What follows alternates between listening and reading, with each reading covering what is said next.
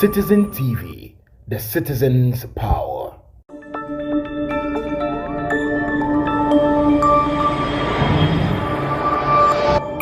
Citizen TV, the citizen's power.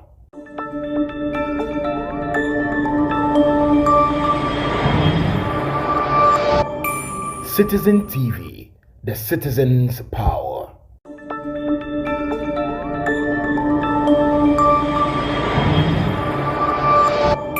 Citizen TV, the citizen's power.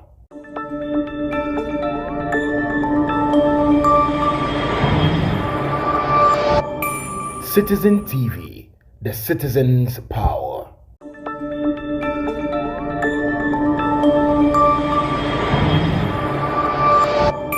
Citizen TV, the citizen's power.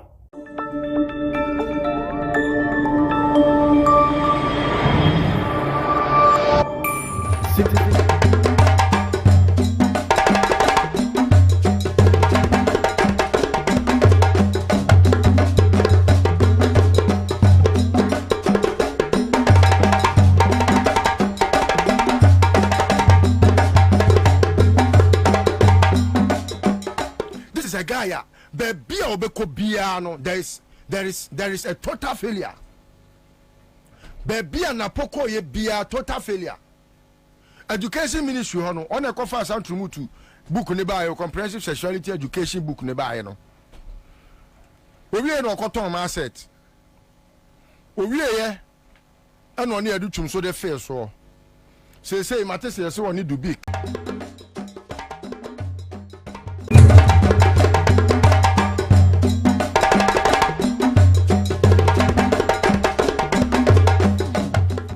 We are doing prepaid. Kwabena, imagine say, what your friend is saying, and you can phone what credit, now the year caller encore. How many times haven't we taken a swipe at MTN? When we are caller encore, it be one a whole day bina as a will be a network a jamo, or to make a BBC network a jamo. How do we feel? We feel it, sir. Me na poku ameti hey. Matria wo ka ato credit agu me phone so dia. E wo se credit ni timi ye adwuma na metimi ye call. E bi kura me business bi etimi ye successful mame. Enya no sa. Why do we think say e wo se Ghana ni bi tena baabi. Ono de ni kwan so sorry. Na mom Ghana ni bi de because oya celebrating ti. And save Ghana now. Because Ghana nibi nya Ghana nibi nchen Ghana nibi. When we had ministers like your friend is Kwabena Donko and Amabua, was he there? Amabua, and John Jinapo. When we had those ministers, Kwabena, at some point, a minister had to say, or ma ultimatum up to a point, Sekania ne Dumwa, or no one Kasaba resign. Is that not so? Yeah. Did he not resign? He did. Nibufu ye. Nibufu. Now say me who say Kwabena Donko TV so Nibufu a kasa about a neoma abina na almost say oye incompetent government no. Eya to hwa. Wono na wo say oye competent a wo so Nyankopon nyansa no. Oba e wa faili. Aden na wo say ye gye say a section of Ghanaians be apart from say NDC for there. I was almost sorry whether they like it or not. No, I was almost sorry because I'm only on my way. Any that's one. Adena Obi Ebetra baby say also Obi na sorry Ekoye campaign and I say Ekoye dede efa ban way a short coming home. Na ono de on person be sorry. Obi e sofo what's a sofo ankasa. Wo manfo na wonso wutie ye no. Ede na wonso waye. Are we angry enough? Because sere ya na anya wo ya. Ye nya wo faye. Enu ntina me sese obehu wani bre. Na ni bre na ensoja. Na se dako yase aka ye ho abom as Ghana fo. Ni entinta su kokwa. Because this is a government that only any reason. Yeah, no to also do kania. unlike the John Mahama the NC you know ono ni papa ni maame nim no mo aba omadi kan akọ ni papa Rollins we nya ni bi Kofo we nya ni bi Mills we nya ni bi Mills kra de ye be pardon ni because of atuabo what you say and ono say I will fix it we taking responsibility ayama wo wa ba be ka kire ono na ban say wa ya de na mana broso ama ye fe bibi excess capacity. Now all Ghanaians are sitting and watching him fool around. And then in the end, Napo comes to insult us. And when we tell him not to insult us, he still comes back with a statement and say he has not insulted us. Kwasia uji pay no, abuwa jain, uji pay no, na unim se pay na huwa juma na wasa oye. Ghana for ye energy ministers. Na ofui, bedi we ni mwa, no kofa infui, so mmeye ministers are. This is what happens. And then ono ka che say ye koye ye eno na mahu e wo social media na obi di aba mata hekodie na obi di aba temade na fe abaye ti say a joke. Yet social media we are playing these things as jokes. When a minister no anya with taxpayers money, he was a pauper. Who didn't know Napo was a pauper, always going about begging. So we sense kanina ko scholarship. Arrogance and these are people who will not keep quiet and they will still come and put pepper or salt in our injury. I'm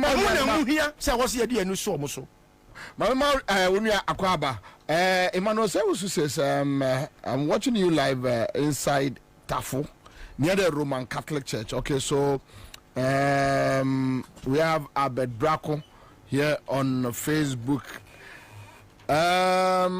Bring your own Doomso timetable. Arise Ghana issued a statement on this matter, and my pick just 2 paragraphs. Arise Ghana has learned with utter dismay and total disbelief the statement made by the Minister for Energy, Dr. Matthew Opoku Prempeh during the MPP Ashanti Regional Campaign Team launch in Kumasi on Sunday, 24th March 2024. Dr. Matthew Opoku Prempeh made this statement in response to the harmlessly legitimate calls by Ghanaians for the Electricity Company of Ghana to issue a load shedding timetable in the wake of the widespread erratic supply and intermittent power cuts. It is unfortunate that Dr. Matthew Opoku Prempeh will direct this unsavory and unguarded response to the ordinary Ghanaian whose taxes are being used to fund this salary as a public office holder. Why not direct such a response to the Public Utilities Regulatory Commission, the regulator that issued the directive for ACG to publish a load shedding timetable? So it goes on and on and on and on, signed by Rex Omar, convener, and Bernard Mona, a co-convener. Arise Ghana statement is here, and Bernard is here himself in the studio. Samson and Divine Kruma are joining here, but all African games and government dishonest on laptop issues, so we'll come and deal. But Bernard, this is the pointer. Yeah, Drew. Okay, all right. So, Divine. Anyway, Divine used to but this is the pointer, yeah, Drew. And Divine, it's so amazing that all of a sudden, Obinimi din komo, also near 2. Maybe that we are not seeing today. The kind of people are almost hitting street. Today, nobody is organizing them. Ye feel heat in the pepe.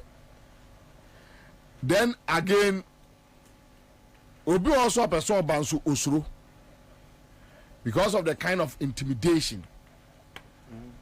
Yeah, enipa no obe community no. Entianye men kon can be bia. Unlike before, and there is this situation where in the night, and a month for year demonstration. Today, Akufo-Addo say after 6 p.m. you can't demonstrate for security reasons. So it seems like time changes. Listen to Sarkodie. Maybe Sarkodie, you know what a yeah. And among for Ansah say because that time, Omo who say your man bapa ejumedie na omudi. Now the tables have turned, and there is no more man bapa ejumedie bio. Bobie, the kind of mintia at year 4. Any I shall phone some show from him. Na member my bason so ewo majuma somo amudi na musho no omutie and their father say utie father was salam down. Oh, mechiano salam down. Betra sound on so tie even po catch me say ya mofa momati obepa montare amamonti no ono ane catch me ti no me bo mama ne me ton kra ne dia mama o se se no feeling no nti no father head as you Bobie uni me ba na mitie minia listo na nsem na wo kan wo fabebri no asa na asem nete say results bia so ya manyoko o hwehwe na so ani da bibi so you have to be deliberate about how you handle issues and organize matters. Untena say by chance no per chance no na de no abeto sa keke say na listo ka bibi say ye organizing to so organize unim say see in this dispensation frustration challenges ne obrenia manihuna Ghana fokom no unim de ntia despite the fact said do so koso nyama tantan koso ankrofo feel hit no omutumi ma bonten kasa no because the same government that is in power is deliberate about how they organize information about out unim say aban we say we complaining or kwan ho na say we de say kwan say oh ye bibia instead say on be sika dia Philip Porto they would rather use the money to go and organize the media to shut them up and it's a planning and the resource no so na onya no nti because of that no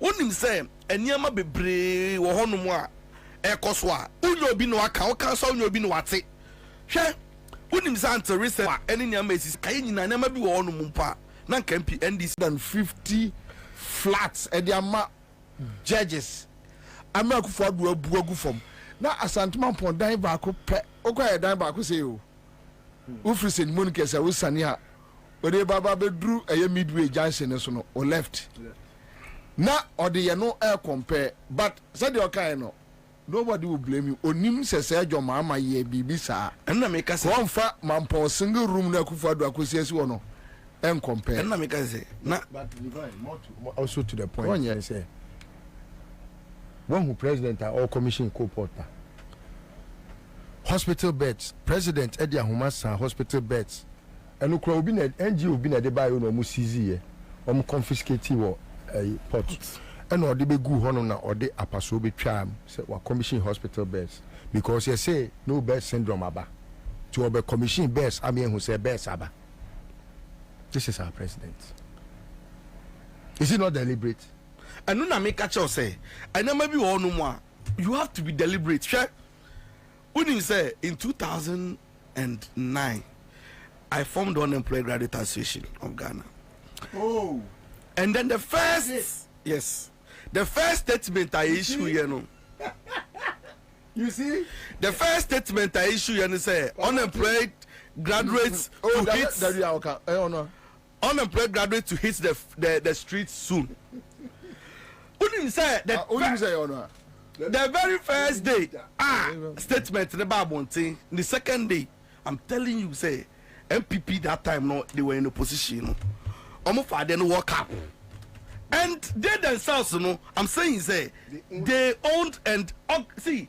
If you look at the people that reached out to make sure they best sustain the program now, you have no idea. So I'm saying, say you must be deliberate. Even Nelson, the Twitter account, the X account, the Twitter ye or no more Troy say doom so this enough our yes organizing and ya by but say or do baby no or on one nya special invitation nya like the supporter I said that your man say yeah you say so you might think say na opposition but starting but when mun provoke omubenya ade no signal ombenya and everybody pretends that they have not heard obasha me to be called show bi meko ko kan sem bia ne akwan nia because e bia be call in favor of a certain government in power obeti akotena be bia afire bloggers are pro nobody hears nobody obi antihwe and all those things are organized.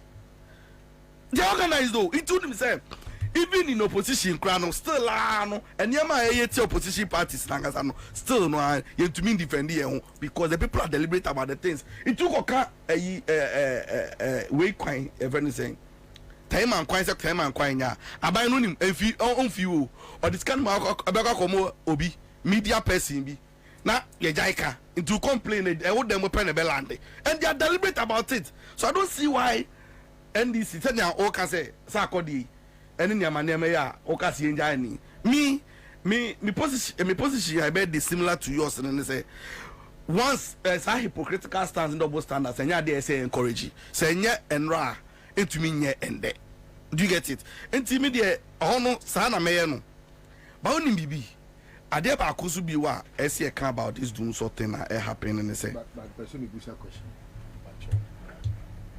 obi ebusa sa akode na osi dum so under Akufo-Addo eye pa obi wakasa ana se wa issue caveat se ne nyum na oboma Akufo-Addo oboti adwoma ama no ememo pe obi anyo obi a na oga de chopam ye born ko 4 time ye born ko 4 time sidin e boy oga de chopam yansa man ti NDC and then this you got the chop am omo oga you know the chop am you the chop am so it's being deliberate finito omo opa we NDC also bonyum na rehese amafo tia isi mame nkoso na meka dum so asem ayeke onim sa dum so asem ayeke unim say only MPP for ne abemu mpanyefo no di nkomo then they try to compare say situation a ye komu 4 years any the esi na say no difference ben and ewom omo kire say this is far better than what you experience under Dramani Mahama but they will never tell you adioma yo na me call show bi no bi challenge me say nti me pesa me nkire say John Mahama de na enye na eno ho nti no ye tu na de so no say we mpo nya aden na say me complain because we mpo de say start in chair you see for me share my credentials any my geometry mu a I will look so stupid to even try to compare two stupid things in order to make meaning out of one aden ni nyina anya papa enra no ni nyina anye aden na say me be compare two no na me ka se ba ko nye and in any case between the two no obi obeka cha say what happened under John Dramani Mahama de ene na nado de we no ebo ese no na nipa no onim abakosem ana onim de asi yete hey eden pa na Akufo-Addo e ba ya na ban we ba ye ne ba omi aban omo ba ya energy sector omo de aka ho anu ho nti no omo destabilize energy generation no ene ye power system no catch me eden omo de ka ho omo ba ye omo fa hwe meka ho de ho nyina no omo asan no na de ya omo ne say nyansa a owura Dramani Mahama nya ya or the set up the Esla energy sector levy no I see the be clear e can video fi ho no no unim say aban we ba ye we yo wa e ka ye se e ka da ho fatika na wo opposition no woni uncrofo kabo mu say sa tax na Mahama introduce a nuisance tax e be dey some so me sa de no kra me agree o ba e no ntwam o Adian Kebe and 2025. Yeah, 2023. For 5 years. Yes, so it was. For just 5 years. So it was 2023. So by, you see, 2015, 16, 17, 18, 19, 2020, I was saying, And I say, Andy. And now, Banway, Aquaji Busia collateralize sa levy no. And Aquaji Busia, baby, Busia 35, 2035. No way. Now, Unim said, the Ayan said, Busiana, or the Ghana Dinkoji, and the energy sector nanka. Sanka Oji Busia and the energy sector, and the Beckley energy sector ka. Or Koji Busiano, and no sounds to DC canon. One farm energy sector mu, and Tenda me can we a car a go on one and many Ghana no. Untumin can want them. Cash for mechanism so ye introduce ya say ye the cash water for mechanism and also ye introduce ya say ye the tete e can be send be ya ye better check na all the agencies ECG grid code dey keka hu nyina unim says sa we no so introduce ye no so majai se si anu sika no be do ECG na ayera emmenko omo agencies aka no obi anya ne hye ena e ka no menia na emeni oman enti no se obi be ka cha me say andamahama ono inherit here because governance is a continuum obi ba no be inherit liabilities and assets.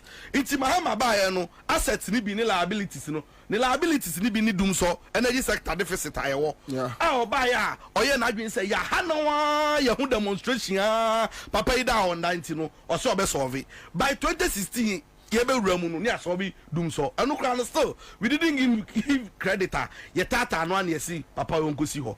Na wo aba na ba ni ye na fa one beka on fa bin ka ho fa two beka ho on fa two meka ho osu wo sorry na wo ba be compare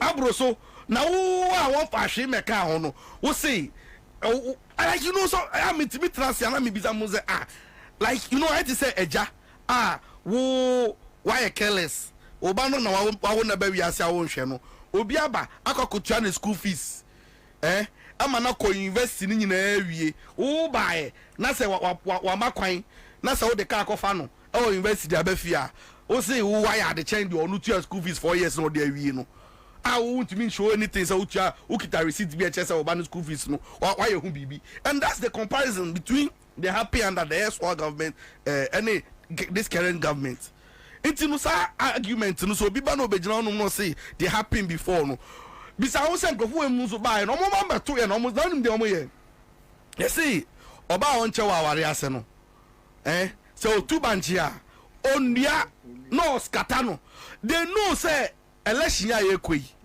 it looks like they won't win or they know it told him say nyama boni nyina no mu jijajija so that ye beja be wie no government e be inherit challenges no na it say wo na we inept wo na we incompetent meanwhile no na ye omo nkasa bad things on my against the state no and my year so fine there na enya me ya because ye ni ejai na amana basa because napo sa interview ya ye koye napo o ka say Ghana fo mo betumi onti ase adum so ni ho no na wo betumi akoye o timetable unim say ye unim say before ni krom and I share that to me Facebook wall and I share that post here. Only say me call baby and I me raise the topic. Who say people don't even understand and they think say normal.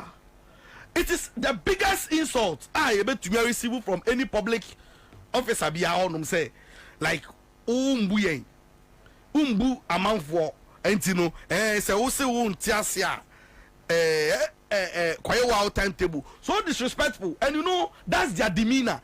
Because omudimi na nyina say to me normally you can go to hell, they don't care about you, and it is not different from the way Nana Akufo-Addo so ombu Ghana for no when sa voter chief na okache Nana Akufo-Addo say school project bi omusi no omamba me say wi oma no ultimatum na nka uji dis say mo che hene ne kokaye anazo tumfo ne ka kire Nana Addo a say o mehwe na development ade bi o start ya ne wi a unim senka obetumi Nana Akufo-Addo betumi aka chenze opa ono akosi ni de obeya onye no atutu fun a kire papa no because enya na sem na ka obegie di pa say mahama ebetumi aka say okwa Ashanti region na okacha Ashanti region for student matomo na mumunta nto aba mame na me kra no lucky bi na maye e na maba ha say time wa voter VR for SPLA hwenso mo kan ekunfi Pasi etutia na yinti no project kra binding in Saka about him say the directive principles of state policy chapter 6 of our constitution no e sha ban bia as a project bia be inherit wa ba wo predecessor start here no e say wo don Saka na owie na park asasem we ya media megidi say immediately no that kind of political communication gimmicks na attend some person whitewashing some no can and see so wabuya animtia and so disrespectful ni dimina ni the arrogance ni the way our kasa or just obetimi akwakoye odie na so tie so tie ni kasa ni ya o make comment bi e ho na man fo ntwa madwen ko and you see senkrofo no mumbu yen say ever ni po say eye transformer and e blow and answer machines ni SFX but what stops ECG and as a Minister of Energy to come out which on the timetable be brain and say transformer issue we are by you be fixing within this period you know the Emri saying you be doom no they know what they are doing it you know they don't because of say omunim say timetable no ba e be give credence to the fact that doom so has come you know just some person that discussion no cry be so but you see it is creating more wastage in our system change the omojin so mo ye no hwe unim say o be fifie na unim say o be kofie e bia light wo hono mu a o plan o life a o plan in a way say o kofie bia bibi hono mu a o beto aso e bia zoom meeting bi hono mu a na unim say light ni hono ma o ba boa ho na unim po say madam bi enra okọ ne fie o anaju no anopa sorry na o bata sa na pa light off ye dum no and unim say fie bebre mu hono mu use pump and they use a pumping you. Unim say the refi ye oba adwuma okoye ne aso light no.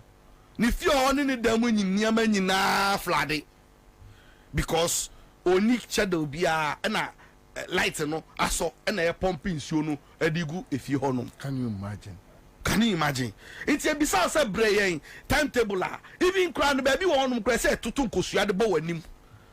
Ba wo no wo incompetence no ye ho no kra ye gofu kra ye se ye nya wo hwiyo ye bisa se wo de untumi nya adwuma no de kire yen se untumi nya se ne ye manage ye ho keke do so ko obu afu enu di masemi osaso kai o say fixing energy sector problem no it is a process tio and not an event asimo kai no so you knew say from 2007 adum so ebaye Eddie Bessie 2012, Eddie Bessie 2016. I know be fixed. You knew say a process. So they knew say now a process. And I know the year campaign. Yeah, but you see, the Nipa no him say MPP supporters say Jimmy, they will take everything on Becca. So now him say a process, but when you say oh Lydia Jimmy phone, my Lydia Jimmy phone no mon kokan kwasi asem. That's all. But it's so sad say and bad. One sad man or no found.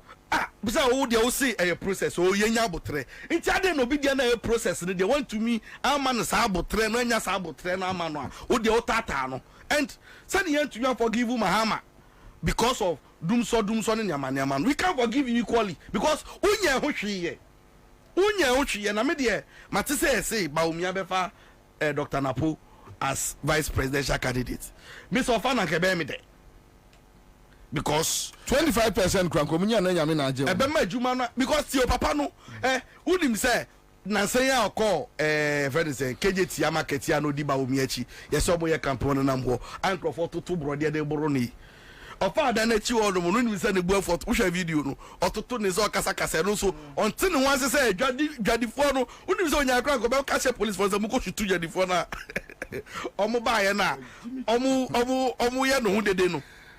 So, unim media Sanema we should tell you the kind of people that they want to lead this country. I'm only leading so eventually. Yet ha ni ankasa ye tiri hu ni anya hu dede a. Yet ha sa na nkofo wi. Na unim Bobie, unim denti a omutimi ka fo kire yen. Unim denti a omupost na omuteki say I don't care, you can go to hell no. Omu adwi nyina ni ko mefa so mewia election no. unim say omo hyehyɛ omo ye nyina ye how to rake enti wanya kwan a e fa ne ho opa complaining say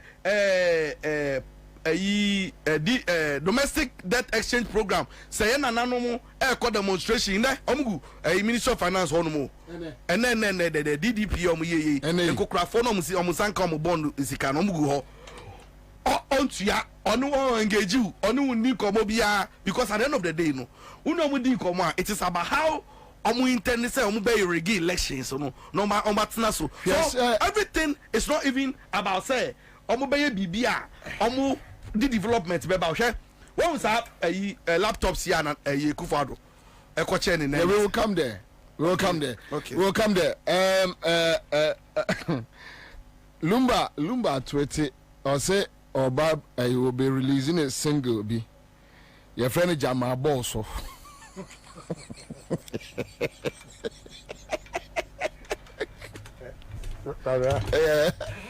okay me must be brave.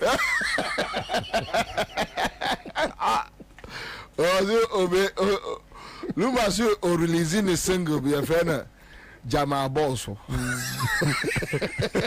I bought this one pass. Hello Auntie I don't know the Bobie way, I don't know my voice in you. Hey, Aja, what is say?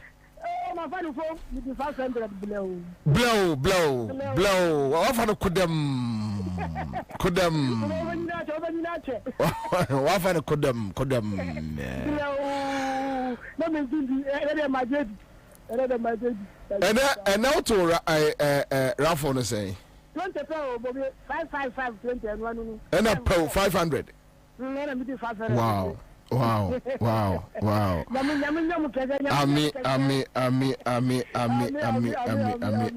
that's the brace. I'm just catching the star 413 hash and obedi di peche and ye games ye che e dia mama for but so Arise Ghana from Arise Ghana angle Nua Bobie medase na maminchia Papa Divine Nkrumah won say Nyankopon no ho yana say ye kasa mu no ya say onte say abo onte say bo stone okay onte say ebo na you formulated yourself into unemployed graduates. Only Divine. That be ono.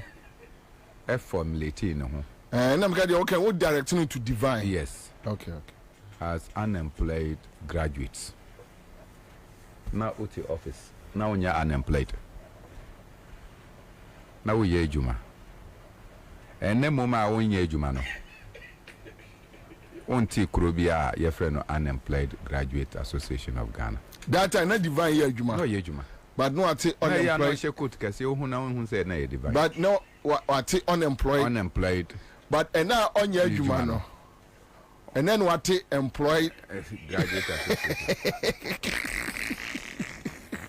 Ninia John Kuma Fred, message, sorry. John Boydon friend of you. But there are no unemployed. Samuel Kun friend of you. Only me can say unemployed graduate because Omuni said the unemployed graduate. No, DNA. And they used it to their greater benefit politically, but to the greater disadvantage and destruction of our nation. Enunti Yakofa Bosum now better than the president. And nene. We are now unemployed, no? What is unemployed association? And now we are unemployed. But won't mean tissue. They were employed association. Yani ohe. But I am broken. Napo. And you say wabongo. Oni madia. Because in opposition. Na se utie napo asem ne kasa ni ana ob kire se aban betimi aye any this kind of statement and Napo are here. Political communication. I doubt. Be a my no bibi. Ah, be a like how? Be a my fanako baby. No, Yeah, and Bernard, all this while, when you say Napo Sabe, excuse my language, when you say Napo Ebini Ejinanum, Dabio, you don't know him because no, you don't know Napo. I tell you, I'm devastated. No, and Dabio, and I'm so follow Napo. Say, you're in the free Kumasas auntie, or can't phone chain will be a Oh, Obakasi Antetino, into running mate, vice president. Dabio, Busa say, oh, ain't we free Mansia. Precisely. Say one night, yet, Because I want to ebube. Yɛ tete nkɔla Yes. yɛ amammerɛ ne amanneɛ Yes. sɛdeɛ onipa kasa nti busa sɛ nti manhyia Very good. Because akɔla Sophia ahemfie. yes wei ahemfie akɔla ni wagyini by bed Because Ufi ahemfie a Anka se mi chop. Napo ne papa a owo no. Onim nyansa papa. Na nyan kola nyina na ye ma sabi o. Entete ye adwuma. Enyan kola nyina na ye tete won. Ekufo ado papa kura mpo no no onim nyansa kakra. mibisa sɛ obi a Enti no- ofi ahemfie Ofra pagya fie. Na- Ofri menhia ofra pagya fie. na no so it doesn't matter Enti kirem. the point is obi a wɔfiri ahemfie apagya fie sɛ nya akɔmfo fie Yes, ahemfie. obi a ofi ahemfie a hɔ Yeah. na Amammerɛ, ne amammerɛ ɛne kasa wagyini o ti aseɛ efi ba MPP de my t-shirt kra on better. ae Jimmy we. dabi ɛnyɛ no we are talking about serious ɔma example sɛ sɛ wonti bi da ne Ɔka nkɔsɛ sɛ sɛ nyɛnɛ. saa ɛno mo sɛ mo kɔ by elections ayi kumawu kumawu wohu abra obi ani abrɛ ba deɛ na ɛyɛ timetable dumsɔ timetable na ɛyɛ dɛn mo na mo ekita tumie sɛ mo betumi ama me lice aba anaa me lice mbaeɛ me sɔre anɔpa na ma aba adwuma mu a mɛkɔ akɔduru fie no na me nnuama aduane a ɛwɔ me fridge mu no na asɛe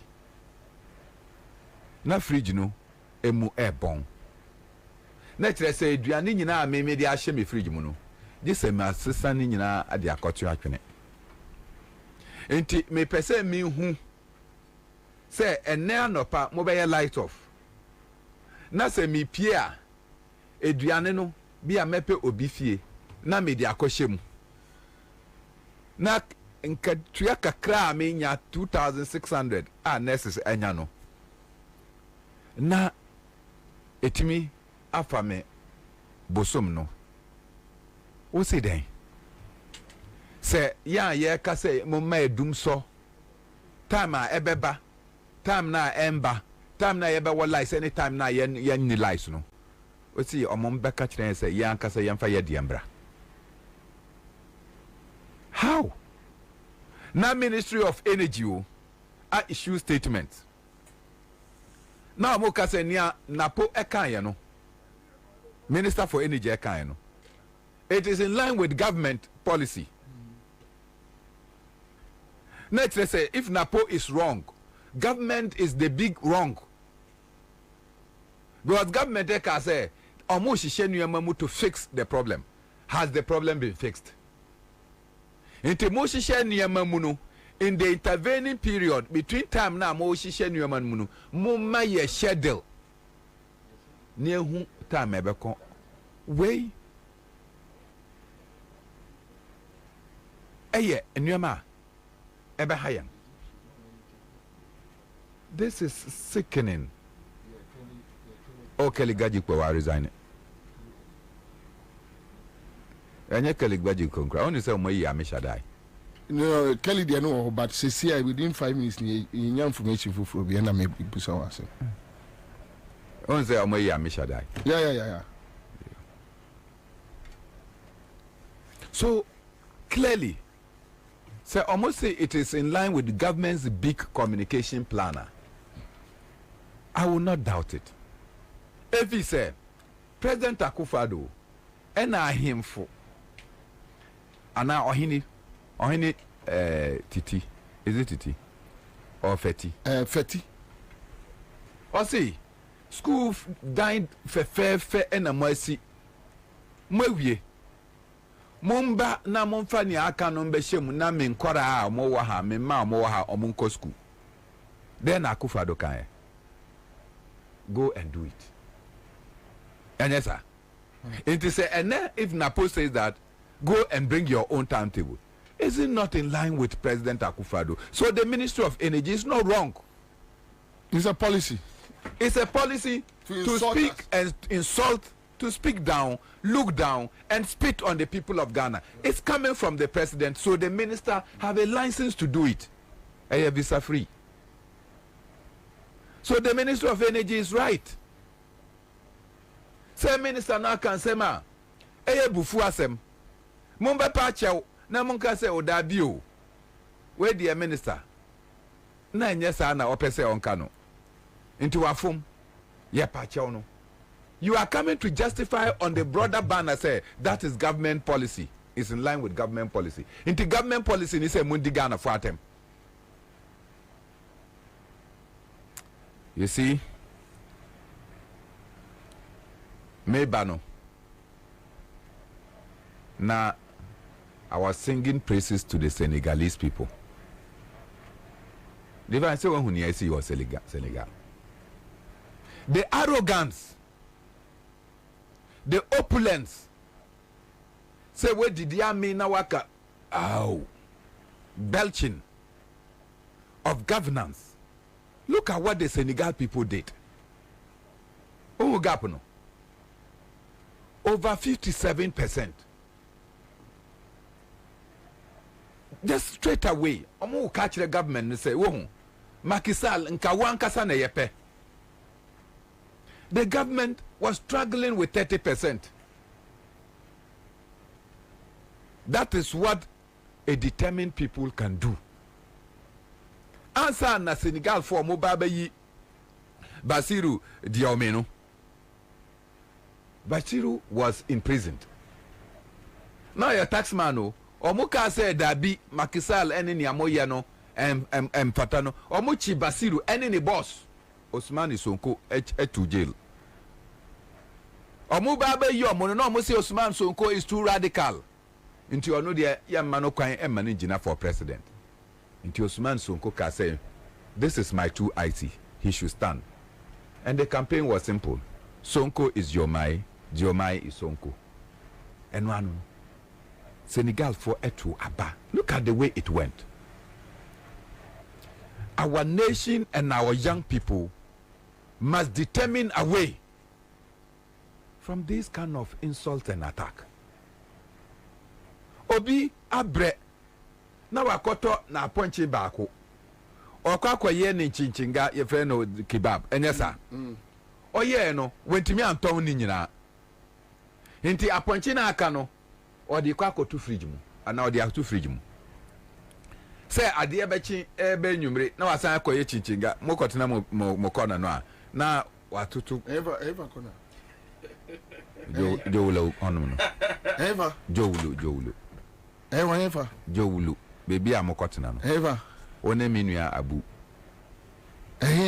jowulo kona na amokotena enwumre no jowulu kona no a omokotena enwumre ai na watutu ne aponchi na waye kibaba amamu na ono so anye kakra e de abone bra wo hwema ni misresre wo e de na ye wosre kwachi wo ho wo yare o cheche yare ye krapo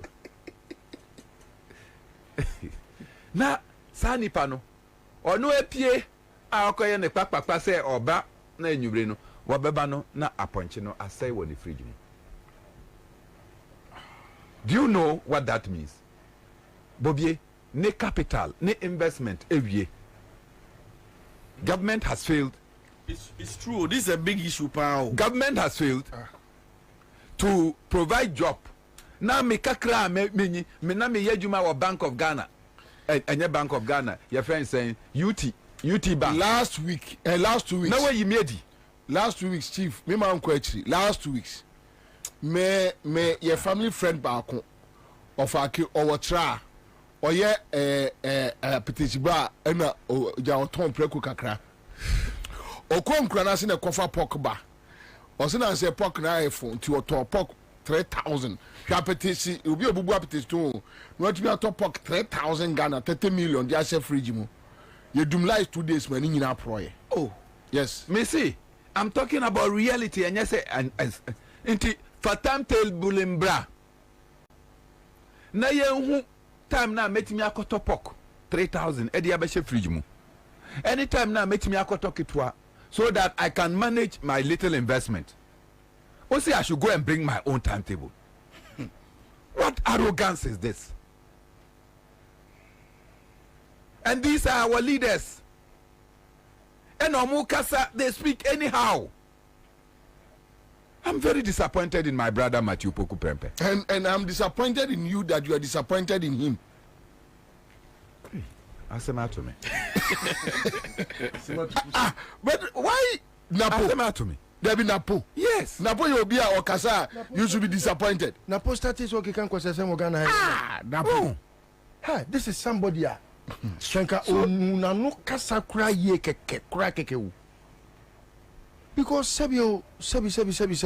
Okay, maybe so. Maybe so. In the run up to the energy crisis, na your mama na edibaye. Dabi.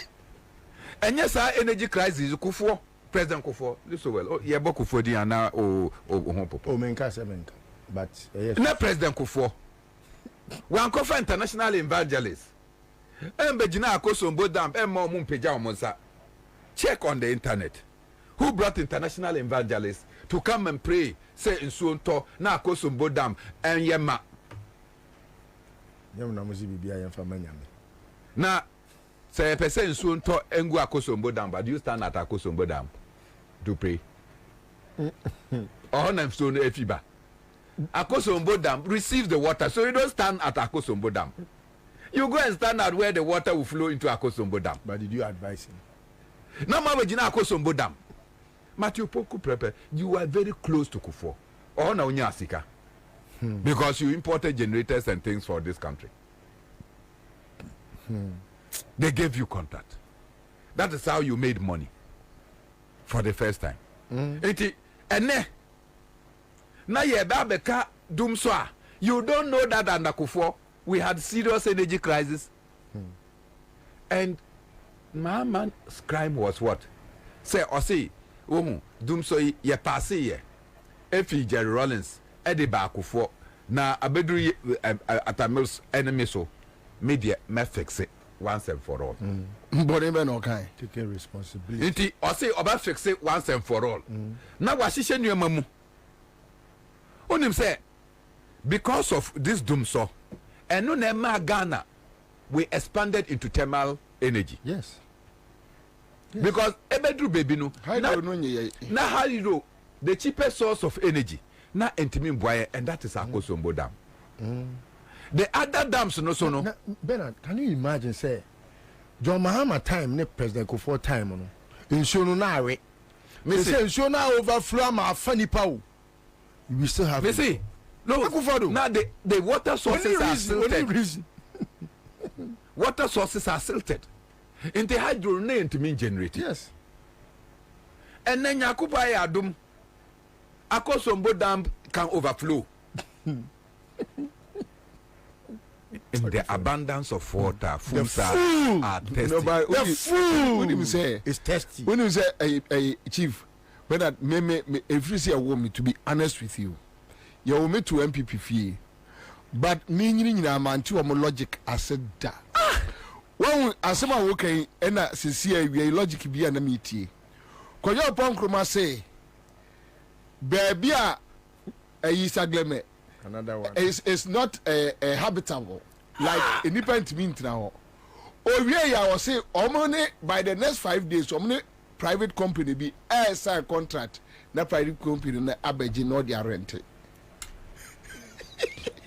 Ben, Sagleme na yakoya. Yes, ene because where you know pankroma ene. Mesi won tu o ma se o. Sa nkrofo ro, o be ka sa bodamfo. Enye sa bodamfo. Ghana for na yenti asie say yehu ewi. You are not able to sell their thieves. It's true. We honor them. Yes, We celebrate thieves. it's true. Do you understand? We celebrate thieves. say Omoko sorry na ya ma omo front seat. Red carpet. Omoko sorry. Ya ma omo front seat. Na the preachers no air empire special empire air more so that they can steal more and come and bless the church. Yes. Hey, you are quoting the pastors. Bless the church. Yes. Omoba no ma be bless it asore no by stealing more. What do you think harvest is? Oh. Bobie, this country requires major rescue. And the way I look at it, any in some form, I am just scared. I'm very scared. I'm scared because we are not angry enough.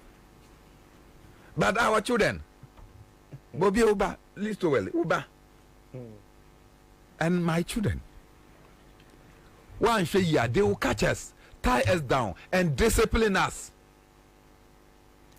And yes, I am Bonio for failing to rise up when nonsense was happening in our nation. So, Arise Ghana could not have done a better job than statement here on my issue to draw their attention. But who can Arise Ghana? What will Arise Ghana do? Look at the partisanship that our court is operating. And you think that our courts, look at the way they are running. Obedient in some Abba court. 2 weeks. Now me the media Abba after 2 weeks. You go and schedule mine before the person who came first. That alone is travesty of justice. Or Jetru Tokonono, she supports the your friend saying Trumu Nasem. She supports it. She settles the cases and the times. Na sensem Abba. Na Obia Kofa Echre Edin Sem Abba. Then you come and schedule near Wechre first. And when we say that the courts are partisan, as Professor Raymond Atugba once presented to them, then they come and say that judges are not partisan. And you know, they act in accordance with their appointor. Akufo-Addo appointed most of these people. So they have to do near President Akufo-Addo or person 1 year. But when democracy is collapsing, no one is safe. Bobie, even you are not safe. And when democracy is collapsing, that democracy collapses with parliament. Yeah. The judiciary may be spared, but not this time round. Because if the judiciary is the reason for which democracy is collapsing, they will not be spared. They will not be spared. The executives, we will run after those who collapse our democracy. Wherever they are going. But at that time, you will be stopped from traveling. The airports will be sealed. The seaports will be sealed. Soldier no go work, police no go work, court no. The roads will not function. And as for wherever you have built and starch money, people know. So you see, I say a polytank scrampo Adani safes, and people are starting resources there. Abujina poye chiawo. So, let the courts be aware. Let the courts take notice, and notice is served that citizens cannot be taken for a ride. The courts could not stop the change that was coming in Senegal. They incarcerated people, but it didn't stop the change. So the court anywhere cannot stop the people's determination. Oh, yes. What is it? That if the executive is misbehaving, then the judiciary become the abettor. Now, then they are abetting the crime of executives. What is this? So it means that only the minority and the Speaker of Parliament are now upholding the tenets of what democracy should be. That's not the reason why I call them the only hope we have. How is that possible? They are the only hope. So that every other thing is determined to collapse democracy. And you know, one time, I think you remember, Bobie, you should remember, when we're doing the Bank of Ghana thing, and we went to that community, then Rashid Pelpo came to speak about how they had to help the government. It's okay. Don't continue. So that they are stealing our money. And they are taking it through embassy accounts in Belgium. Then the Belgian authority decide that they will close our accounts. National accounts, yes. Then minority gets up and go to Belgium to go and support the government and say, oh, don't close our embassy account.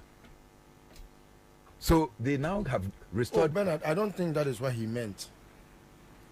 That to monitor the outflows or inflows into your country. The minority wanted to be more Ghanaian than the president. Is that typical of a Ghanaian? This is what we do. Baby Ameteno and Baby Amejina. This Nana Adodankwa Akufo-Addo, they have collapsed democracy. Young citizens, we are sustaining democracy. They have determined to collapse democracy. And Nubi and Akoku Anyidoho once said that near 80 years, no, Akufo-Addo is determined to bring it. But we are not interested in coup d'etats. But like Kwesi Pratt will say, even that we are not interested in coup d'etat, we don't know how to stop one if it is coming.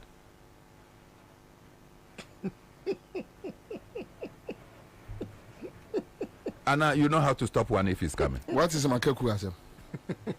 Do you know how to stop one? Do I?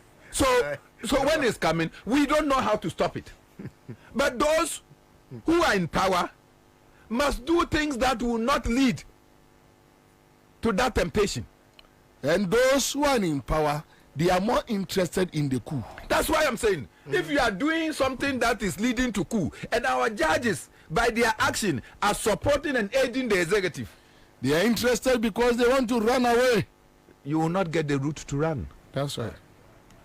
Let that occasion come, even as we resist it, and see. Well, we all go under the table, because you cannot go anywhere. You see, so let the pronouncement and communication of NIPA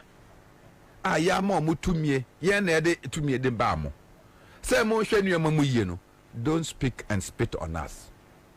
Napo, this one was below the belt speaking. Thank you. Live on Accra 100.5 Citizen Show. Quick one. My yanko share a Napo leading Doomso demonstration again. Quick one. So yanko share a number eba. Make out say top choco. Top chocolate spread. I'm sure you are all overwhelmed with the numbers already. And we are still expecting times 10 of the numbers you have here. Go to the Mohammed Kuma Avenue. Go to Paris School. Make our way to the Mohammed Kuma Studio. And we'll get to the house park, where we will also be addressed by leading members of the party. It started as a joke in other countries. But today those governments fell and they knew they should have done the right thing. So all I can say is that governments all over the world, as I keep saying, they've lost power due to their insensitivity towards the plight of the people. But as for the crowd, they should always go gay. And that's for the loudness, you can't control it. People want to, first of all, they are being joined by common purpose. And that's the action they are going through. They are sharing their individual experiences with each other, and you cannot control them. This is the demonstration is not to topple the government.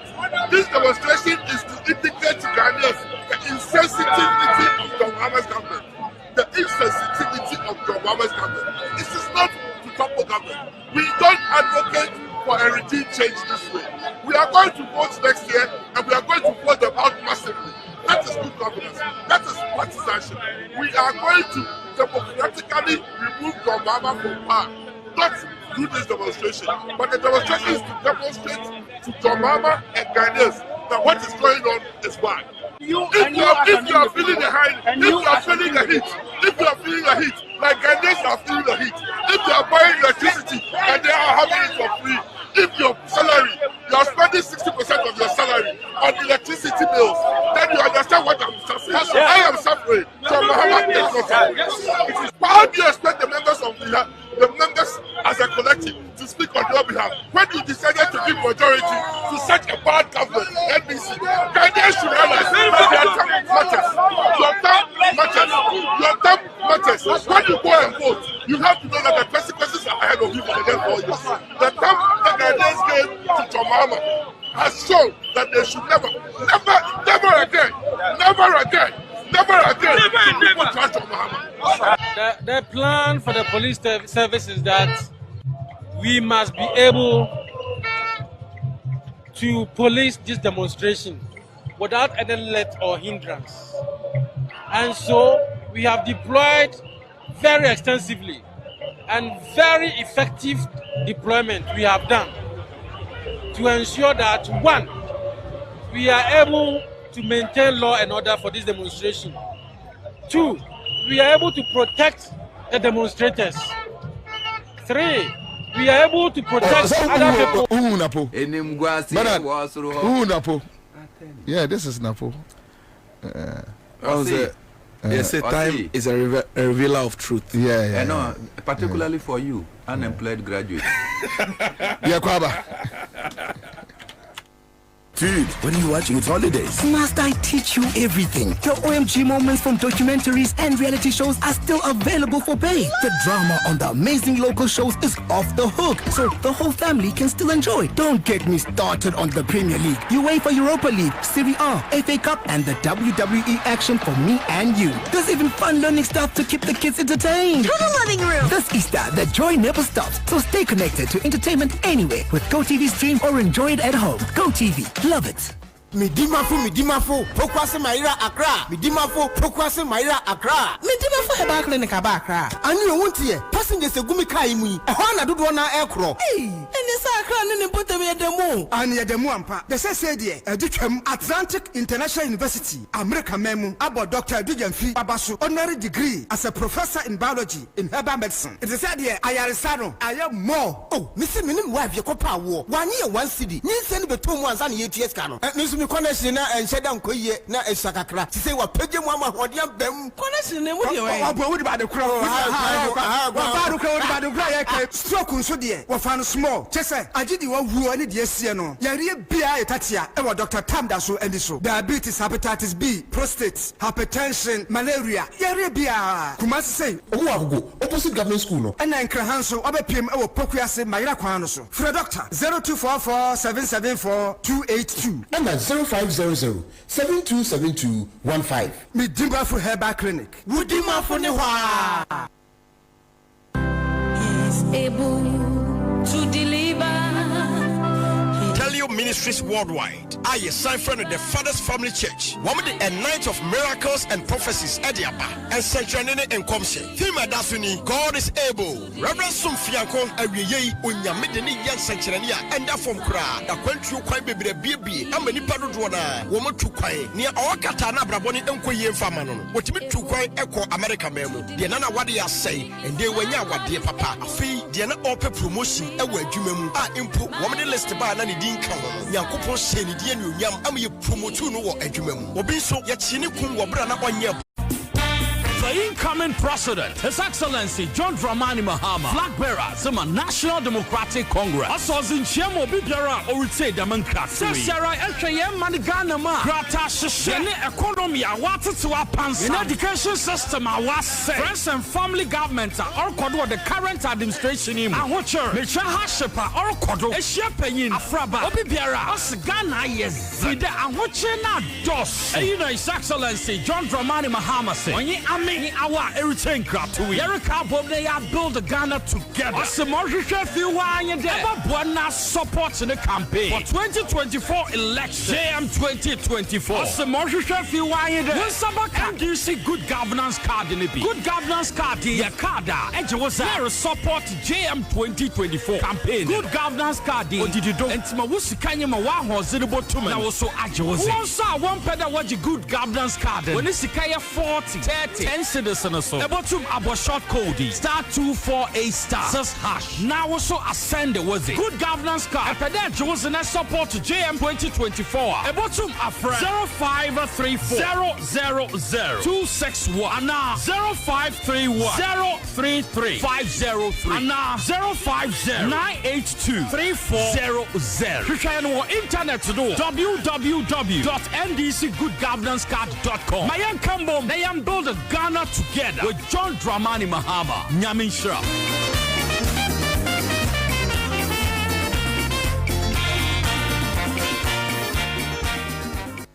Say the Mako who Greenfield Scientific Herbal Clinic. No, who credit me, say, and winting Omania Award, a word bestie, Obian Transit Emma Dumpemia, dear Casse, and as a boy, dear, and coming to them with you. Greenfield Scientific Herbal Clinic, a senior want to say, near Crew Etuno, near Ankam Ewanum, Obana Bemo Power, and Yarwankaye. Nancy Mamekase, and the Spana called Ekayeno. Greenfield Adarumesi, and was our solution and also APM.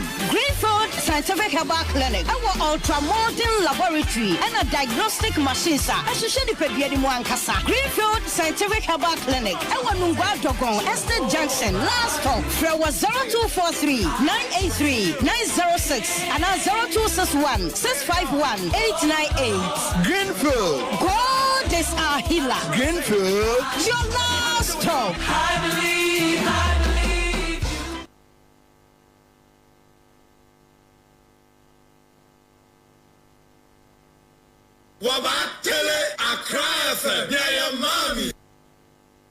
All right, so live on Accra 100.5, we are back here. Yeah, come on for citizen show, Jumadi, and I Gusono. I'm saying issues no, issues no Dawson, because right now, and Yenim say ECG board chairman, Webjane,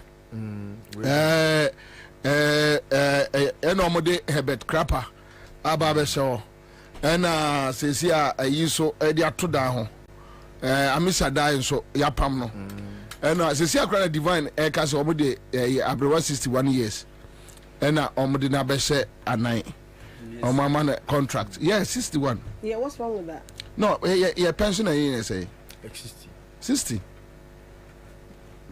Now 60 that's why I miss a die free war set in the time was one. Now the 61 bar. And for so bena I was so. So I don't know, but GRA so issues no air then African games. But before that, nominate a friend say Feli Eguso ana ye kasa. Me who say Feli aye post say 2 days ni omo enso light. Then you ask yourself, and Feli. Simon Crawford no a Yvonne Nelson no no ane sa girls na ba ku bi so Finland by Miami time we be do 2 weeks wa da sum into the niabre omo where are they? Now, first of all, Crawford, let's start there. Anyway. Let's start there. Yeah, Crawford, where they are in there. Just offer from no. But I understand what you're saying, sir. I didn't tell man no Mukasa then. I'm not speaking now. That's our patron. And now I'm in Ghana. Maybe I'm in Ghana, but maybe also, I think so there's some people that sometimes, to be honest, we are stage my way now because that time, yeah, sometimes you get tired. Okay, that thing is happening. You get tired. Some people are also hypocrites. Some people used those things as political they score political points. Yeah. To be more high, there's a lack of consistency. Government when I was so na edum so obeka. But the government was so na edum so dia obefriend odum CAC. Until there's some kind of lack of consistency be in this agro. But I think say as Ghana for now, the main things that we need to focus on the issues as opposed to way can also no also you Ghana in be also to me be one a use platform to me the kebi because all our voices matter. All our votes matter. We should not always wait. Say, yeah, try and say be a leader force and na Yvonne Nelson and na Wayne Ansah. We should also speak to those issues because yes, you know, coach now on the vote. We should understand. Say, yeah, they be an award to honor to fear. I will assume no one would them. In so trains so be brand on become mau. Obi an come out can also be one on the casa. You can say a protest a bit more or me the family home if I'm home in so soon pass in an them. You should understand say be a cause Ghana habiano, be a fire now, and all of us need to rise up and be cause so then koya. My and train say a bed you answer. Because the so starting now for best 2 years if you look at this trend best 2 years near there are certain areas or make I say 3-4 days yeah more lights near there but now affect a lot of us into na nipa be bring cash but after now no there I said no discrimination who can MPP card who can NDC card dum so no e bi ba ofie into now ebo obi efie na ato ye na no ye na ye njai we should not allow na pon to me coach na baby nka na ebisa ne some for timetable bra have the audacity o mu ade enfere ade catch ye Ghana for say ye enfa ye timetable bra na ya opa ye best be the timetable man e be work here man if they actually want to go around each area no mu bisa ye best be their mom but ye no say ye twa omo ka meba and ye no say ye twa omo ka if you know say what you are minister of energy and you can't do your job it's very easy say you can step down and by force ejuma no hu ya enforce you say be fair ejuma no in so so na hu ya no Robert Nefi but don't expect Ghana for na ye twa o ka to do a job and now when ejuma ni ye now we're asking you say okay at least ejuma no ye ni ye but to at least provide us some timelines we are who the way I be planning on and no can to me yet all signs work out to phone asan train you but the point is yeah with the current trend it seems the energy sector na jiwo when you have somebody like Kelly Gadgeto we're Ghana yes or Kodini Sika where we be called the whole thing is that private men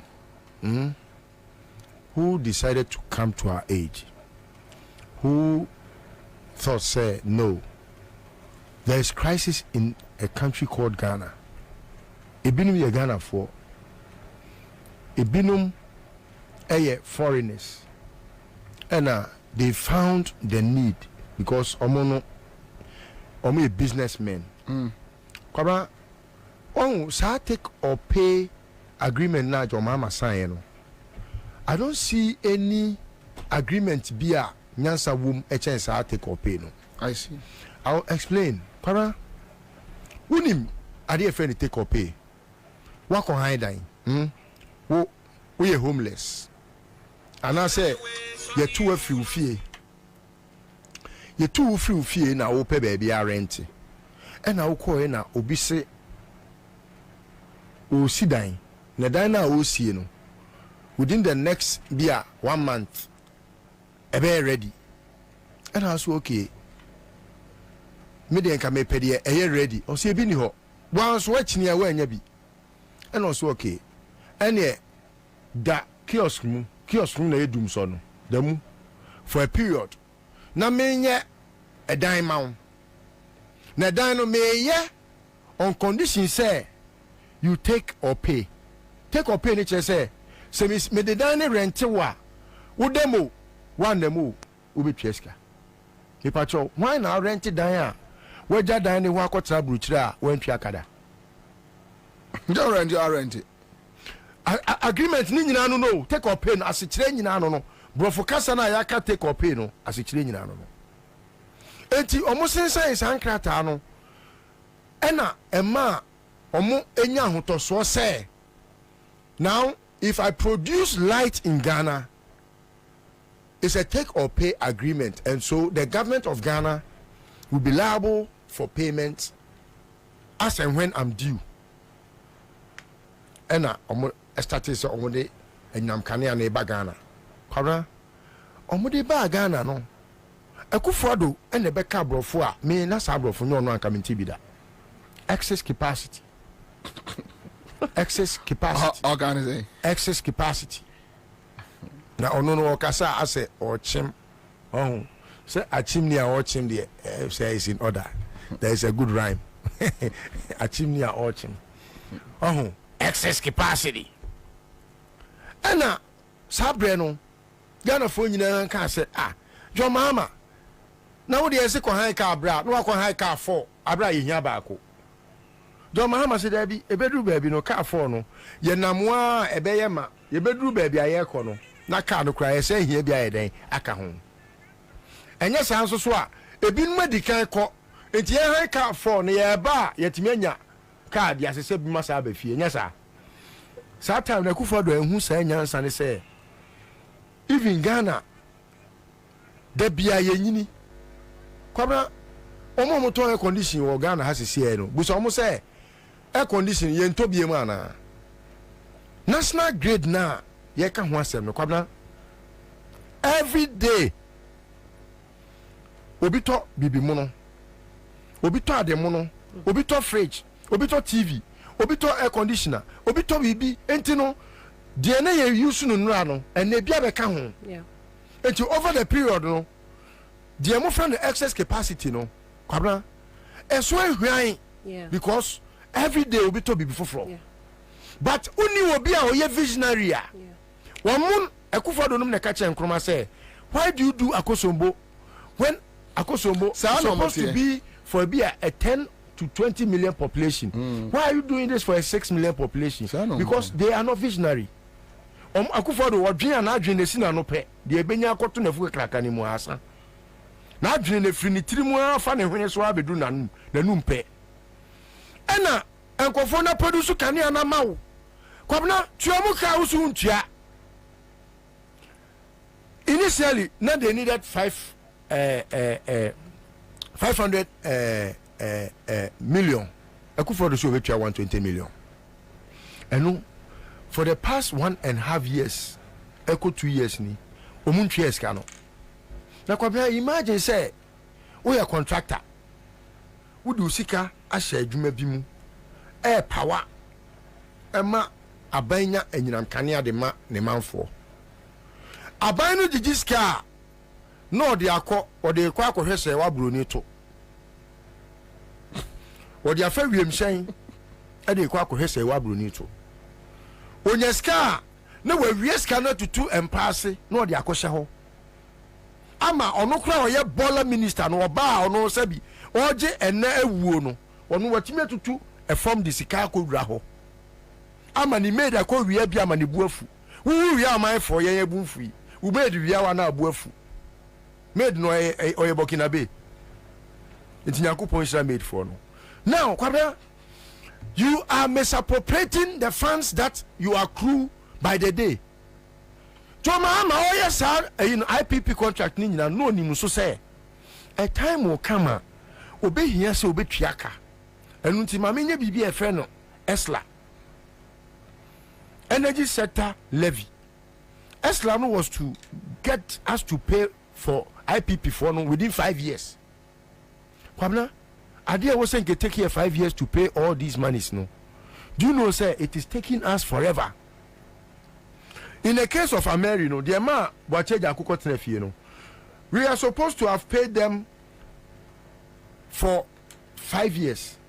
Akufo-Addo no buy no mse there be. Ye increase the amount, no. Na ye expanding for 15 years. Na machine na mu na ho den no, Ameri na ho den nyina 20 years. Enti omo say for 5 years ni yentwa na 15 years na enye for Ghanaians.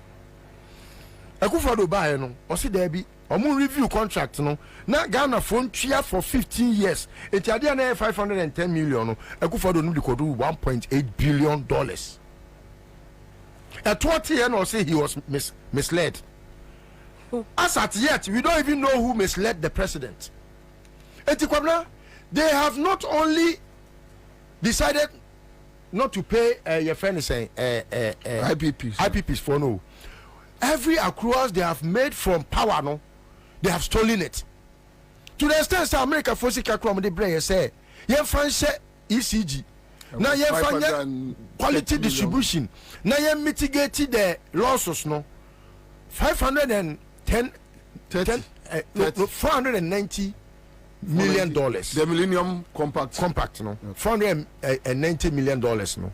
Kwabena, could you believe, say, omo a years canon, adequate company, a friend PDS, a D scanos are a prepaid scar, as a D.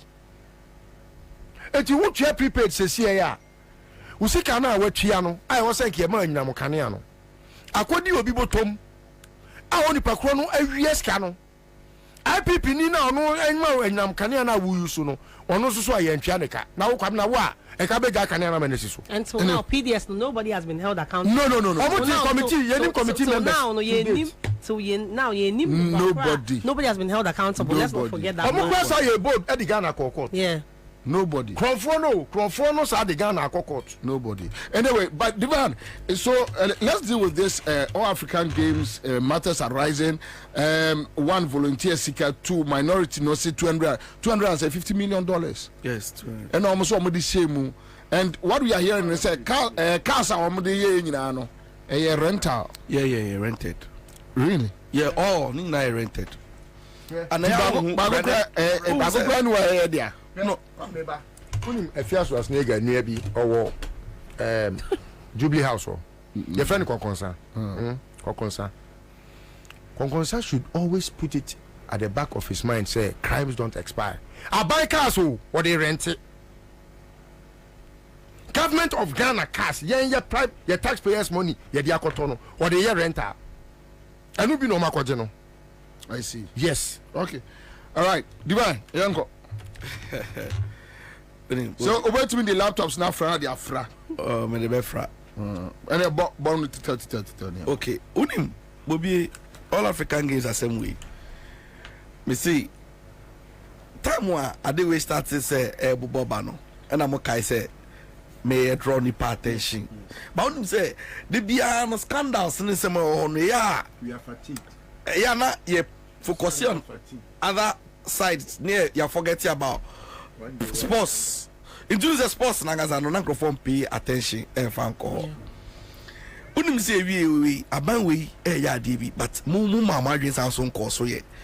Omo the J fans say this is the first time wa Team Ghana Aqua African Games or magic medals chain any other all African Games are participating in.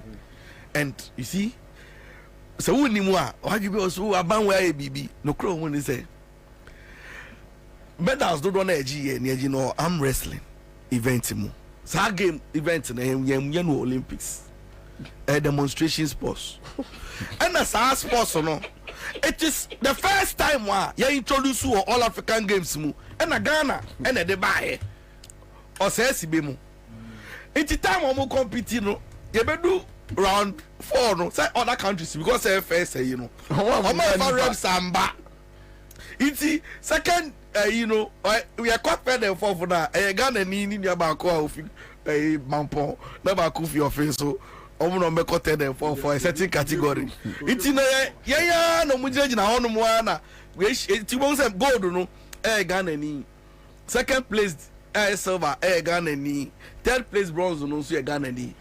But other disciplines no on medals no bar form. And then person me say medals no ka we wrestling if you mu wrestling ka na say 13 na say 14 40 yes you know it's that's already one day I see young boys some for arm wrestling for almost the 40 I be counting 40 yeah 40 for arm wrestling yes who you do film wa na medals na say na Ghana we need say all together like the win here no uyi arm wrestling if you want to see anko we mu propaganda and me catch you say they are deliberate about unim I don't know say obi ni information on again unim say me no kasa say sika almost spending yin na Bobie wow Legon Sports Stadium akufo si ye when we any dey ama contract concert so onye you spend $38 million and you dey rehabilitate renovate stadium na si ho no na ubisa say eden pa na ekire so bro so a ye de ka ho nti a ya yansi dan fufuro yansi sports stadium fufuro unim say $14 million Takwa Mines Anglo Gold for no almost CB last year your commission from the scratch the same capacity the same to completion $14 million and no crowd no company ni question contract and so why mom crowd boka and legondie we no akufo no kufo ye dada we no hwe ya no so sika no nko be breji say the state na no mu nya games wo ho the last Gusa games no legon the whole year it's we no rehabilitation no you say $38 million. That's right. Yeah, say yes, you for light emra, you paper city ho, you share no ne wo no. Na ni made ba ko ya ne say. Yes, Botema. Botema ni esi ye no games are dodo a ye ho no kra na antumi anye. Because na emiti international standard. Emi antumi host athletes no e facilities na no. Unim say cost spending $16 million e wo Legon hostels e dey confixé air conditions. $60 million and confixé air conditions. Any heaters were Ansah. When him say North African countries, because of the way I managing them, and Oman that any of our facilities because they're poorly managed. Really? Yes, I'm telling you, Egypt, hotel arrangement, Tunisia, Algeria. But Oman can once even transport. When him say transport, say driver ni be si one more. That's how you be knocking and now you're training because oba when you out to one man was almost instructors hey na bobi no madan go be him when him say aduane athletes need no so Botema na ebo wana ka akofo na de o ma balego no ma be di no so call back how obi sami much a contract na like it doesn't make sense say athletes ye game e wo Accra FM ha say e come de no obeba no pa 9 obo 11 no awie ne ko breaker obedidi no akọ Legon no edi traffic ni mu a no akọ no aba no so sa Egypt for Olympic committee chairman no a an interview no Ghana has done very well. It's a well organized.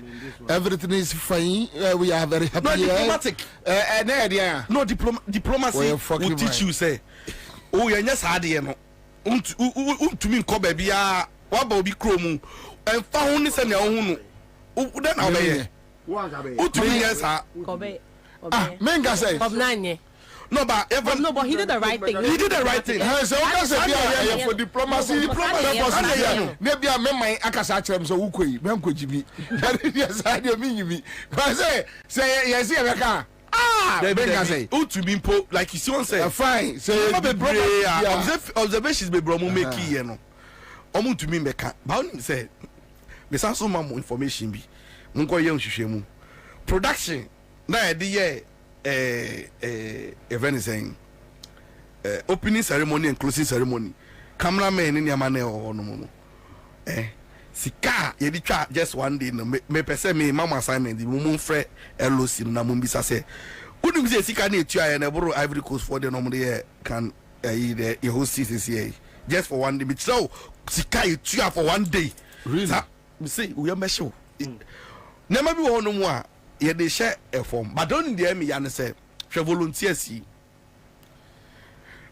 unim say Ghana ha say me ade ba kwa maka che me ho ne say ade a me ntumi nya ma me ho no me nya ma bontin suni nti me oba me dem a se me sra no pa na me so condition me ma na si me so a me ntwa ma wo mba uzo bi wo no hotel condition oh so that just when you ho da bi me nya sa obi wo hotel sardine no be share empathy share divide mu sa onye ho a no atwimeko papa de ama no da bi unim se sa na treat yen athletes ne volunteers we mu sika ye de ma foreign volunteers no ebo ano pepepe doso unim se volunteers yi edu ba bi a ka ye se form ne ye se omo nante no mu hia foreign volunteers no baby avenue na ye koya ade no I see yes no ma wi a hwe whole period de omo volunteer protocol arrangement omugina airport 1 month o now we see woman 200 Ghana cedis unim say 200 cedis yeah Well, you didn't see it. 200 cedis. And one to Kwano. It's a Kwano no, so I'm 200 and no crying at the WhatsApp. Yeah, the WhatsApp. Yeah. And yeah, the WhatsApp you almost say. I'm certificate of volunteerism no. Na none omuko no muko this kind of year some protest na any friend and parents say fan confront we brand and won't shake you. Ya ba mutia gas. I'm got 222. Now we Ghana ha ye koye and I see buy. And so organization one you will know the role of volunteers. Who's the volunteers for no? One year don't shake Jamana at a point because not reform back. Yeah. Wouldn't say beginning of the All African Games no. Wouldn't get Tiana first no to me and promote game no man in because na venues no one and year ready. And na to me omu so certain about when the event in the bebe no. Omu ya na ready ah. Omu to me nka because we connect omu person Ghana for be hu say ade na nko yie. Until last minute ye no munya ni yie. Other disciplines no they couldn't broadcast, they couldn't talk about it.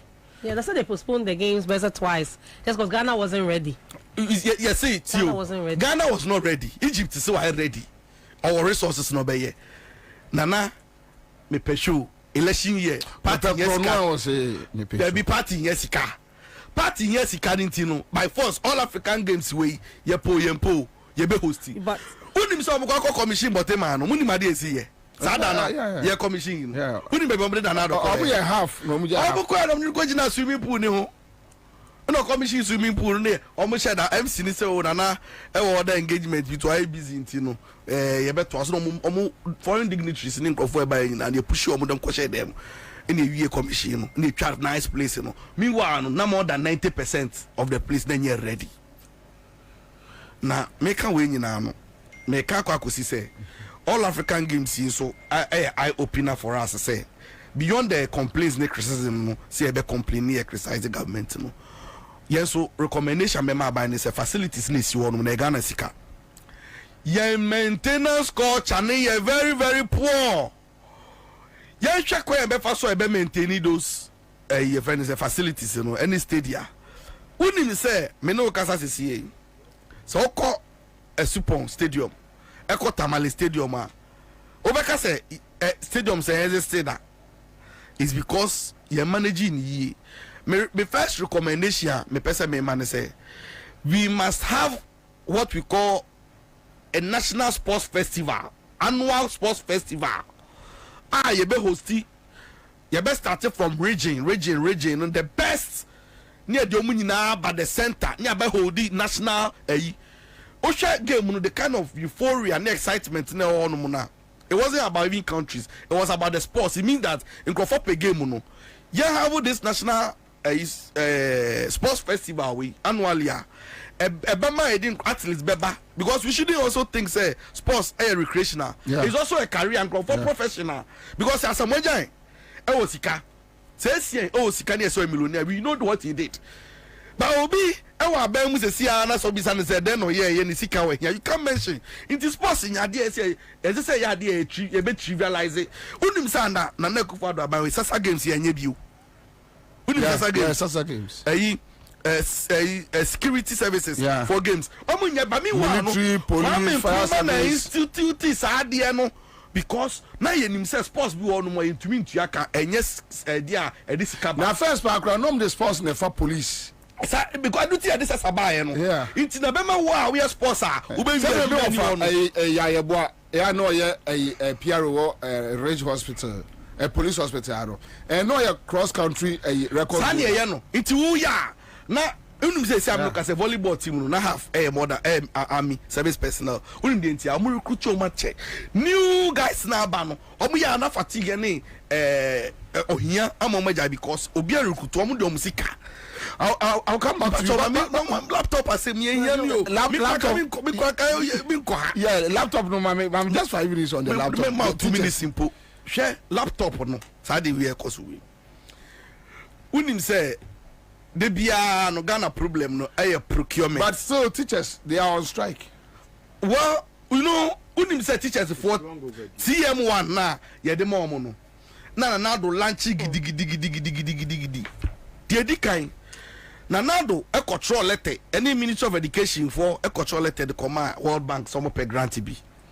Before a grant from Mosabe Canada, they have to justify say Oma Yenya maybe. Omo show reports in Muse. Omo organize workshops at the ama teacher for natural technology, new technology, ninya maniama whatever it is. Any other grants in the mom. Unim say Omo organize one workshop okra. After that, the teachers want to cut your motor. Subsequent workshops on organize here. Unim say teachers for pay mu. Yet the for your pay mu and your laptop no. Training workshops no mo koye no yet TV o malawa ye see omo ye omo alawa bi ese de mom ena GS at TV o mo pem na onim intro ba ko a sa laptops o mo de aba omo ka omo say omo de WAEC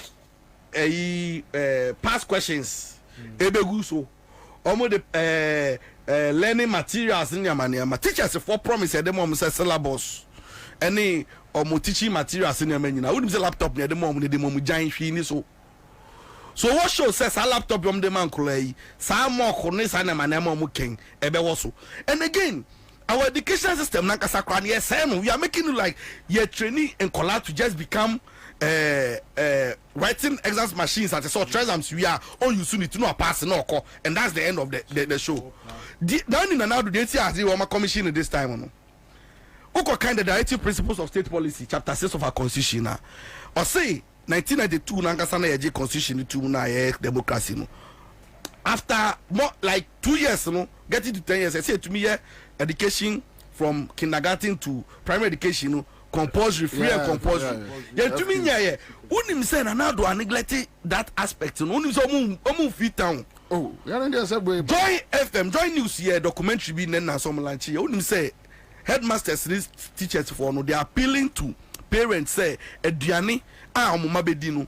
This say be support your mesa and to me, but even to the extent says yeah no, wouldn't say schools were yan quite uncle de gari efi hostel and I say dormitory no babidi. They tell now lunch the way and say yeah beto aba SS for no more than 18. No be here vote into no.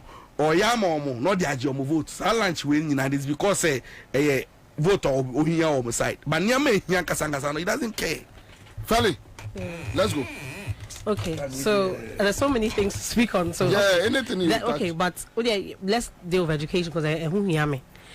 In Kolano, omanya laptop. Na in Kola and omun kunya omotna so. In today biano, we're very good at running. When we haven't crawled, we haven't dealt with the basic things.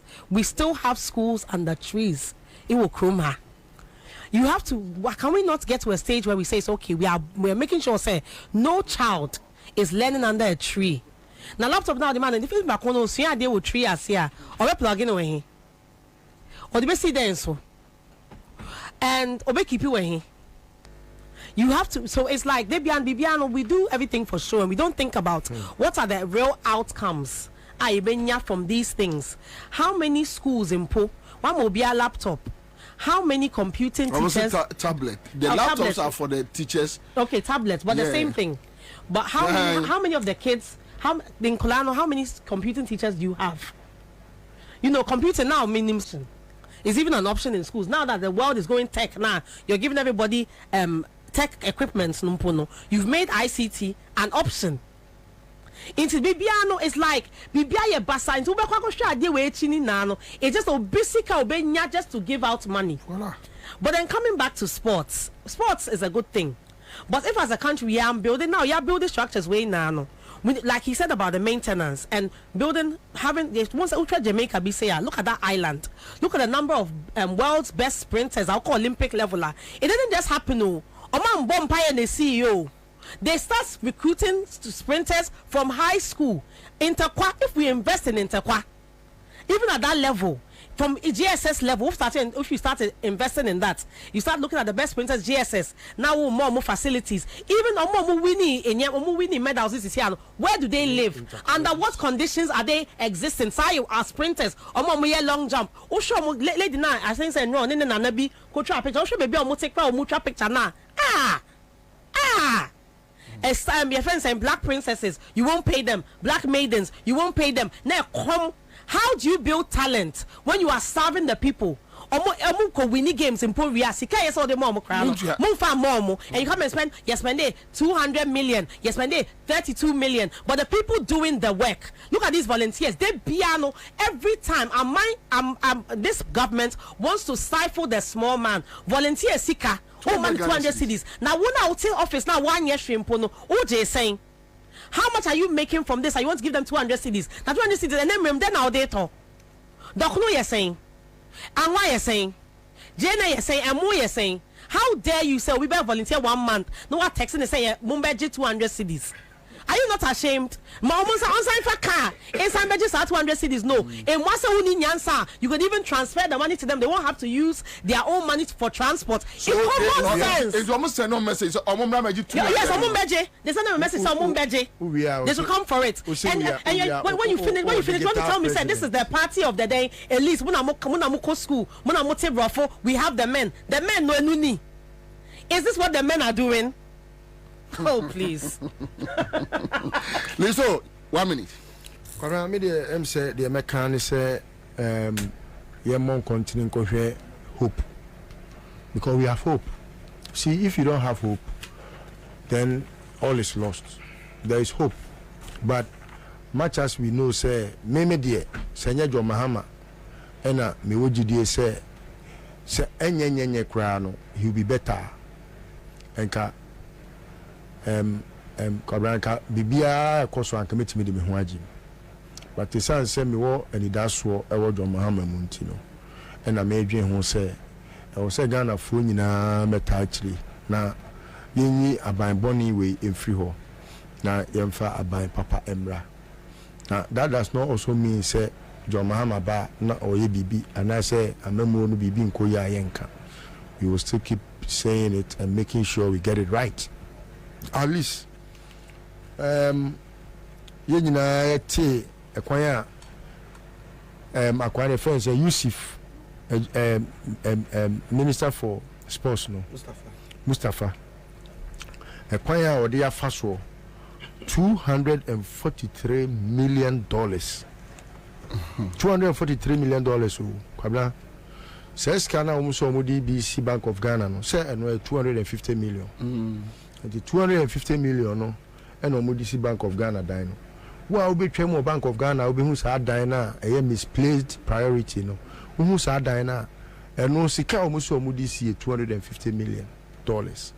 Says Sika be almost all African your friend is saying games no. She sika omo die. She dine one floor beer is to one person krana. She how much money akosho bobotom. Participants that ono or volunteer ono to ne ho ache ne man say or boa aje medals ne so so a ono so 200. 200 Ghana. Yeah, 200 Ghana. All right, thank you. Official BBC Ankola ne say now what do they understand by the word volunteer? Yes. Live on Accra, volunteer or unity. Live on Accra 100.5 Top Choco. Yeah, don't say and then you may Nanakene Bar Center, God Herba and Healing Crusade Nebaso 1st April. Nyame Admewo Dream Inn Hotel Kaswato booth. Ubetmi asai ebusa eye Royal Dede Hotel. Nina won yida kwai. Obeko 7 a.m. anopa sharp. From 0249 314 721. For directions. Now, make I will say a bright soldier capsules, bright garlic plus capsules, Greenfield Scientific Herbal Clinic. It's almost 6. Heaven, there is no beer. Let's do this. Thank you so much.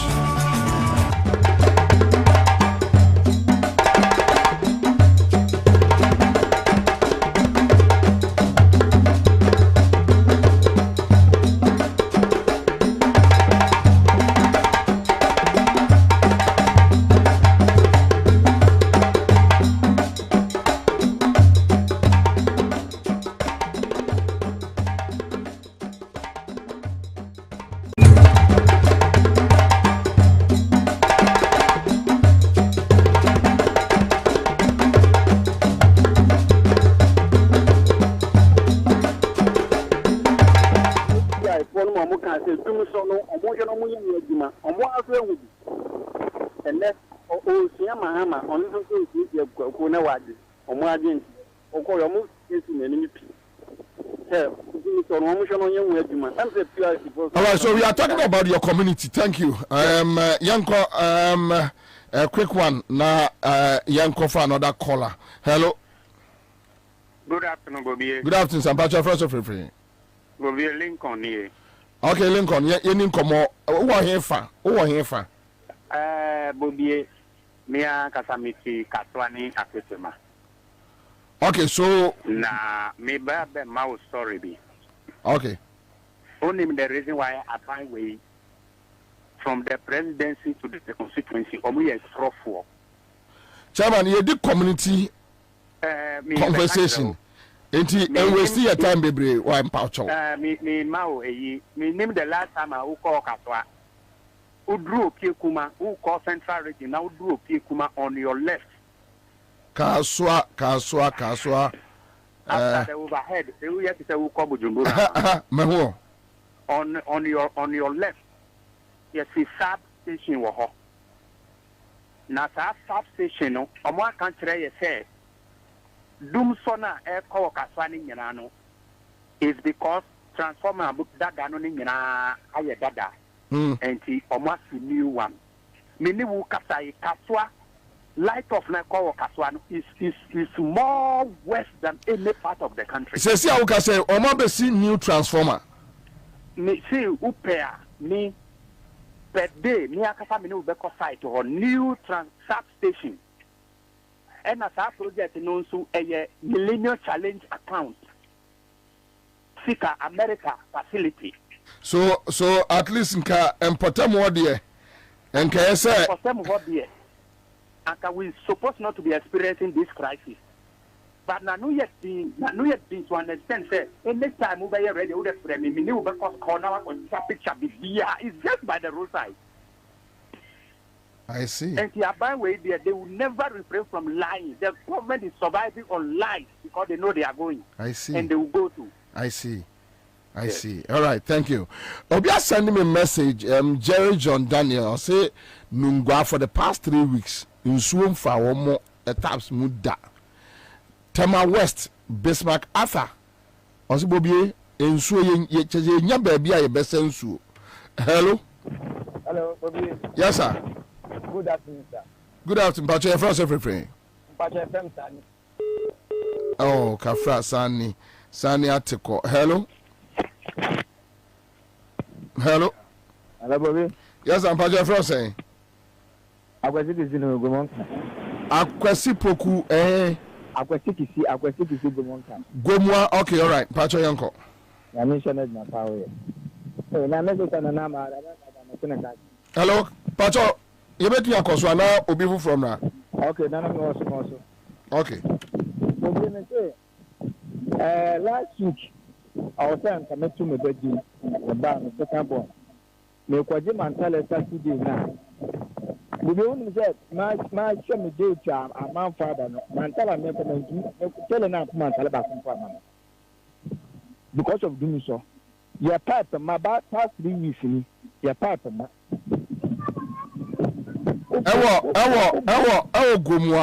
Gomwa.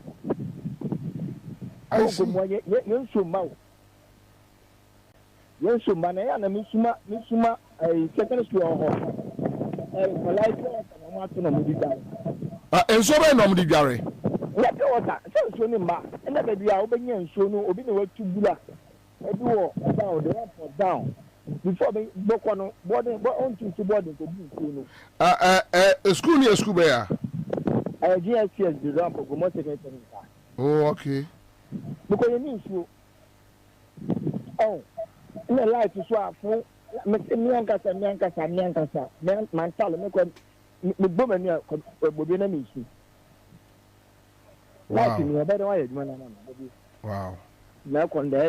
Okay, all right. Okay, thank you. So we are talking about your community. Anything bia you bet me doing komo bia na bibia won you twa so you bet me doing komo bia no you doing komo. Now Maria Adam say in Tamale Kalpohime or whatever. Kalpohime Estates. My mother has been buying water for the past 6 months in Tamale. Okay. Commander Sakaman, Yankaniano, to me call off 8 times in a day. And last Saturday, me TV, I say, hello? Hello? Yes, I'm Patrick Free. Commander Boha. Yes, sir. Well, near Beba, what part, Nana Amwakuni. Nana Amwako, Boko there. I don't, an empire Boniashi. Okay. Pacho, Yanko. Mekasati Sabola Alaji. Okay. Na Bobie, asem the correct yan to sell it.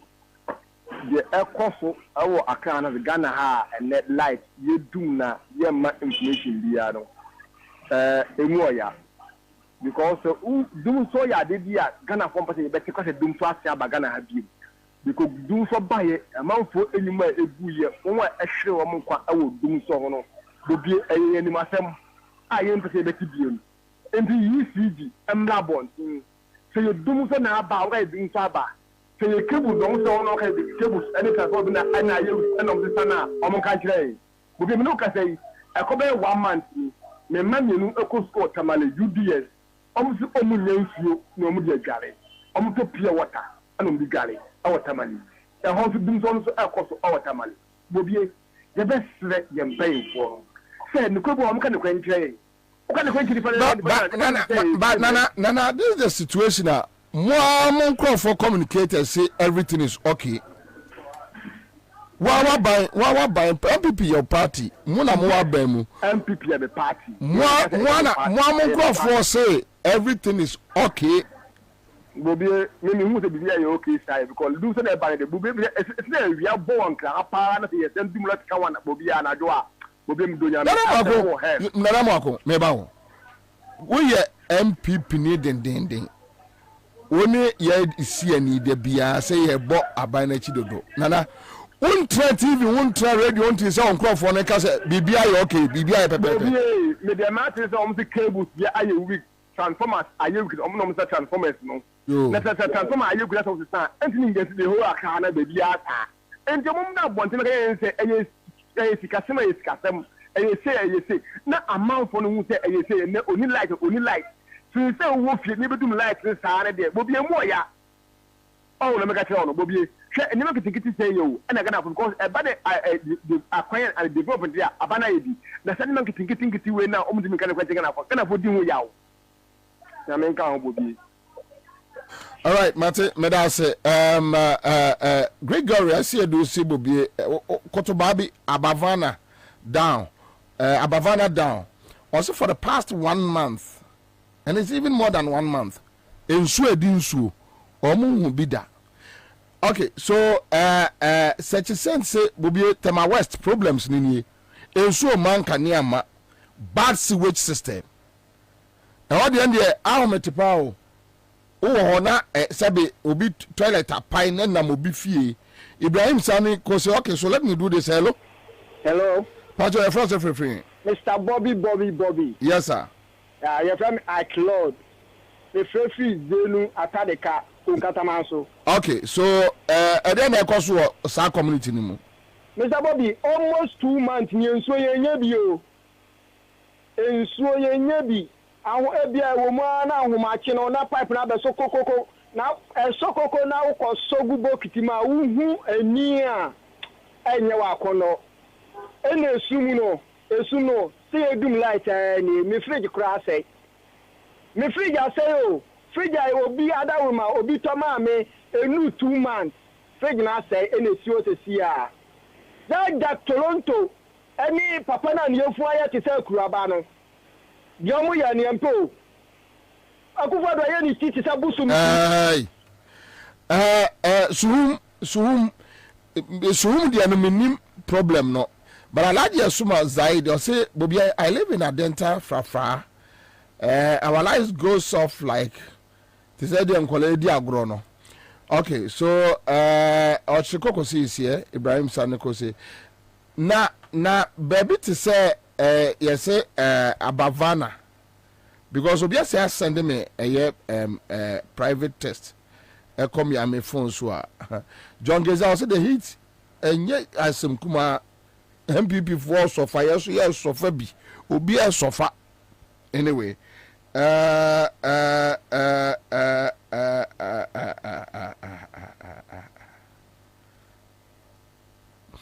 Mamemfa last 2 callers. Hello. Hello. Pacho, your first free. Sister Tani. Sister. Ata. Sister Ata. Me free. My way is you. Okay, all right. Yeah, program ni those baby. Sir. Sa toilet no me commission no. Ye nya bi o. Yeah, TQS no mo. Eye we obi bush e ko de bia we to we abo.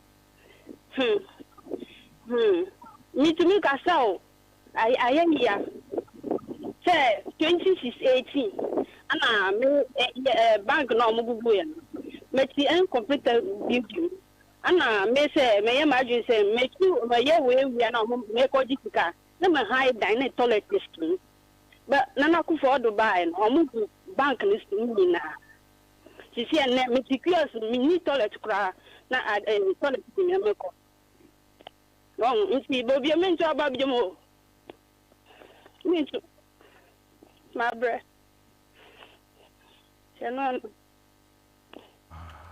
Wow.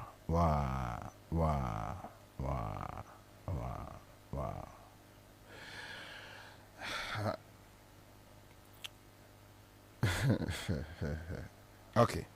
Hello. Commander. Yes, sir. The family original Santana. Nungwa Funyina captain.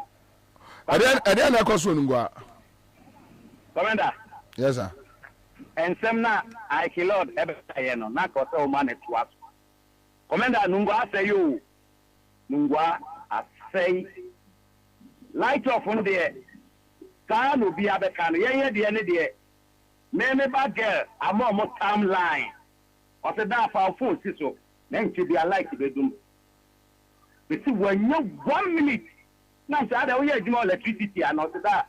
My check you more who come on the zoom. Unexpected, not like it cut off. Pipe and ma. Just say, you were Ghana, you were gold, you were diamond, you were everything in your coupon at the Adum of my Ghana. But due to MPP, you know, you were in Kuasumu, and my Chile, of my Ghana, you were Kuasumu and Kata. Chatamana, I'm a wakuno. Nanka, and near my year. And nothing as if here, I'm out company for you know. One more the Tekleman deck, or how near my year, and one more the bro my Ghana, and I pamo Mahama, and one more buy it. Bobie, say, and Kuasum say, and the crowd could trade the Aniedi, Dokono, Okoto Dokunu, so beer, the 1 tonama, ye Mako, Okoto Banku, 1 tonamwa, ye Mount Quai. I dear Bonekurano, a dear central lepoto, and my Ghana, Kodabu Biata. And this what Butaya, or mine, the original Tantana, and go going that captain. Yen, you were Mkuasumu, pepe. No damn lie, no anything. Like, toy, some of my no master, fridges, and near you used to with the free like, you know, say. I don't know what more this. Mahama Tama, not doing so. You didn't say, Abia, a banana, 2 o'clock, you like to do. Now, am I ready? Or more because do more fridges. Until like in the call off, no anything. What you are saying, where would you? A Buronian and John, the bro, my gun and you know, or minimum, we are buying 4 to 7 people by. I don't know, no expected anything. The other part, Neko, Upe, like a tomb, time or mope, now Maso Amaye. Will be about with you more than now. Minia, I kill the cat. All right. May that's it. Okay. So, Kwame, say, we ensure as in free.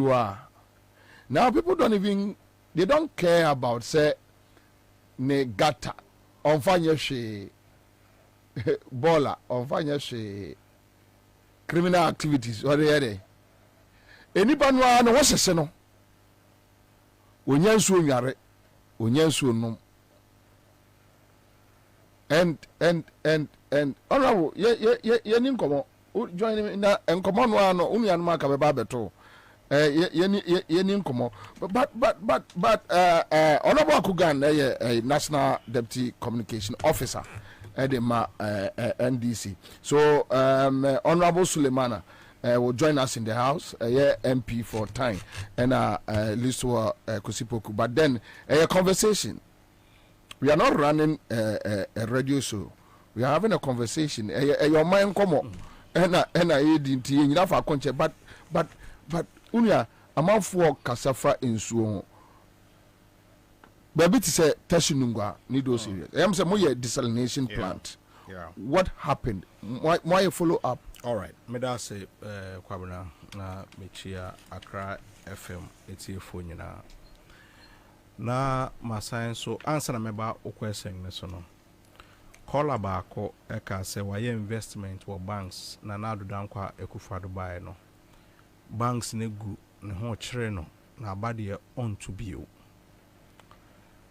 Ehame na Bobie mi pese mi bisa sama amene se edien na John Dramani Mahama ediaye no efri se all kasa no or let's stay eniema MPP diaye no se banka eye adwuma nisika eda ho na nisika abono na waye investment ni aka kire ne se investment je haircut minti bida apart from say makoba brain shop obi ebisa me am say me call for haircut minti bida say economic haircut ewo ho sanka baomia ene nanado ama kabinti say we economic haircut so this woman has suffered it afi o say minto ababio unto ababio say obuefu politicians ana so obuefu MPP ana so obuefu but agugan wonji ni say Ekufado Baumia, they have managed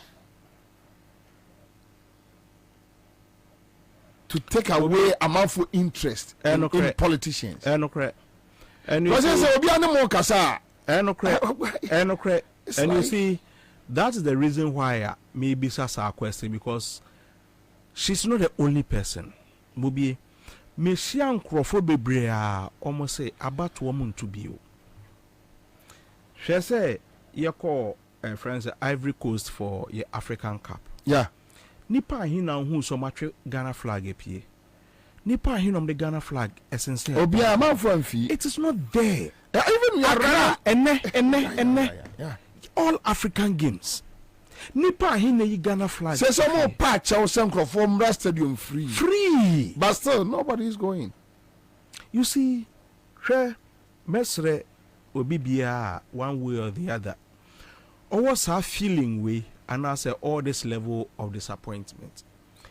Me pacho say yin na ye ka say ye jano sa ye nto aba ne eba chira no nim obi de sekai ato mene o se ka wanu tum wo se ande meye din na sebe otwa oti wi a what is the guarantee say o mana wejo mo chire no on fa acid and shiwo mo nyina. But what is the guarantee say dia odi mi hwamo no ni nuanom no a o mo wa chire ne ba I'll be better. Me da say that is why o hwe say why na me ba beto ama no nipa bebre beba hwe obi ka story bi na eyasresem but uko very deep into it. Yes, enkrofo no mwewu na omoko heaven na odi kan wu ekosra odi kan nyankopon hira because ono na obo nto be hia o no akire o se na heaven tie na ade na so pese utum passe so ekọ baby fifra kwan da ho na branch e bi de ye je na heaven okohwehwe se na ho tie na o se oni mame hwe baby a de bia mo ka se bonsam dem ewoyi na branch nyankopon ka so I had the 2.6 ti wo kwe wo 2 hours na branch ti see mo na okohwe ho na ne nyum bi a wo wiase bi a ope bi a esimu wo ho na chese akoya akosasa ohwe time na about 7 na chese atopuru mu inti off sign for call heaven ho no ko bo pun gigi na angel ne ka try say na man kan try say high atopuru mu 6 o'clock. Oti fro mo ha door me ba be sesa me ne makra ko na ho bia me ma me be sesa me me ba be tra afe osesa ne ne manager osakwa bonsam jam okọ ho so a anwum ne gya bo na say sasa bonsam efu abeben e wo ho na say aha na no so there be first time abai de ne ye campaign ye pedodo enene reality no ebini na nado dankwa kufu ato ado ensema nipa eka edege members no de edo so pa nanso so how have you tried the person ene His Excellency John Dramani Mahama na sebe na breso banks eko ahonhia mu wonu bank wampamu nipa oka se yenso omwase ema omunyina.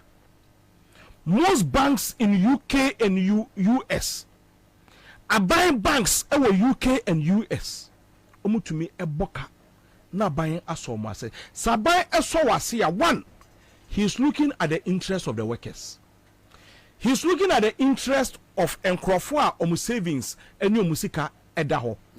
He's looking at the sustainability of the banking sector. Into a semamin so omasane. Sika yedigu bank ewo Ghana hano. Sabi emufa etumi sustain bank no. Into sha adwene mienu we ya. Ubetine fia ka chem se wonto abebio.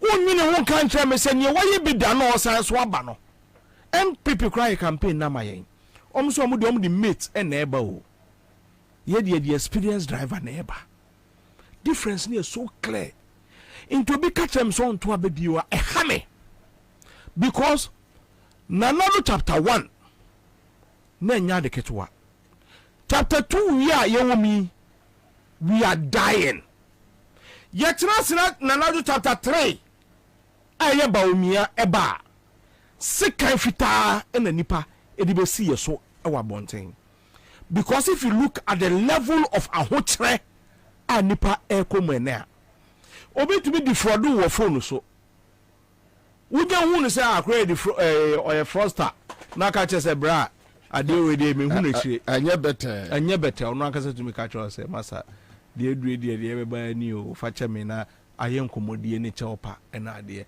ne bi kura so edidi na nado atam even if frosters who say senior froster or ya bro so a ubeye de atena fia ka kire me say unkoto aba. We must be able to mobilize ourselves as a people. But Akugan, Messi about the same point because what Yana Utie and Semen Crawford come for exactly. Even an MPP member be by and Nanamu Akwanwa Paba. Nanamu Akubaya be our name Kosena Yakaka for the Honsem.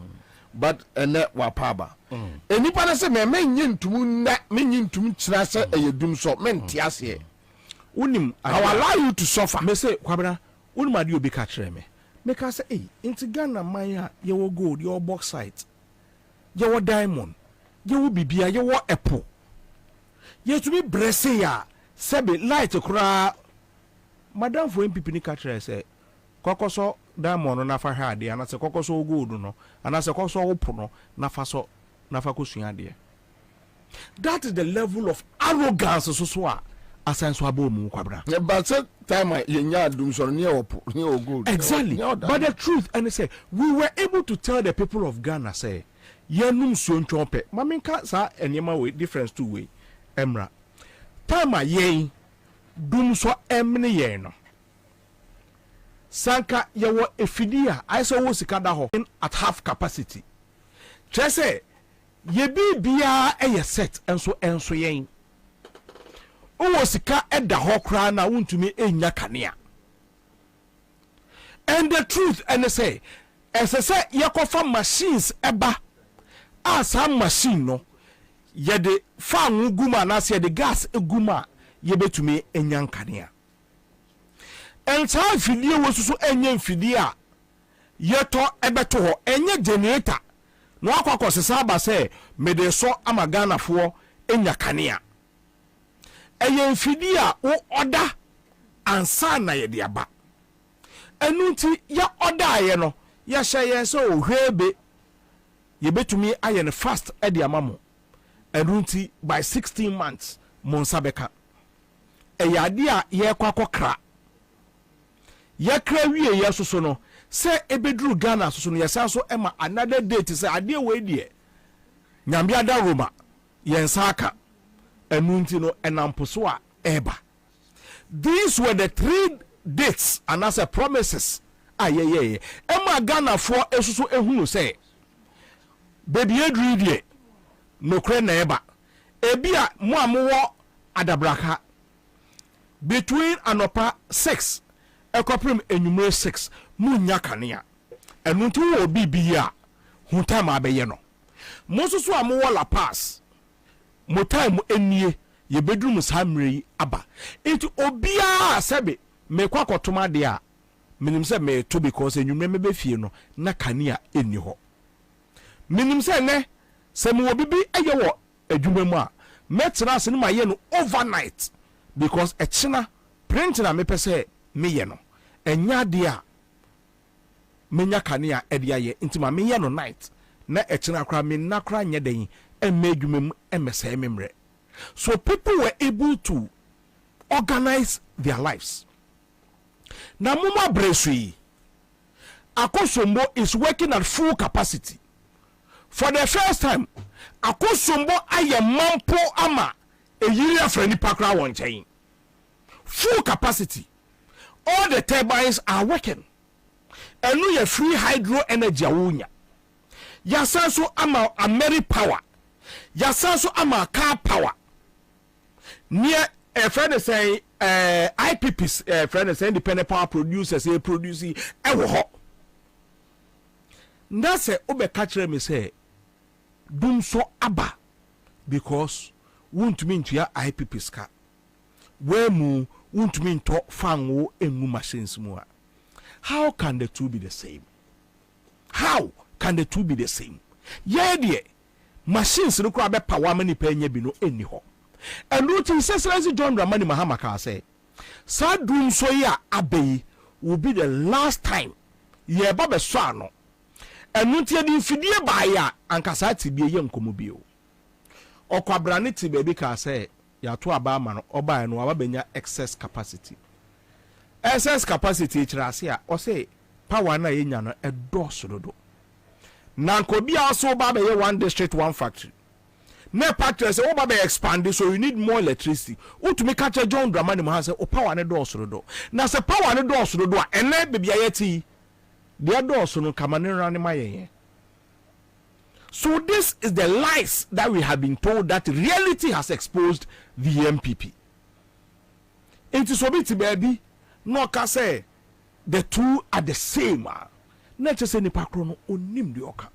And where we are now no IPP is nesu. Yeah time IPP ensu. In fact, omupo they were looking for your first opportunity to expand. Senebeya they can produce more for Abai to buy. Abai is ready to buy, but Obia was working at full capacity. So right now, Minia, it seems like there is no way out for us. You see, there's a way because out. Matisse and Gridco, I think, is it Gridco? No, PURC. PURC. Akachom said they should give us the load shedding. And I have heard say Gridco for workers say about India July, August, what baby cry. Here, Kanepoa na dunso eni ho earlier on. Say electricity be ye juma wo obro no so a. Omutumi now say because of ejuma bi a ye ba be ye wo ha between the hours of 3 o'clock to ebia 4 o'clock in no area we Jowulu Abelempe cantonment Achimota any de akeka ka ho munya kanea between this period and that period and no na dum so but they were able to tell us would make sense inti abane sana anadie Greco enim say and one funny thing meeting so be air can so say na saying enkrofo adan wo omo cable so ebi so am say transformers enya correct nti no omo sesa no it was sesa transformer enkrofo esidan esi mo cable so it mo kwakoye ho adwuma muntumi nka ntre say between 6 o'clock and 7 o'clock no ye adwuma e wa hane ntikane a eni ho enuti so bia de na dwene ekọ ho a otumu say this is beyond adia omoka. Last 3 years anapo eka kire say omu ye dum siesie no eye de no montumi ensiesie sa na we it is still lingering on. In fact senanka eye dum siesie a why are you telling us the story today? About last 3 years amunya mo first dum so no mo ka kire say eye dum siesie mo ensiesie wie enti mo ensiesie wie no e de na mo sanso nya stability wonya stability no enedum so asan so aba o say o siesie enema na pa say repetitively no eye akohwesam na wo de Ghana fo edie senye sa na se mo bu Ghana fo a anka mo ni Ghana fo ebedwene abom. You will not tell us these lies that you repeat yourselves each day, and everybody is seeing between the lies. And if we are all seeing between the lies, where are we? Nasa mubeshe yenim akachre say electricity no, and yet a necessity a privilege. A whole friend say ECG boss.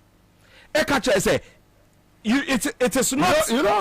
I'm very sad and very disappointed in Dubik. Dubik is only saw a madam for. Oh really? Oh, Dubik is my friend. He's my friend. Listen to a friend. We are friends about 5, 6. I mean, friends we meet. Yeah. We meet and sit and talk. Yeah. I mean, you didn't come more. Even before, and he's one of the guys or a very straightforward guy. I mean, look, power say no. Yeah. I die at 2 or buy it or buy no be friend Kwabena Charlie blah blah blah blah blah blah. Microphone so position. And we're all happy like Charlie go for it. I mean, it's cool, go for it. So me to big that statement. I'm like Jesus Christ. So it's a privilege. It's not your right. How can electricity be a privilege? How?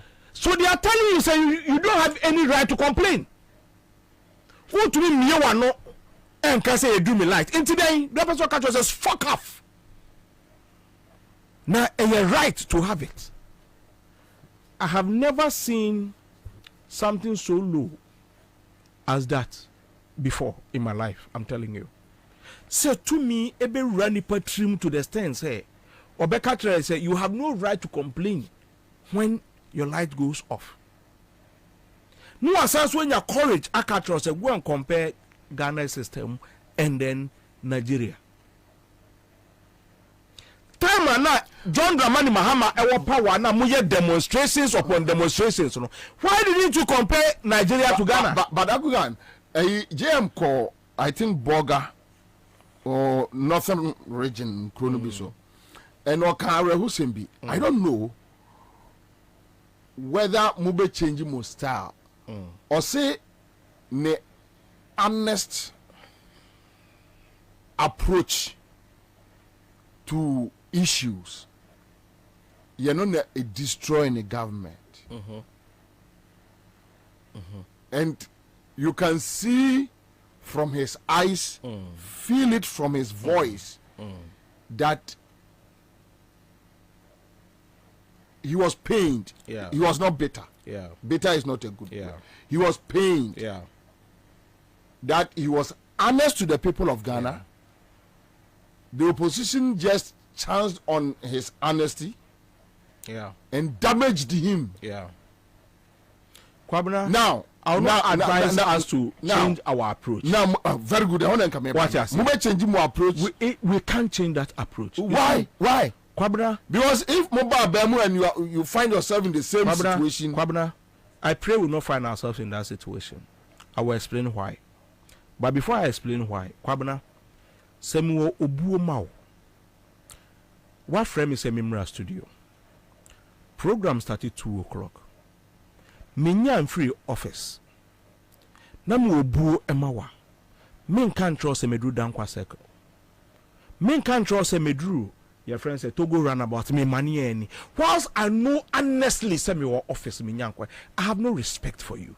Because when him say me do Togo runabout here, you oh, it will take you less than 3 minutes. And then more adverts me no be enfem. It be the advert the fame by the time I be ending na akugana babe true. And so that me free office. I have no respect for you. I don't have respect for the show. That is why if we still have the respect for the people of Ghana, I don't think so we must change our style and lie to the people of Ghana. In fact, the truth that we need to do and say, sure, Ghana for ankasa ene nyachum. Ghana for ankasa na yem penokre. Sanke penokre anka LGBT asem kra abeyi. Anka civil society ena asum. Anka asofo ena anka asum. Anka no political parties. But asofo that can be come on. Kwabena enye no kre. Kwabena Abra John Dramani Mahama wo power. Me say eniema ekoso Ghana mu ha. Pastors were virtually insulting John Dramani Mahama. But I just played a yemate for you. See, one more record one. No. Aha.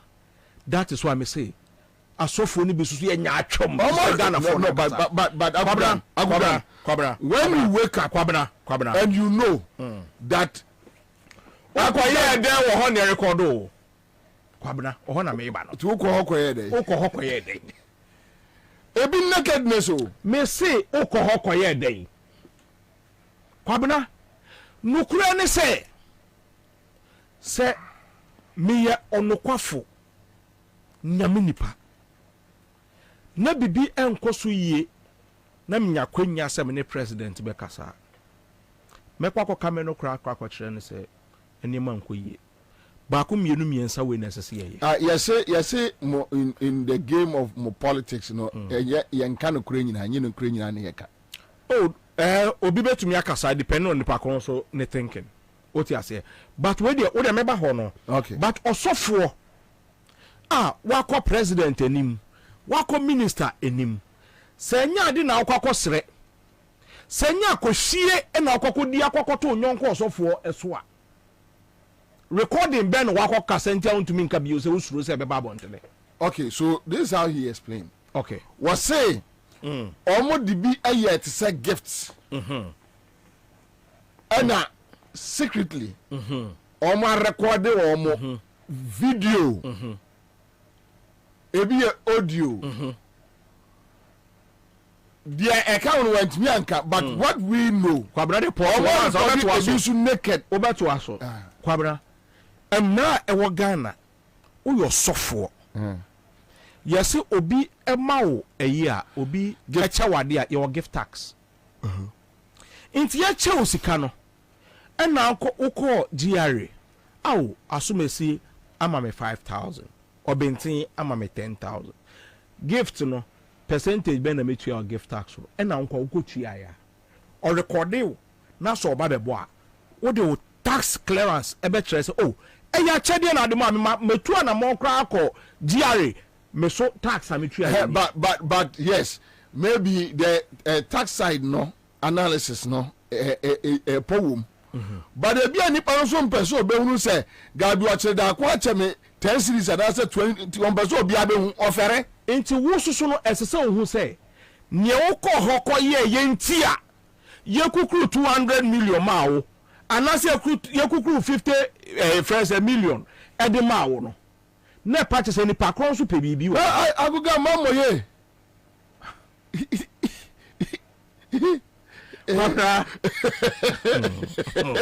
mamoye mesi dabi ajusem Kwabena enu nti na party se asofo no susu eni ye that is the only reason why you are afraid. And you see, in penny for assembly a omoka yes se okoto se wadanfo onyonko na bodwe ehia wode enu nsuom. Kwabena your former general secretary Josiah Yeah. Nkrofo we che na de record ye. Esan so ba bonten be boy. Enye ni pe hunu ono ankasa ni mate. Me NDC ni uye MPP ni. Kwabena Yapon wa yetumi kotena junction ho. Oh yeah.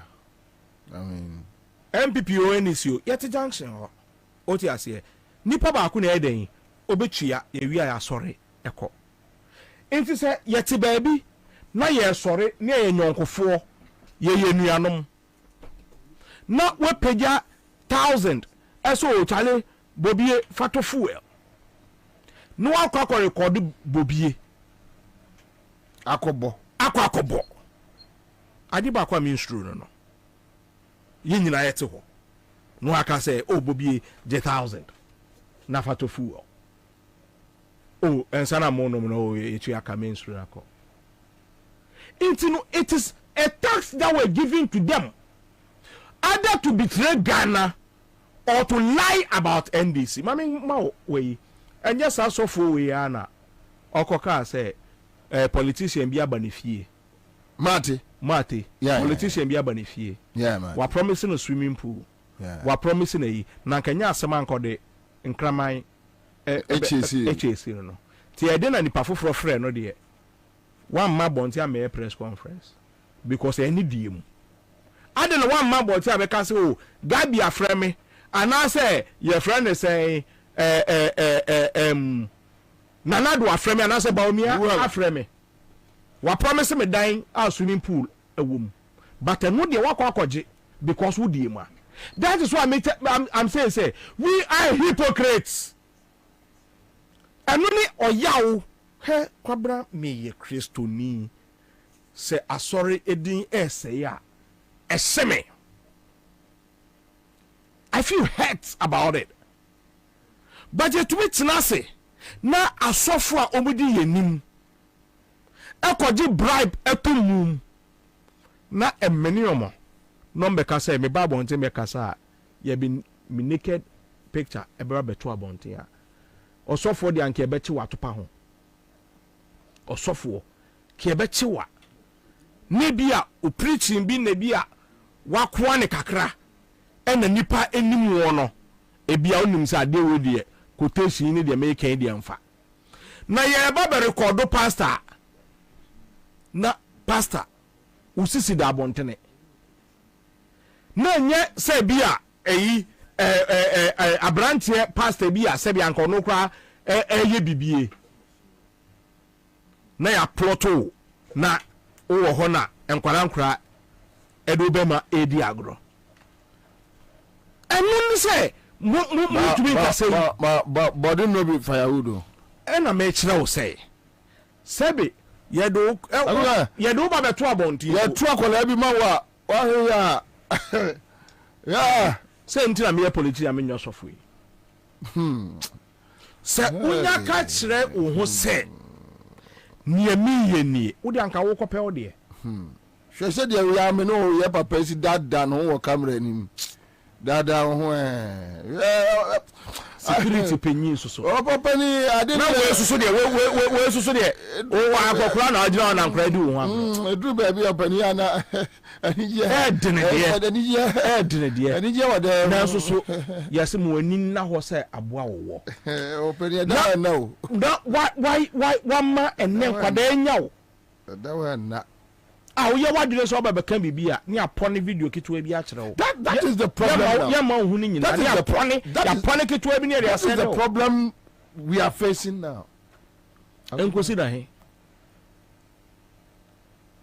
Bobie enkosi na he and so nim say nyankopon na wafrɛ wo na wafum na wesi kwantempon ne so a you must be honest about it the be si nya den ensi but mo to mum prekope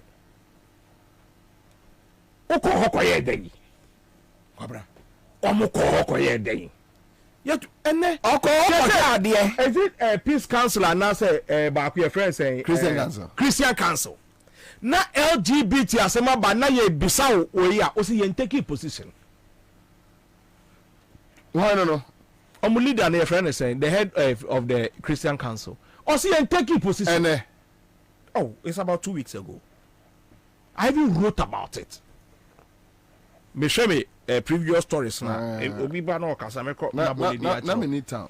Or see, we have not taken a position about it. Naka Christian Council. Yeba trumua. What are you waiting to take a position? Position may not take it. It is obvious. If you are sorry, ma, epo kasa na Christian Council catch them say we have not taken a position. Only be a bribe name guase di yebe kwa koduro. We have not taken a position. Abra ye nyina baby aye gina no the morality of it.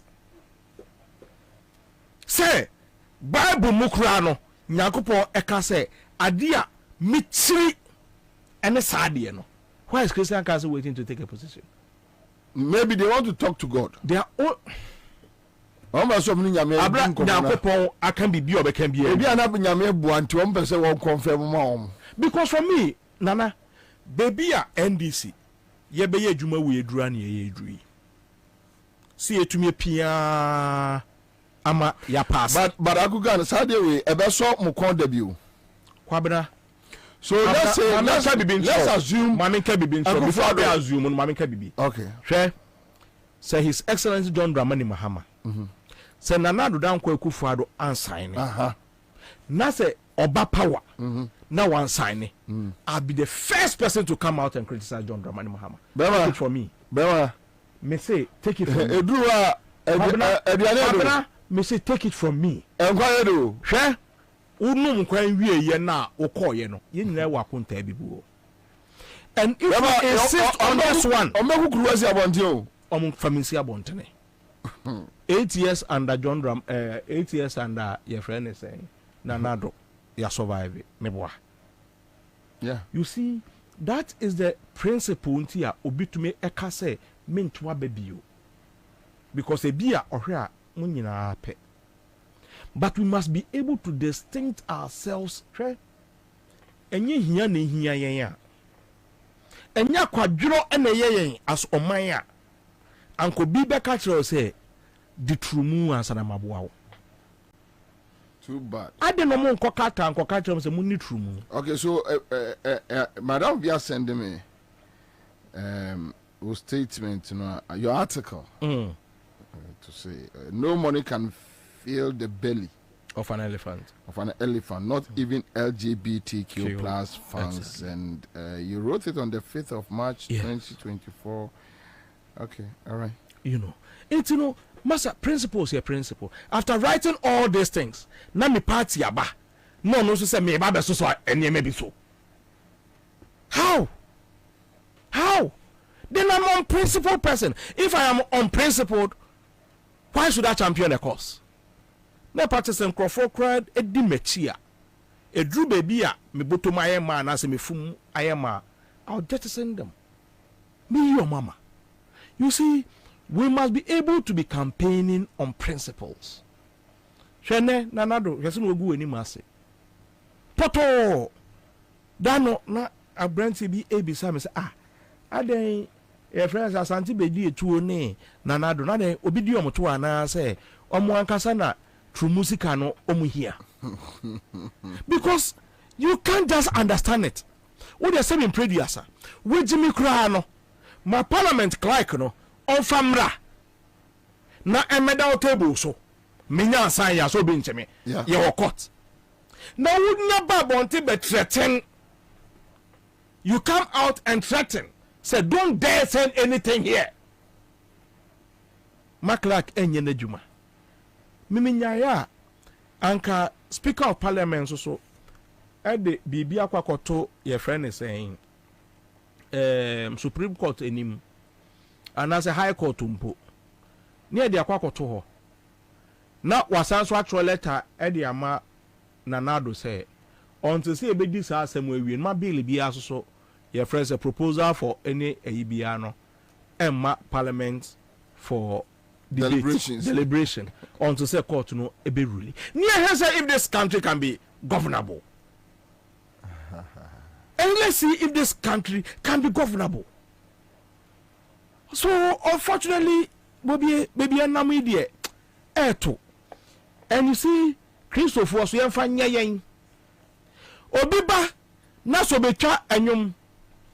Mo brofre medima fo. Yes o we dia konkura yen ma. Anu ntianto ema no. Ye misa ne principles. I was say a peace council, not peace council for not Christian council. Yeah, Christian council. Me da. Oh. But at least that clarity say a peace council we'll give it to them. You understand? No be chanyumiana. No be susaba. As en baba be maji. Oye. Na Christopher kwa defo. Ni asaso said nabo ne ma. Anuniye. We are unprincipled. Not because of tribalism. Because and Martin raised that matter. Tribalism sabi some stupid things. And ntinye diso. Ye kwa koto aba e di amano. He me tie interview bi. Obi eja ato dum trodum so eja ato ne niamam. Really? And no say any friend is saying MPP mama me say for more. Can you imagine? We will not speak ena sabe esisi susua embo nkaye send this for na eba be shimo niam o. Oh yeah. Say babe ene Johnny Hughes. Another person you say Tula Kaswa area mo Tula Junction or say bibi obi so hardware oton paint ne your friend saying shovel ne eyi so eja tom teshi heya so teshi enra eja tobi niamemu ewo ho eja ne ba onim se wo ye MPP onye NDC ekuapinfo asem bi omuka say ade a enye no na enye.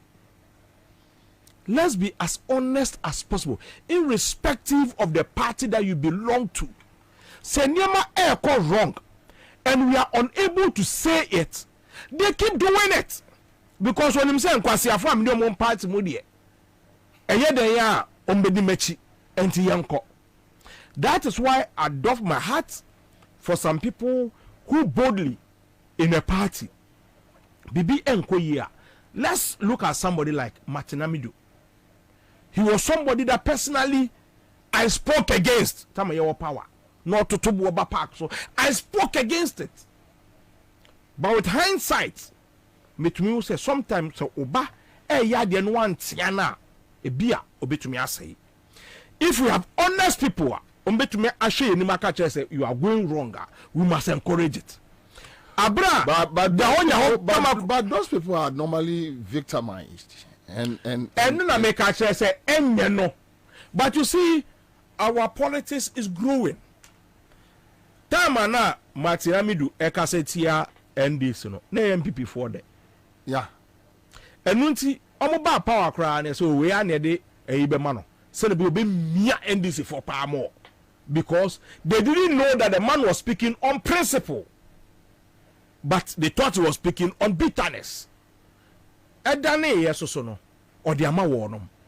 That same thing echina se nyaho tamakulu aene ne party okasa etiawom at a point pienim ekasa etia ne party and all those things. When yeba power here, there's something that I had wanted, I'm writing, but I had wanted to release it somewhere yesterday.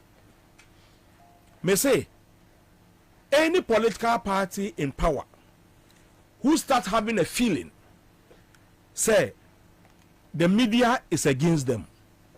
Next is a time as one bekufie. But MBBC, the media is against them. Yes. 2016 years the media was against us. There were some people that I fought with on radio. It says I'm a kama sem ewo hono. Na me the host say you are biased. But no ye juma. Some of them, that same principle of the cassette, they are talking against the MPP. So it wasn't the fact that they were against NDC.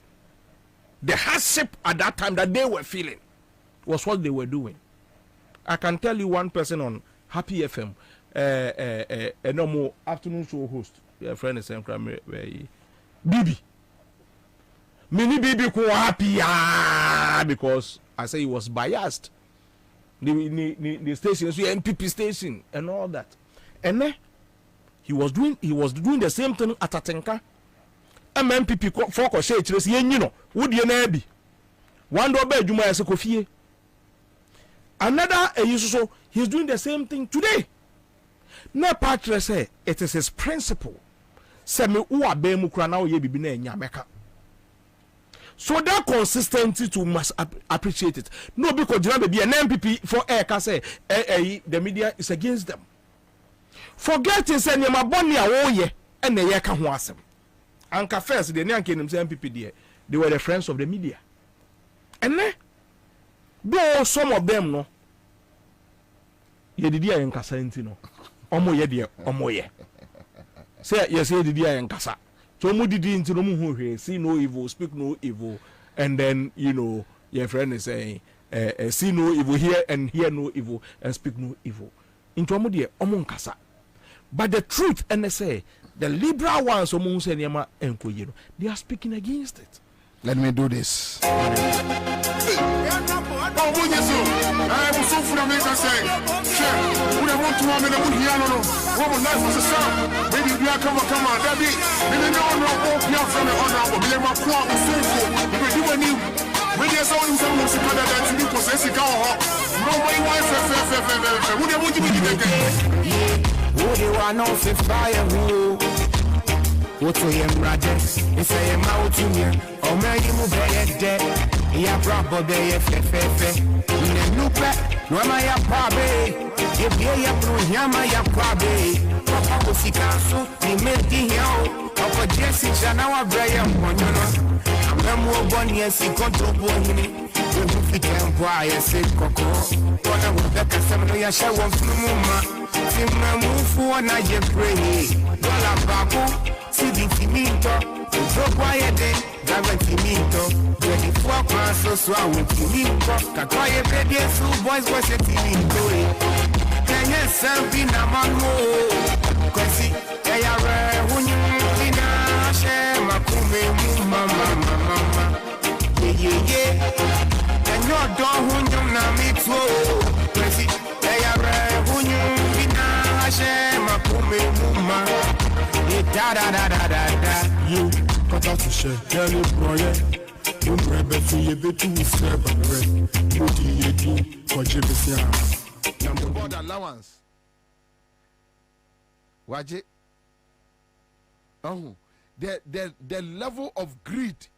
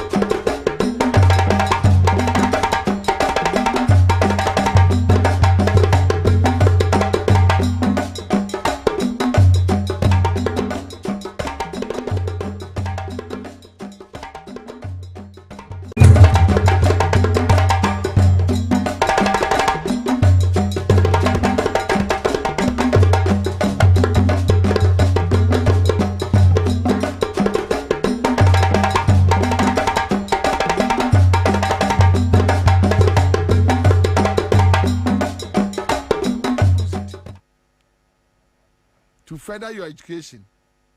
A man for a year school to feel on Yajuma. Omko Kana, ya catch them say Michael Foriata Jr. And I should quote pumping way a brilliant but needy student. Way just check if you check it or for a penny if you just check. Way Gabi, Scab, Gabi Nkwa, Gabochi da Kunkwa, we are betting Yahano. Way Akwaji, Mobro 40. You see, let me tell you Ghanaians, let my main council no crunch them. There is no administration under this fourth republic. Woman ND Ghana bonnet. Talk of the Rawlings administration, talk of the Kufuor administration, Mills, Mahama. There were errors, there were incidents. But a Kufuor neighbor of my own, I do my way no. Airtime. Yes, even no more MPP journalists for no cracker, they know, they know, they are aware that no, you don't do this. It's not nice. On your mind say Lucy Blay.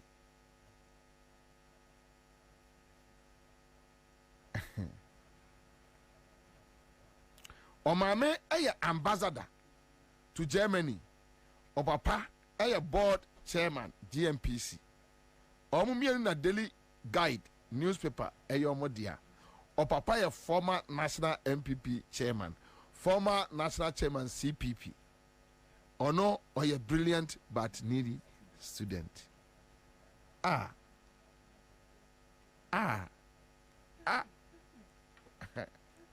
No, but tell me, okay, so Kwame.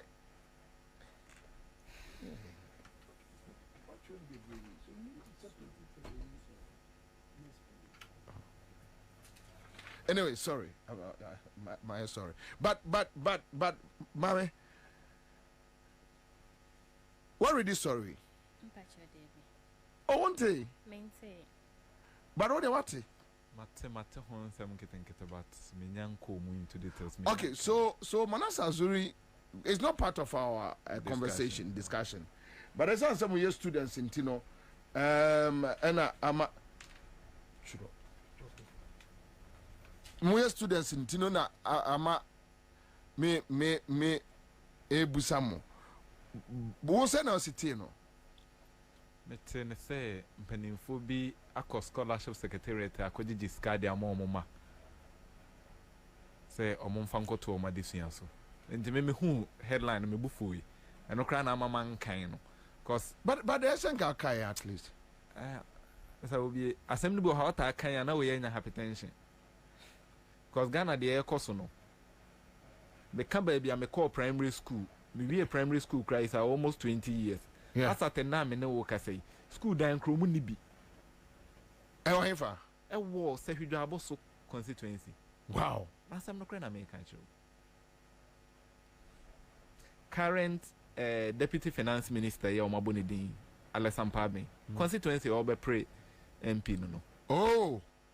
Only you are free the same course. Me ne Alex me nim no. Alex free Saira no. I see. Oko school ekra na friend man so kro menhia. Na man so kro no kro wona menhia no kro koduru okra na. Ya kasa transe wa hwa won transe enso nipa ma nego. Nipa na ti kro mo. Nipa net wo. That even that area na kakra no man so kro menhia anwe futu. Ofa hosta akusi asempa na within a year yenya koko or hokra yenya koko not less than 500 tons within that small place in the pet. But we beat cocoa board edge over 75,000 a month. Anyway, so I therefore and I mean 3 different groups and a bedim komo. Sarah Mensa PRO, Graduate Unemployed Nurses and Midwives Association, right? Am I right? Yes. And I Asante Ataye General Secretary, Graduate Unemployed Nurses and Midwives Association. Okay, so we have the General Secretary and the PRO here. But Sarah Mensa, Sarah, me sorry I no pay. How much in me story no. Then we decided to say you follow up, and all that Manasseh area village and they say Freddie Blade eba Keno Furiata cousin. Even they have doctors. Ewo mwa omo MPP abawe board so ebi scholarship package £60,000. Ebi $70,000. Ebi even Samira Niaketu akra de ɔgye no ɔgye sika no wankɔyɛ course no ɔmo busa no ɔsɛ okonya accident nti wagyae wantoa school no so the money ɔde sika akɔhyɛ no ho yareɛ Samaria nua ketewa yɛ brilliant but needy student. Let's can insurance. Well, wafa wadi the upper BIA. Yeah, wafa wadi. Ana Bobie Ghana no ho. Say Nyankopon be san Ghana foforo. Because I think you better story na nke was revelation time 79. You better story na nkrofobia ha no mu ni. No, I didn't know. I think say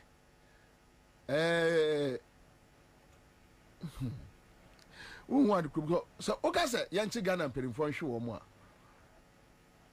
ye ba nyini be yesem mpedifo no a yeso jimi saa if we send ye mpedifo no etete ye nkwala ne ba so no sane say ya omo ye say omo maya omo nye needy but a brilliant but needy students now omo just scholarships ama omo no say dache saa kwala nsu benyi a ono so beba be hye na nan no odi saa nkwasi asem na on sesa because ana ye dey sana ne papa kire no exactly eno oba ono so be se mehwe me nan fofo mehwe me mma mehwe me busuafo saa na ekoso saa ensesa e bia mbam nti ye na ye parents omoton bidie na anyame adum nti ehumobro ni bia ba be fire wode ya ko school atue ye school fees say baby a wonso wadui mehwe se obetimi ato wonsa na wode ahwe wo ho na wo ho anya mobododo no wona ya ka che wo say sika ni ho e be ma we adwuma ye na omo wo sika na omo je aketua akese no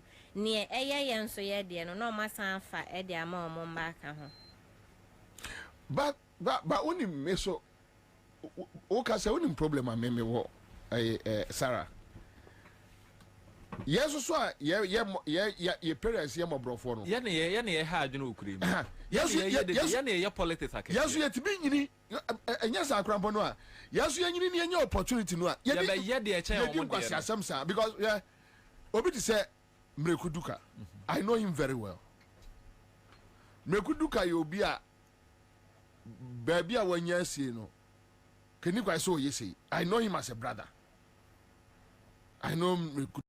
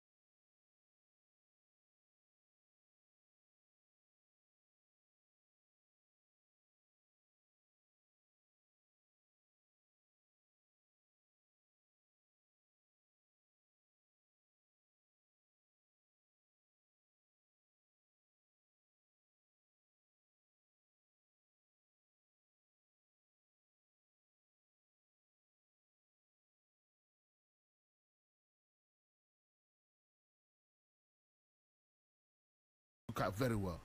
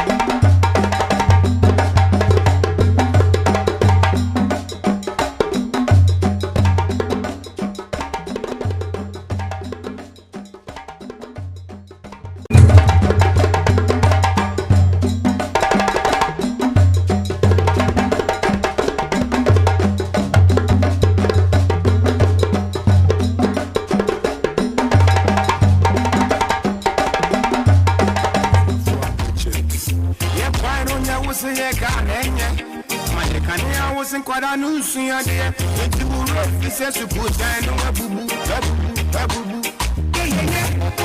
Belly fool, why they kill you? So corruption and dirty games. The more officer, I'm bringing Casso. Yeah. Now say what you're from. Everyone you can't be in the end, I want you for. But since the day you can't run rumble, who soon you will buy a bay of such a fool? I don't know who you know me too. Who you be no shame.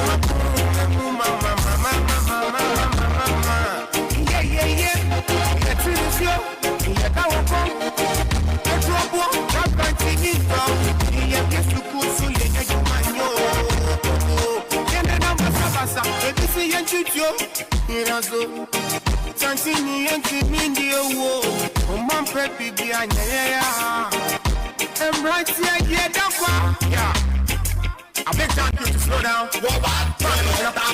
It's not too fire music. Daddy, what's up? It's another blue jeans thing, you know. Quincy on the beats. Da do. AY City, Ohio City, Kumasi Tadi, Ghana. It's your boy.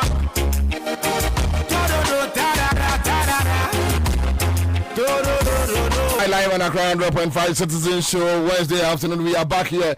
Mamenti Sikache dia back from. Hello. Mame. Hello. Mame, Bajo Frose. Bajo family is from Dorinya. Dorinya, which part? We were beside Havila after Savannah. Na Sikache dia na aboma ma say. Bajo 200. Oh. Okay. And I said, we know all the quadru sardine in your mother could be with the Amara. The man of my was here. Oh, to say. We 15 cities. Oh, okay.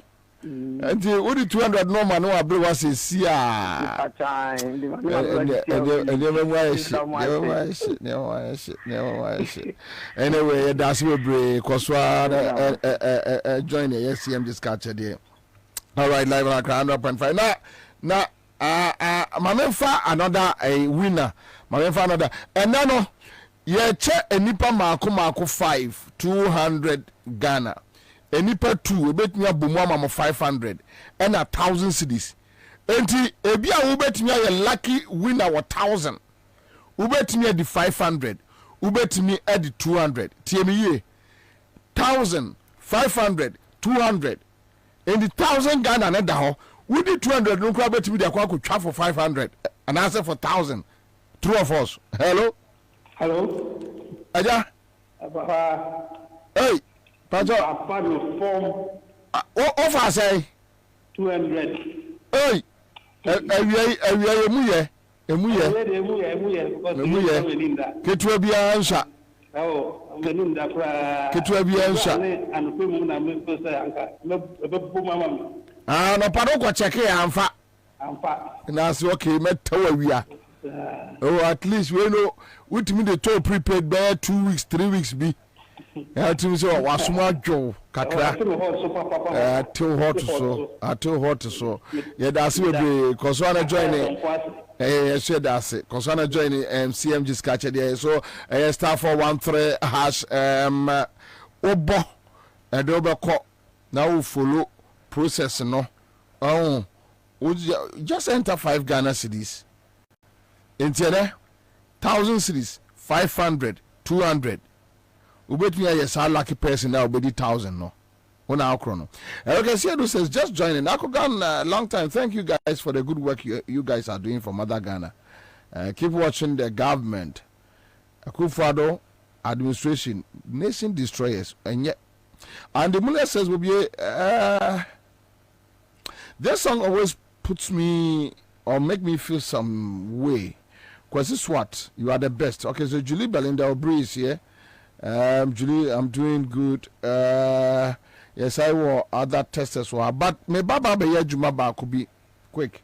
And electoral commission ɛda ɛyɛ yɛ radar no so ɛnɛ electoral commissioner yɛbɛyɛ no ho adwuma pa awie but Bawumia you see Bawumia ɛyɛ na nsɛm no bi wɔ hɔ a airtime but woka ɛnka Bawumia as I call promise ɛyɛ school phone nkɔlaa sɛ ɔmo bɛkyɛ laptops wɔka saa ɛnɛ no wabra wɔsi a ɛyɛ chamber of commerce for no right Akugan am I right chamber of commerce all right ɔka saa ɛnɛ no ɛnɛ yɛ na nooks nagrat ɔmo ɛyɛ yɛkyerɛ sɛ Bawumia promise wɔn teachers one teacher one laptop ama you see stupidity you see and then my imagine say me because Bawumia adi akufado you can't talk about them wa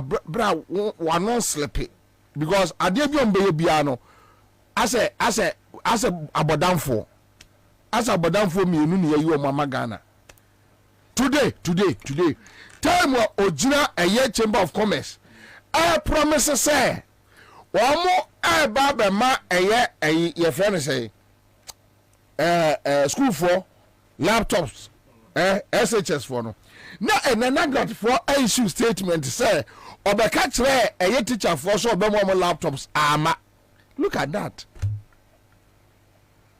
this guy and the amameraho what this MPP Akufo-Addo Bawumia led MPP say they believe life governance is all about lies. Just go to the people, lie to them. Just go lie. And omo kono so omo ama national security focus selecting crofom metra. And omo bomb sem tra.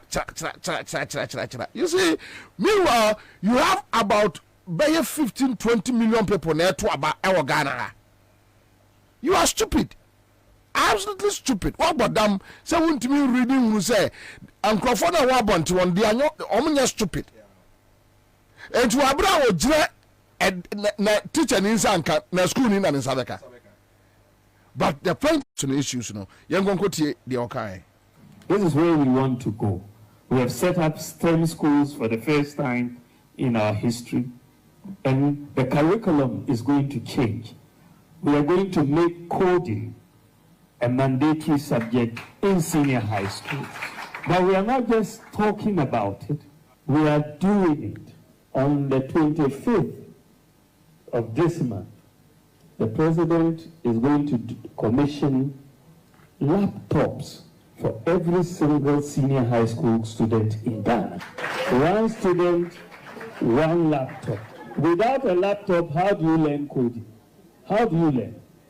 We have to give these young people the tools so that we inculcate this whole transformation in the whole system so that they will feel that the society is ready for us to go to the next level. So this is where we are headed as a country. We want to lead. And so it's something that I am very excited about as far as our young people are concerned.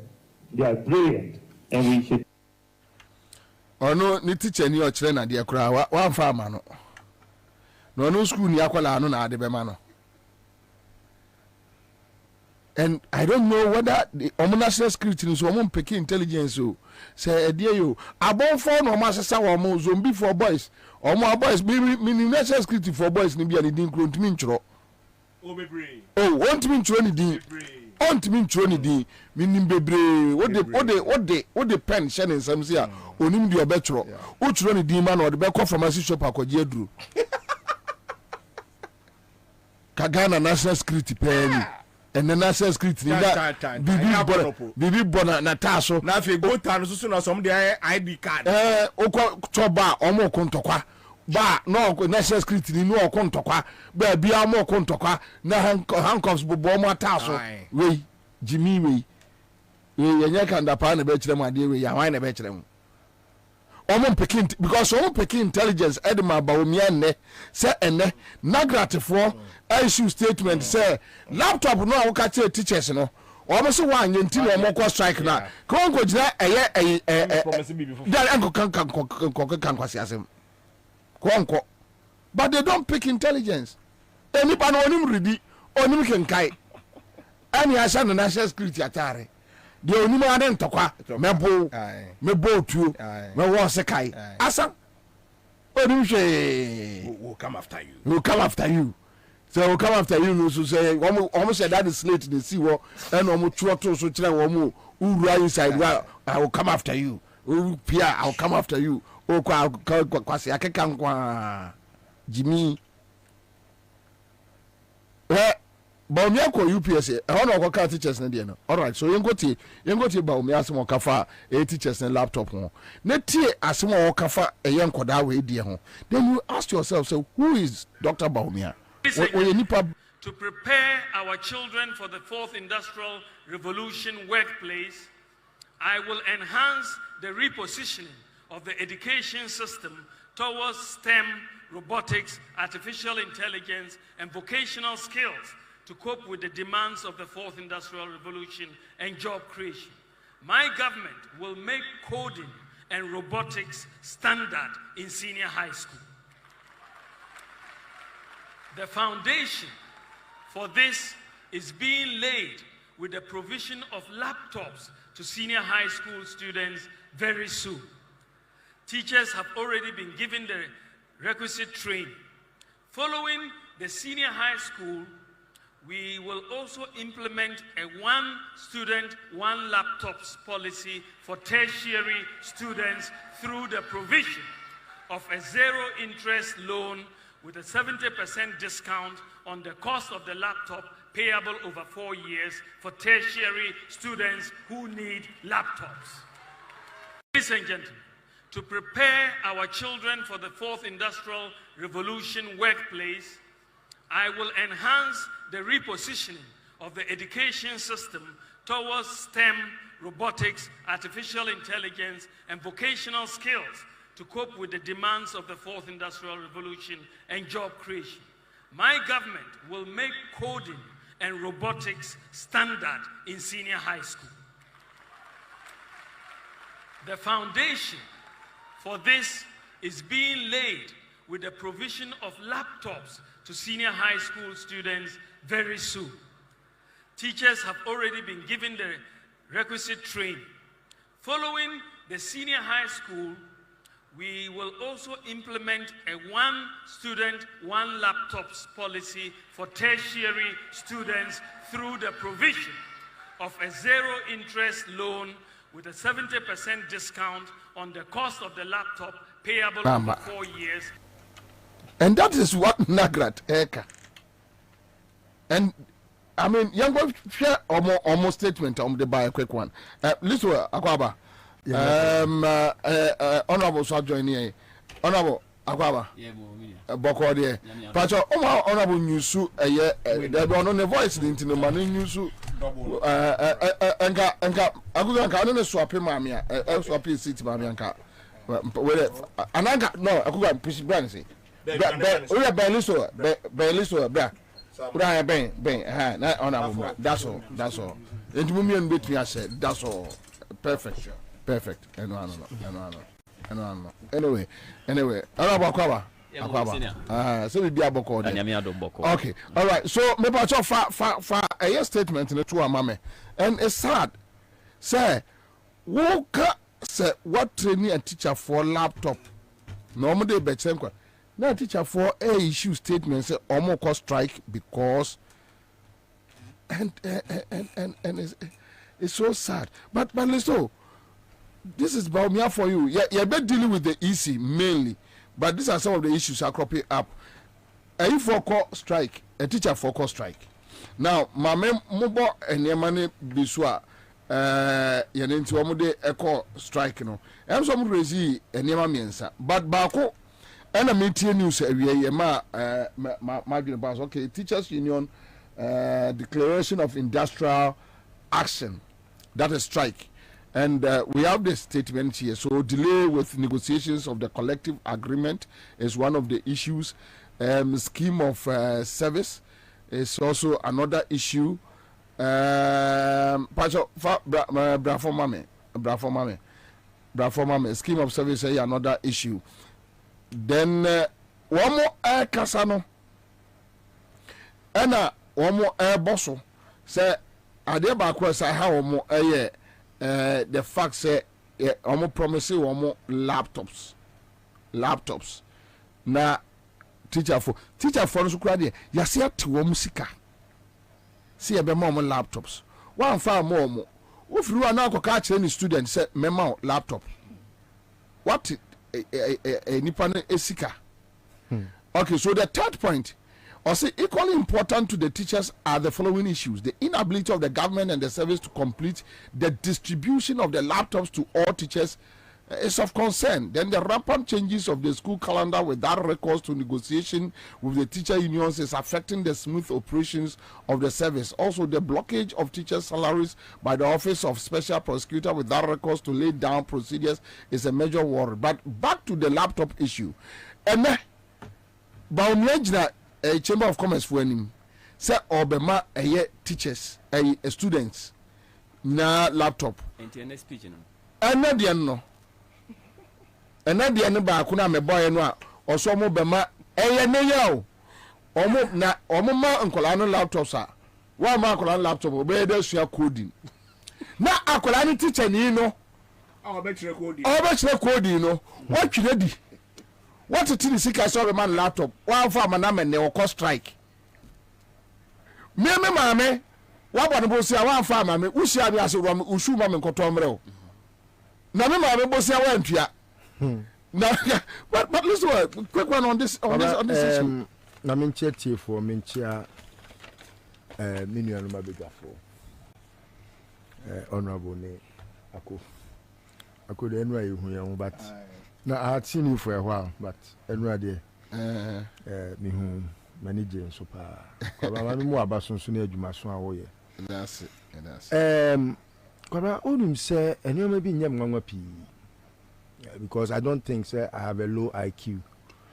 The last time I checked, now I was of very sound mind.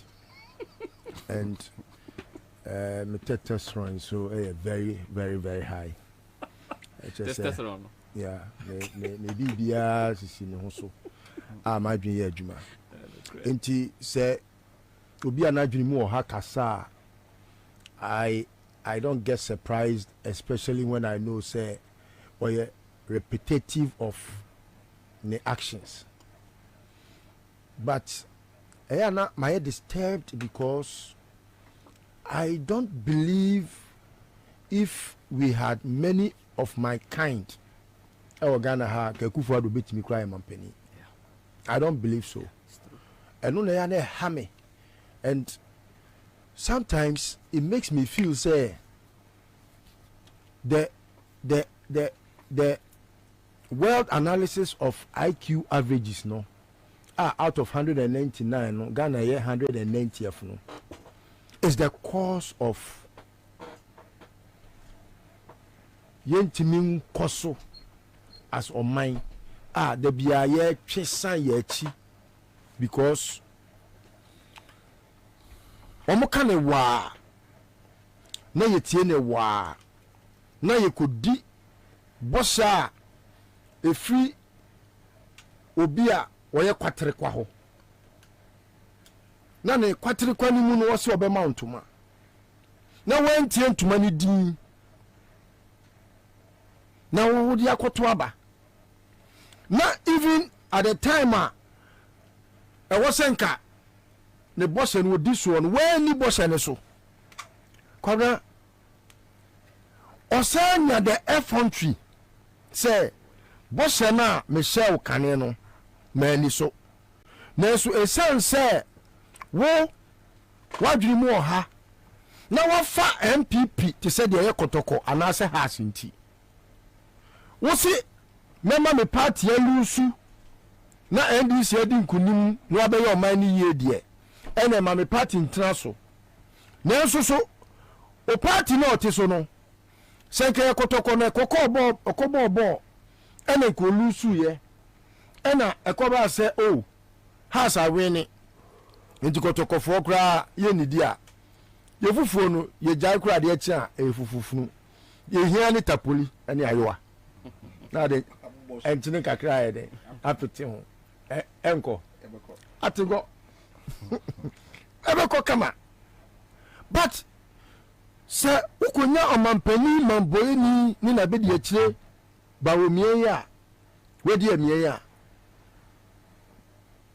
wo MPP ni a wotie me no ɛha busa ho sɛ listo wɔkɔtɔ fuel a yɛde ma no aboɔden kyɛn wo a woyɛ obi a wokɔfa a kokokyerɛ kan bɛsi yɛ so yɛ ana ɛna adum so abayi na sɛ wɔfa KIS anafo adum no dum so na ɛka wo no ya nneɛma bebrebe a yɛasesa aba in terms of capacity no a mo kura mo sɛ in excess no enti wo yɛ MPP ni no enti wotimi hu sɛ wo ban ɛtwe obira akɔ n'akyi enso onim IQ averages na ɛwɔ Ghana ha no ɛno nti na with ɔno so ne very low IQ no he still believes say obetimi afeda a promise even when he has not fulfilled the previous promises.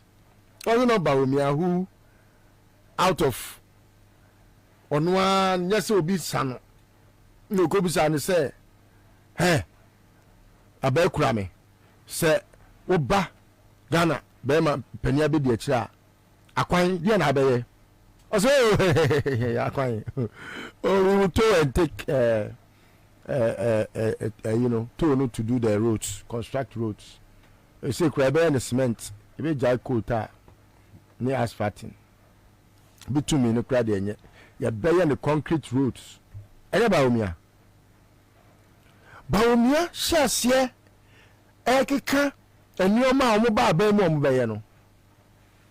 Na Sabra Nagana phone year Kufado knew. And so he was the reason why people felt say Akufo-Addo should have some credibility. Yeah. Because the deficit na Akufo-Addo won. Na aswan to the extent say okasa obi anyi ni. When Akufo-Addo was promising free SHS no. Na John Mahama were very critical because you cannot just wake up and say I'm promising when you have not even made a costing. You don't know how much something costs, but you say you buy it for your son. That time, whatever so podium na me market to be. Ora Ayekwe, Awuli, Director of Communications, Coalition of Concerned Teachers, and they are part of the groups Omo Eco Strike, AB. Chairman Akwaba. Waiting for so Omo so Bibi Aboko dear. I get Nyame na ya ko yekuremu de yekuremu anyway ya tese mo yesemo de mo niema egu form nooks for ka ho na grat de ba asema yo me da se niema no nia edikan first of all your conditions of service expire August 2023 into January 2024 and I shall say you're negotiating for a new conditions of service, any fair wages and salaries commission and any other government agencies. Now agreement I call NSL by 29th of February, nanka ye conditions of service. No, for the whole of February, ebe same ne. Ye share ba kope ye fair wages and salaries commission. January, the whole of February, any ebe same ne ye 1 March moon ye share bill. Inter agreement na ye call ye ne say by 29th of February. 2024 na ye wie no into me ambanet enunti na ye tu anamoya ye tu sisi aye hu sem omo circulating letters bi say omo inviting him for a meeting or china into the whole of February any the whole of March no mo te ho ye But sa letters no omo diki amamu bi anase muhu ye na ewo public. You know social media. Oh, how? You know bia no mo di bia ba office. But when I was director of communications, my coalition of concerned teachers, so obviously it will come to your table. Me who ye asa tenora because data was on yenra. And enra so me free office after 5 p.m. So maybe ebia omo patches omo frem na mo na mo pese mo come strike. That is what they wanted to say. But the last letter mo throw you know about a month ago. It drew time I be meeting and another letter by yes meeting no mo. I see. Yes, inti wo circulate letter I not sure say wo be share. Inti no ye na ade e kan. Na ne to so mienu so e ha ye mpa e laptop so. Na TM1 laptop ye tua a teacher for a tua ye tifi o musicum. Na ne ye ya ne say what you be seeker almost 4 years ni. We are in the 4th year. Nipa ne sanka ne laptop. Now so ye taking one from teacher ni no we hear laptop no they are tried here. Be a books was on any amania baby was on. Name on colano. Ye quack o mawon tablets or a laptop. Into me teacher ni no infamity. And I mean Jin Colani DNB. Na me fanchira one the America.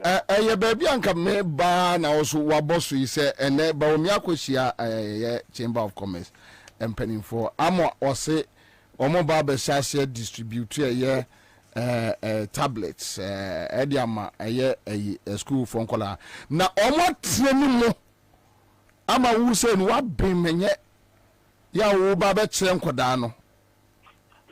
You see, they are very dishonest.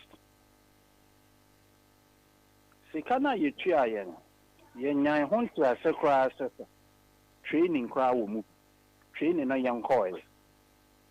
Oh, no. Chairman, you don't mean.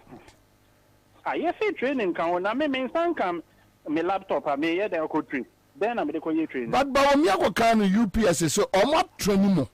Oh no na sem no oka. E bia na schools na omo establish those things no. E bia omo pick teachers ni bi. And omo ko training one because all this is because of political expedience.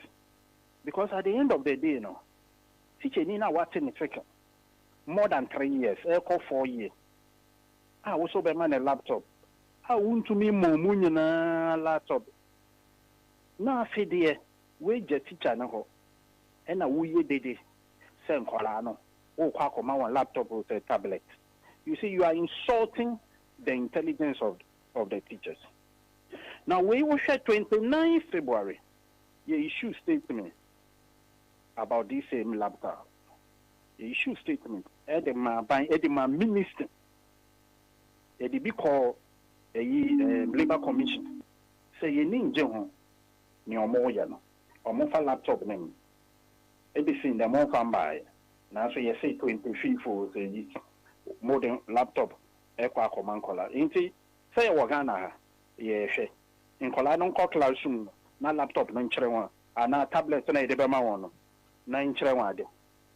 Na me pacho mo strike no meeting mo beko ana wha asem to say. Oh, say meeting there o frame ya meko. But now you set the timeline. Well, and to say I set the timeline. Now we in the timeline also. Now it be a what to be say, you be popo ye ho ye be ye we.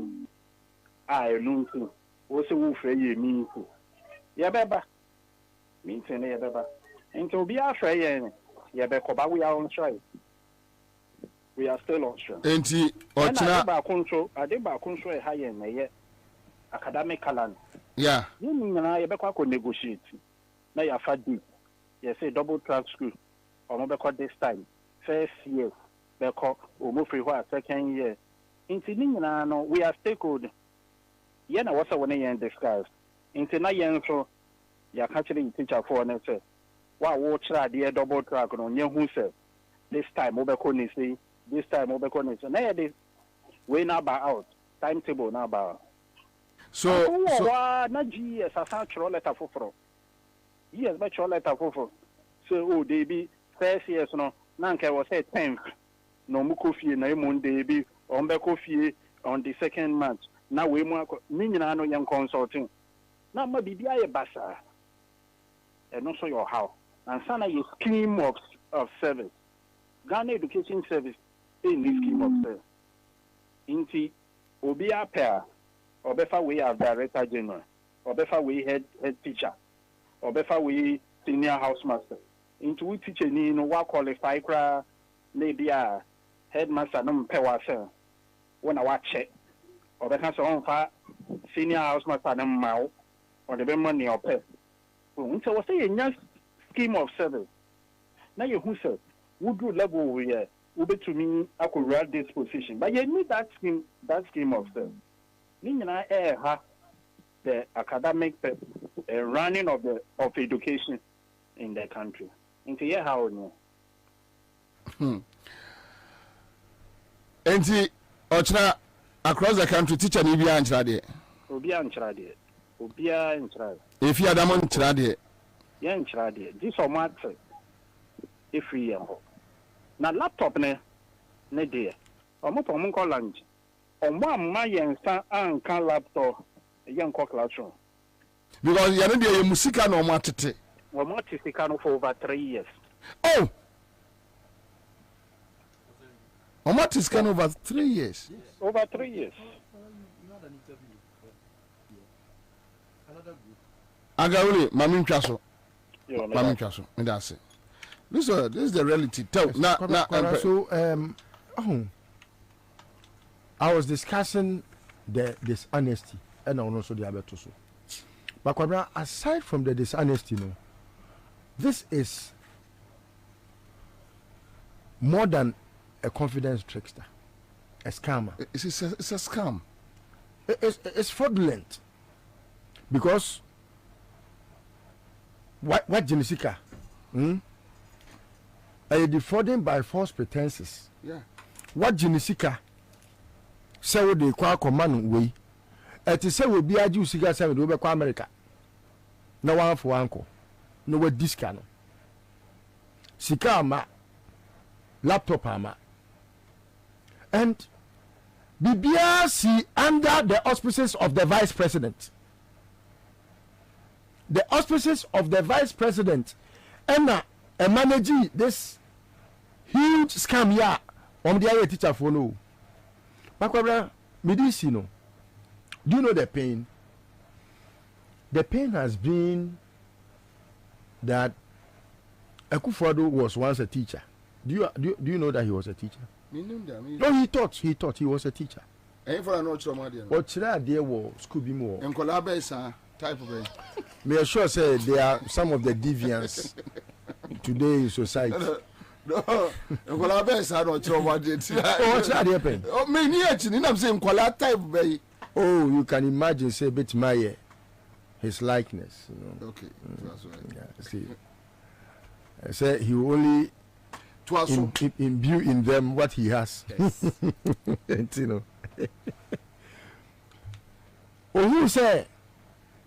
Akyerɛkyerɛ adwuma no ɛmfa kapre matunu botom no ɛna ogyae to seek greener pastures. ɛno nti no the day na teacher for no call no can say you can't teach to be a multi-millionaire no, a multi-millionaire no. He meant it because why you be that? My papa was also a teacher before. Now unim, he does not respect that profession. He doesn't regard them as professionals. Omo eye bibia ma omo man ana omo tete nipa. Akufo-Addo never respected his teachers. And kawo mo sa. Bawumia will be worse than Akufo-Addo.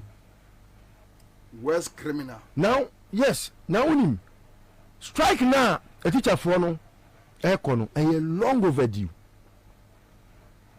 omo ka hu bi na omo so sa aban tantan aban fun akronfo criminals aban we eso na ene abedu ba bia aduro no na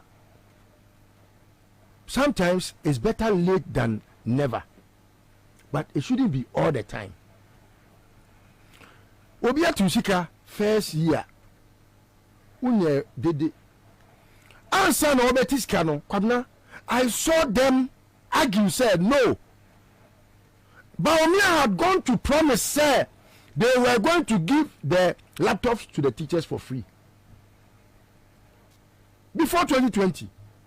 I remember in this studio, one of them came here, a tall man, I forgot his name, to discuss laptop now, the quality crampo. Me a family, Kwabena is also a better car. Na car no enya mafie okono se obetna front intekuma se maame me ko paper car no na maame na bo intekuma etiko ahwefom te dan wa be se car no so mafie car na ya promise ni say ye de be ma no now they were arguing about the quality of the laptop mo ka say laptop no krapa abani yes or de be ma no na laptop ne quality ne wo form the speed ram ne bibia. They were discussing technical things. It says a laptop no enye papa oh say 3 years down the lane laptop ne my. So me no, I just would want us to start believing say obi ye woman pani anase na be de akira na say NDC for more aban. You see how we are very critical of the NDC. Is it because a NDC inti kajo mama betimi aba be yes ade we anami sata untimi nyesa. But when it's about the MPP, I mean, we try to let them have a certain field day. Say they can promise heaven and deliver hell, and still will be comfortable in the hell, feeling say there will be a condition in the hell one day when they had promised the heaven. And so sometimes you know can be a church for if you know makotna no wo de mo hwese mo mpanifo no mo ahwe ye ombekwa kogiska na ekira ya saka mo simu mo nkokira de ba sanka mo tie atua de se kwa me atua wono se me nye se da kopim se obeye sei na nka ban no ba bia sika no ma wiawia se o mo pass no makofa ba e de laptop na mamo a I'm for it. I'm for teachers. I want to say more laptop because it is not because Bobie is doing anything innovative, but it's because Wajio Musika. So I for laptop now more where you crom for, and I will not stop calling him a thief. Broad daylight armed robber. Any day I see behind the microphone because I have an example of how a scammer has scammed teachers. What is Nisika? Thank you. From Nisika, a quarter laptop brano. Teacher ni no ebi kwampa ebi obu okro mo laptop dada oba nya the optional by force yet free source. Yes, from thank source. You honorable, but this is the situation my teachers find one at all culture enkrofo say command kwada la tablet no na laptop sika no ho. I'm actually shocked because me buy na obo tape no na ma adwene say previous nim say on se say asem na yem nwanwa minia asem na oh say teacher for no start say agitations we enye no na me hwe if you go to the internet teachers and laptop na nyoma consistently I mean February record mo threaten legal action and as say am ko strike no minia 30%, you see laptop and 30% create from professional development allowance. Now laptop no one who saw say total cost of one laptop 1,500. Are we jokers in this country? Yedi agora na. Na laptop no yedi kosuya de ana yedi koye den. Empty. Maybe wife for teacher ni ne de ne say ya che ono ne saka ne de say ye na che enti the next teacher onya bi mpo no obenya me de me wife ne de na asay da. Look, there is nothing in that laptop. In fact, my visa parliamentary question, I was this teacher laptops May last year. Ebesi Samre minister didn't me ye ano. Because me bisa say e dey enquire and omo fa so ye procurement. Very important. Because when a teacher for no kana apart from say no omo ye negotiation say omo be use omo professional development allowance 30% and e dey piano. Bibia ni omo ka ho biom. Why na e procure na momo? Dey complain na e free bar. What is the terms of nothing? They were not involved. What is the quality of the laptop? And the laptop is a bomb. I'm telling you, say, laptop na how they new phones they cry. The teachers they know it. Now, after a debate or parliament, you do employment and labor relations, MPP for no sorry can say, and I'm your mama and a momu and a yenti, and ana strikes a dozen. Na kufu do mamu yenti strikes eswatete na say ya debate ye ya intermediate teacher for na mo ko strike no sa o ma mi awu na o so onwu ye wada anyumredura na ebehu ho ne kombede no eni se mo hotomo na mo betena se ahwe watete mo sika na matena se amfie miensa na afi na mo sorry a it speaks volume of ye teacher unions no ba bi omo allegiance wo. If your allegiance is towards one kasa mo nkro for na ye sisi mo ye tietia mo for ahunde no so a mosem na mo allegiance nso kura agufo ado a ono akofa limping man as ne vice president say ono so ni mate eno so ekuta mo a entine de se mo sorry a it's better late than never because obi a ni o si choro mato a mo ankasa na mutimje na mo hu se ne ehihye mo entine me na me ka kire mo se you abana bumu ya yete abonte de yenim se we a semblance of thievery scam confidence tricksters yenim se a semblance of it bo mo amotim no e wo semo na mo kasa ne tie mu na me de atwa mu no na nat any nagrat any cctv cctv say concerned teachers yes concerned teachers no ma sorry pa they will bargain for everything on fair grounds. Enti eneno ehina sa unions ni nyina ko. Enti me de men kan kese de me kan say this teacher per laptop, even the price of the laptop tells you say yeah for laptop no me hey. Now for promises from promises there, I'm say the best description na minia list all the man no. Dr. Bobie thinks ye nyina ye IQ ketwa. Inti ni omeka biya no it will be what promises ena papa we oma bi mti what do we need again? What promises do we need again from him?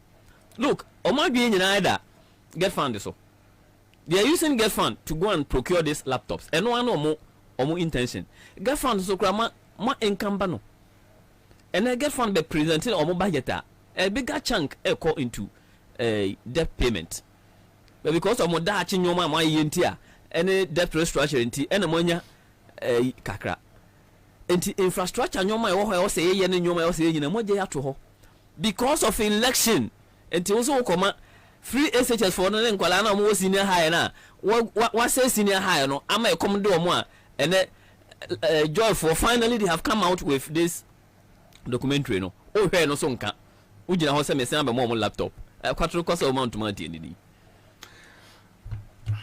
Officer, to where if you Sebe, se obi shobo na se onwe mu oni gidie webo a o hye ni mu a ne kasa ani na no popo e ma hu no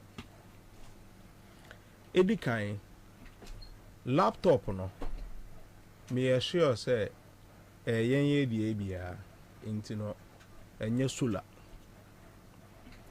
ene enkwada wo srem a omodi omofu eto fom ansa no matwra de into da fom a wo fu eda fom no na o de laptop no ato achacha so na obi fufuro air type emawo na nu ya se oti regional se one of the northern regions school dan a eye your friend is saying clay not dying ebuogu nkwada so yan share no nkoka yes ye bro laptop yes the first things first hwe se baomiano ono oko ni university ewa brochire ebo ni doctorate ewa brochire enti no eye ne say the whole Ghana no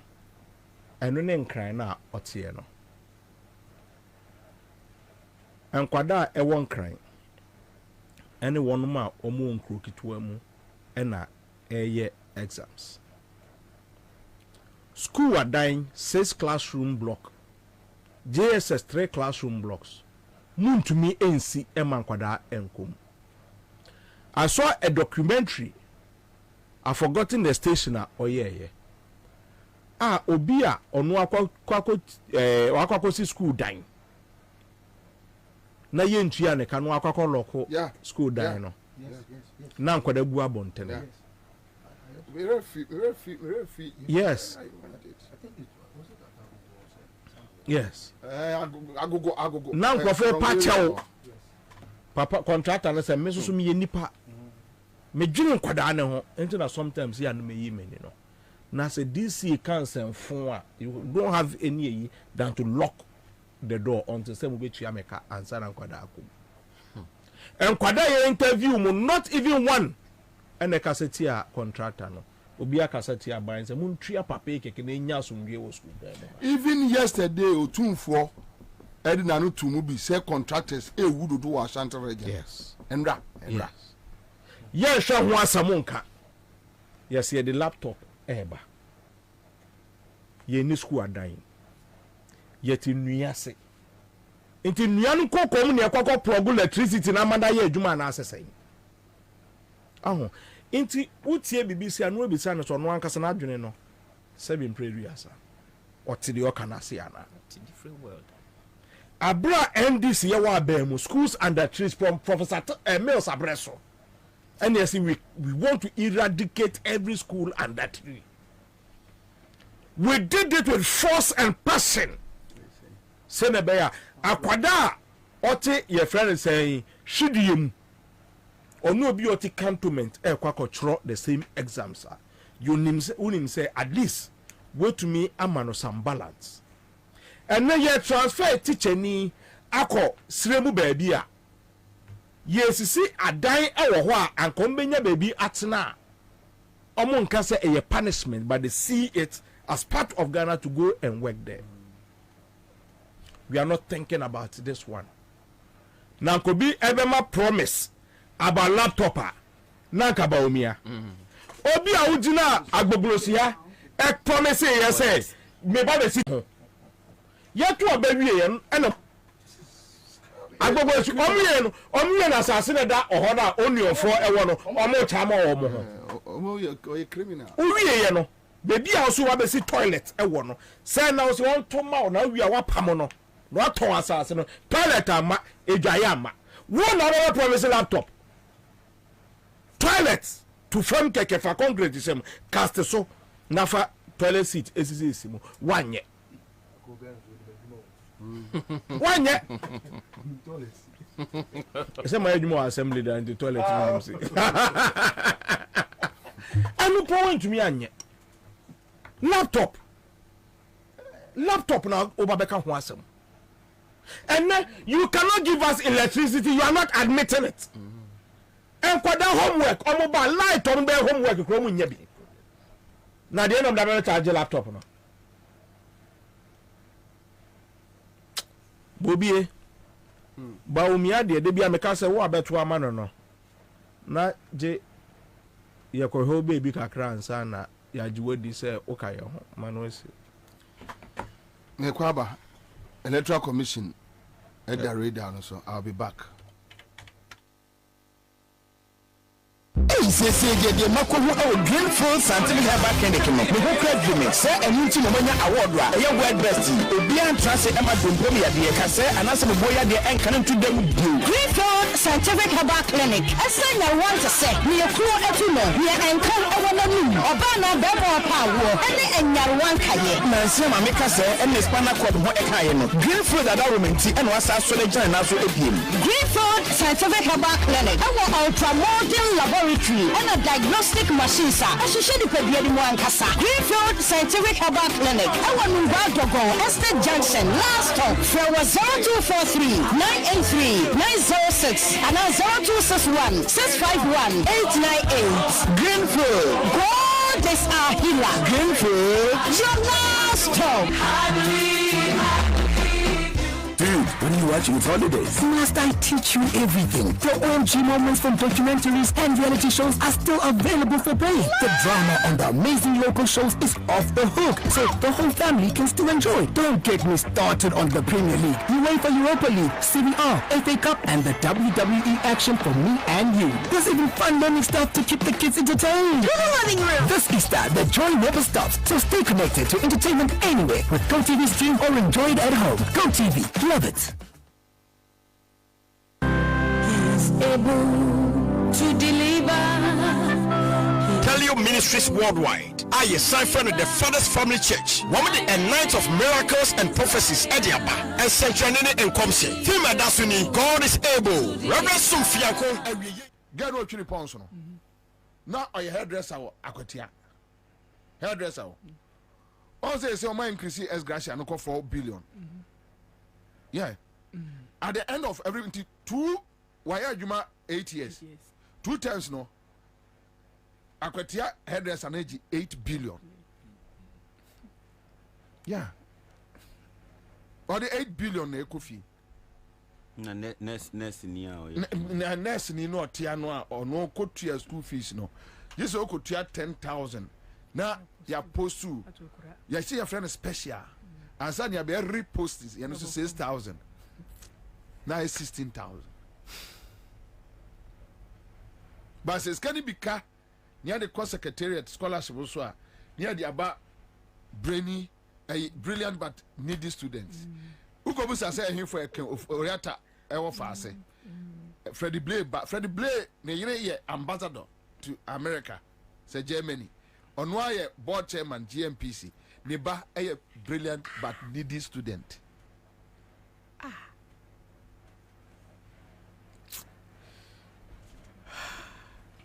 It's really sad.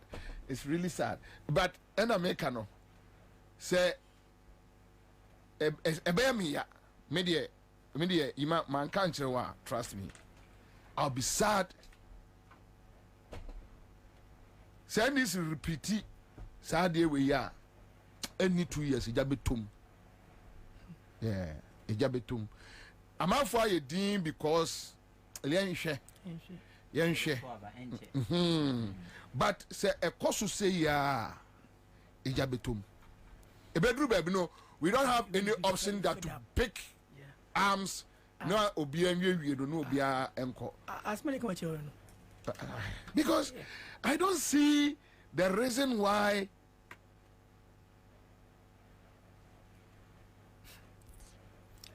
I know sooner I was say we shouldn't get there. We shouldn't pray we get there. Because we will be falling back. But don't say. But then it will be a positive defiance to correct the tomorrow. But the positive defiance, will meet resistance. Yeah. That resistance, be resisting positive defiance. Matthias, yeah. Because anyone, will try to resist us. Yes, I remember so. Yes, so but the mini be a means row. Yes, it does. You also. I wanted the problem, but they will resist because they want to keep on enjoying. What do you say? And then me catch you be say, men can't say ma and this name find people near down for. I haven't said that.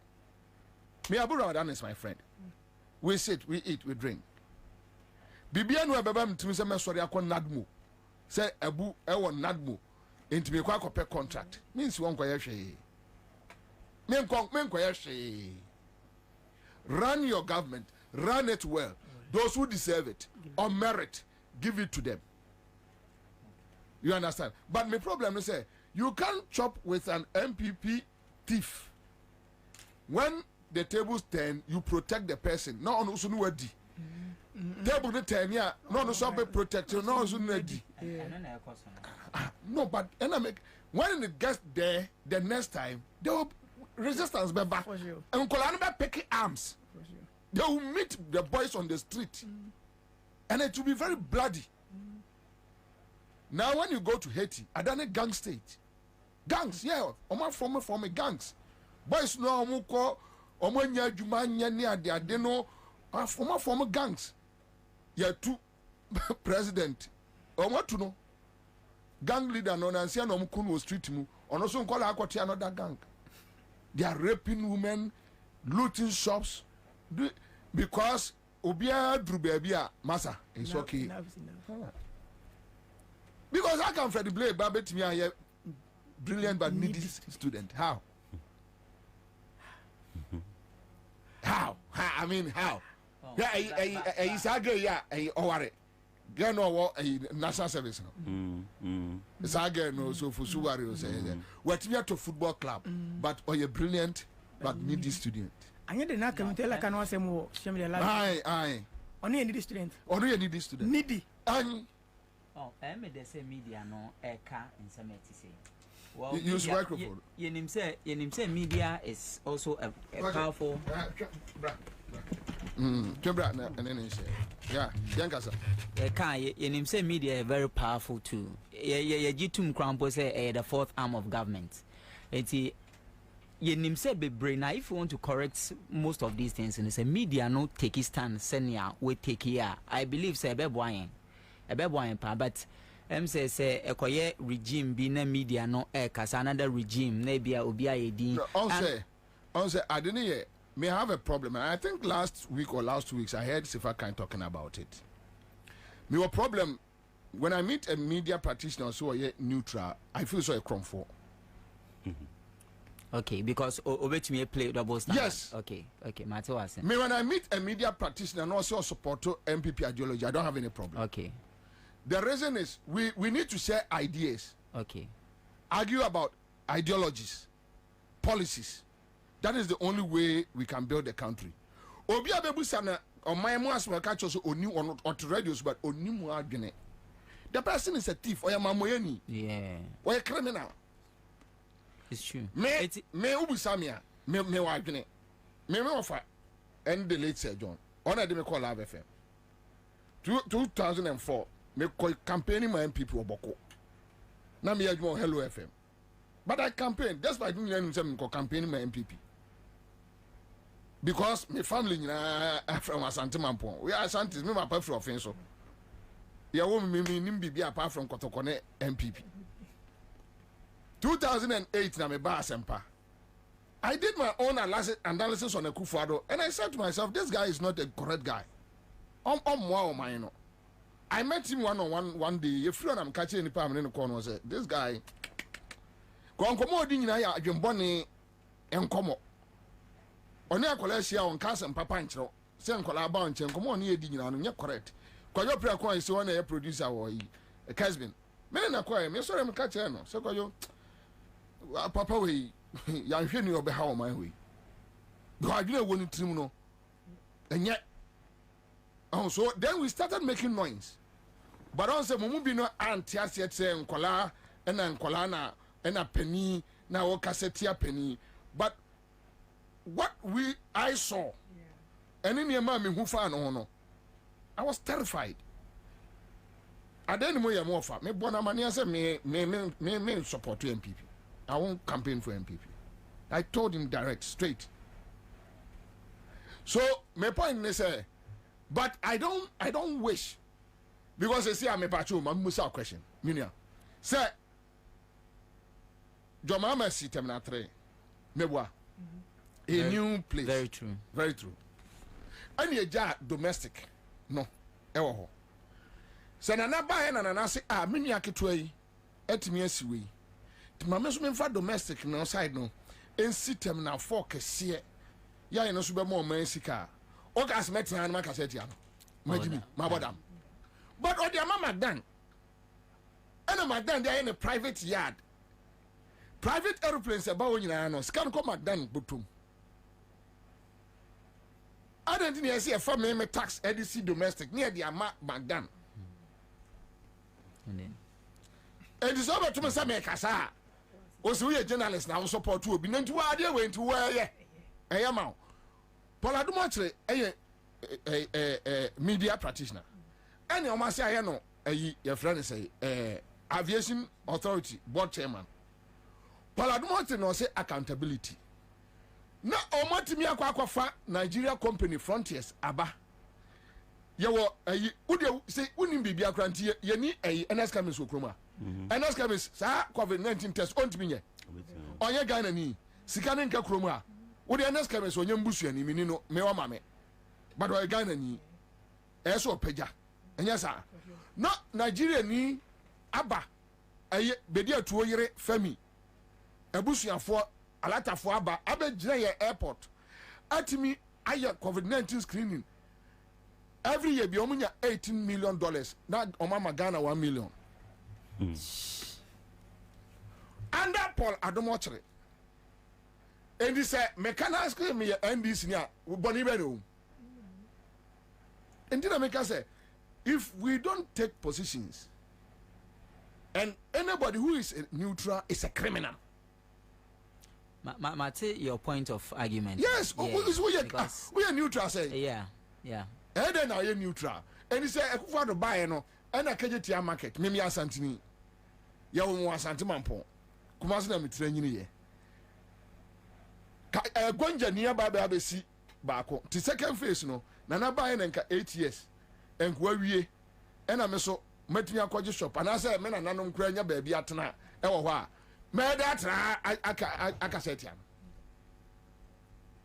odi ya fa de say mimi krom ni asantemanpo jo mama my water plant john water plant kofia say benim krobo all those areas jo mama na ma water plant oye boleni enu abeye ekufo de ba efri mampon ni first born ofri mampon o ware mamponi they are our cousins yenya ya abretufo right into so obae no and asantema ponkrom no waba be ye project obia enya so mfaso a majimi the only community center Rollins ne yire kuna du besi yes ata no de chigale omo ye gare de 31st na omo kire mamponfo nsanu nyuma ne ade no akufo do abebu agu asini event center wanfa ama district assembly no odi amane ba utuas kana ko ne ba botom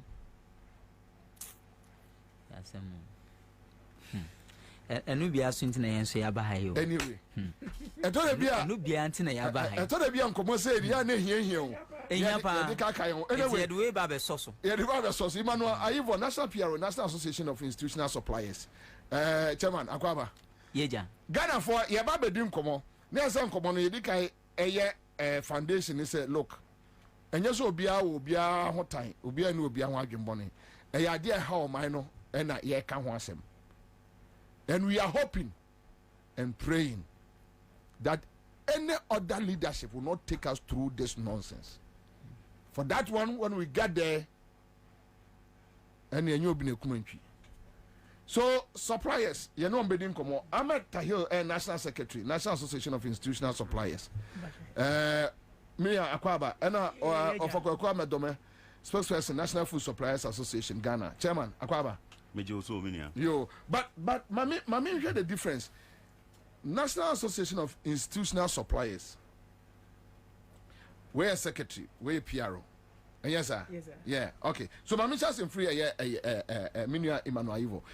You can National Association of Institutional Suppliers. Dianya moya den. Yo, Minia Medase. Yeah, businessmen and women are able together.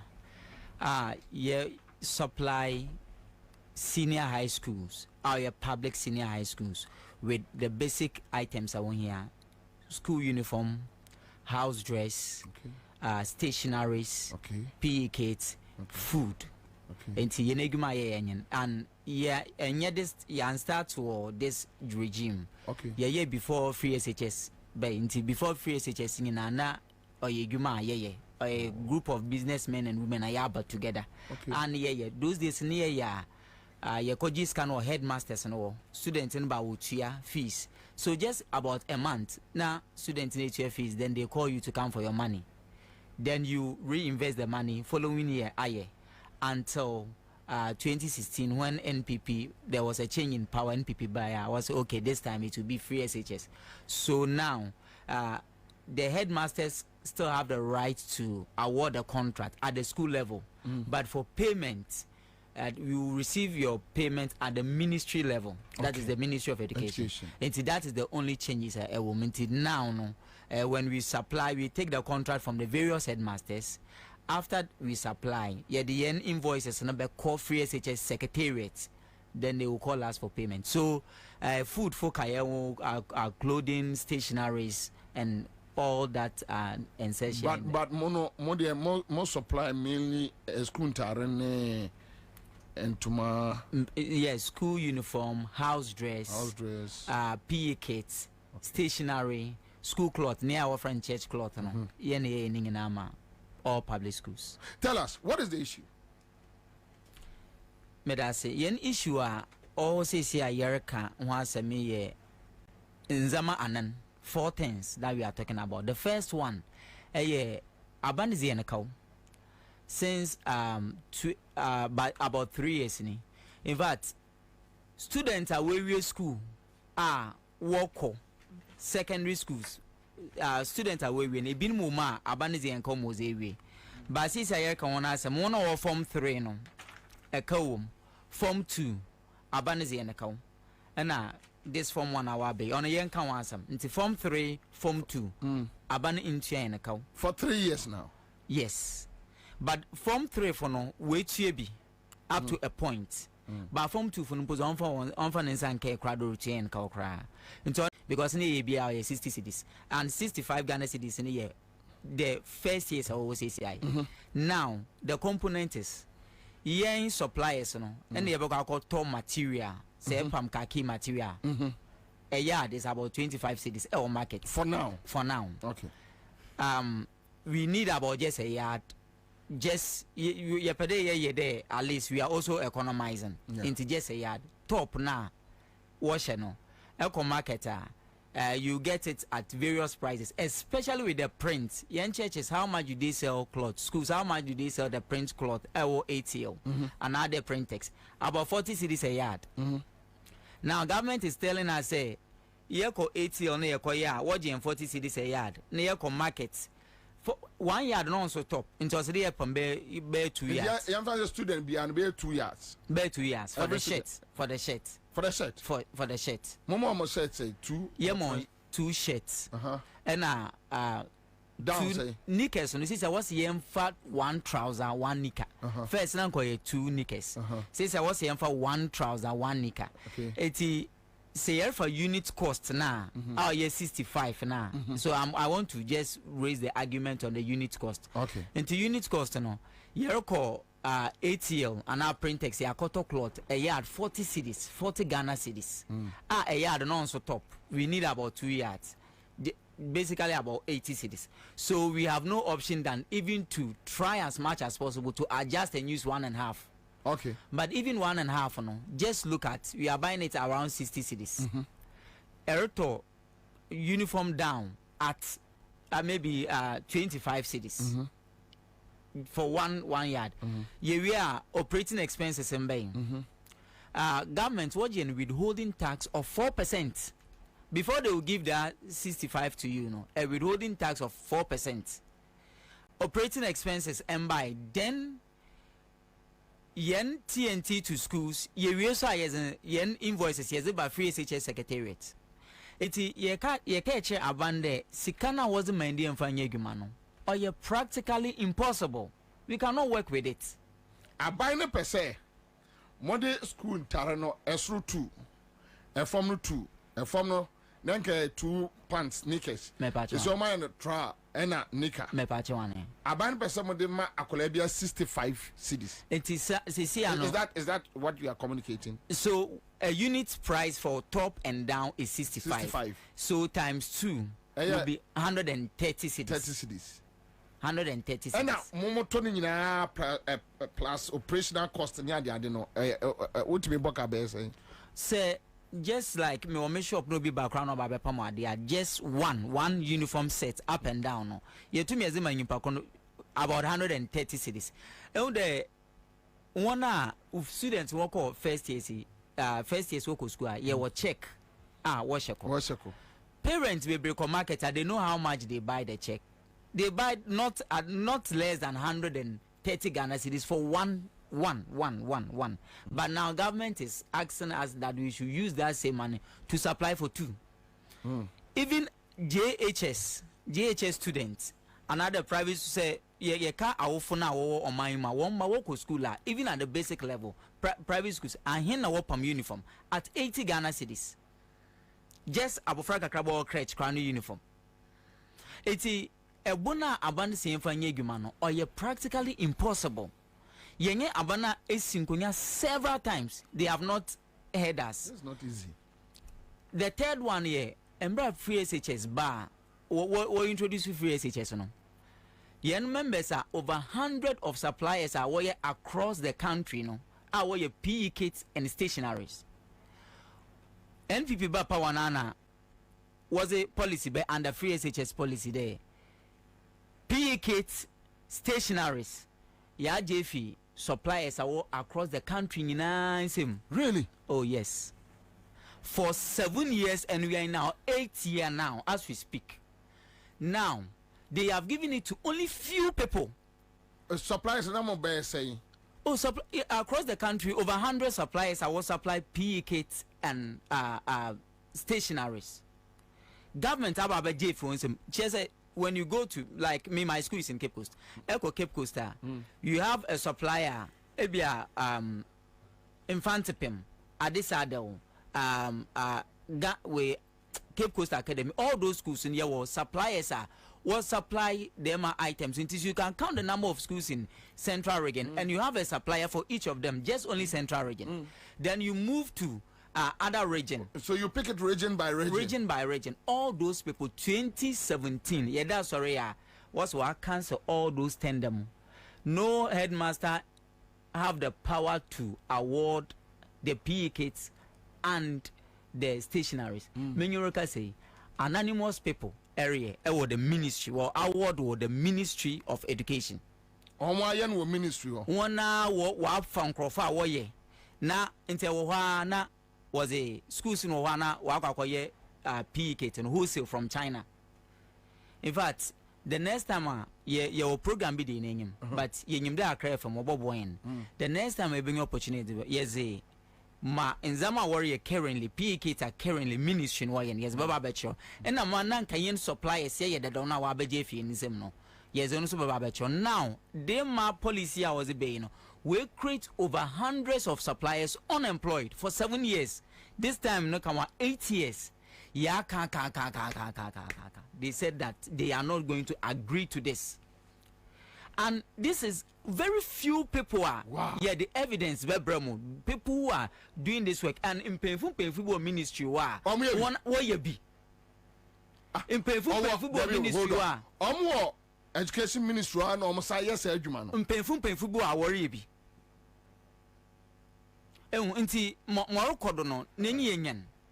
So this only the third issue I concern. Then the last issue in there abanize supplier cow dem am using kameka in 2023 nkrofo won ska wo ma won tuenwie final years no and the second years awo say sia no mpozo abanize to do tue bia cow. Now they want us to continue to do the work. Yes, our capitals are locked up. We cannot do the work because most egumeya yakoji loan our bank and eze and this is a yen to me egume biowi. Now what they've done is they have contacted most of the headmasters across the country. Now I catch you so who school supplier be went to one supply no give us the lists of those schools and give us the specifications of your school uniform. Yeah, you be Bobie, the ministry itself. Will be Bobie now our supply, and that is what is happening now. That under his watch. Under his watch. Dr. Educhum, under his watch. That is what he's doing. That is how he is treating us. Memisi Kabekem. Mikoba Bosia. Minis council system in supply. Messi means supply. From Sikama and I mean supply. Yes. Obviously, there be any side for Sanchrophone DMI for schools needing my near specifications. Na yam 5 ramo. Teachers Modia Musca and shit. Now, Messi.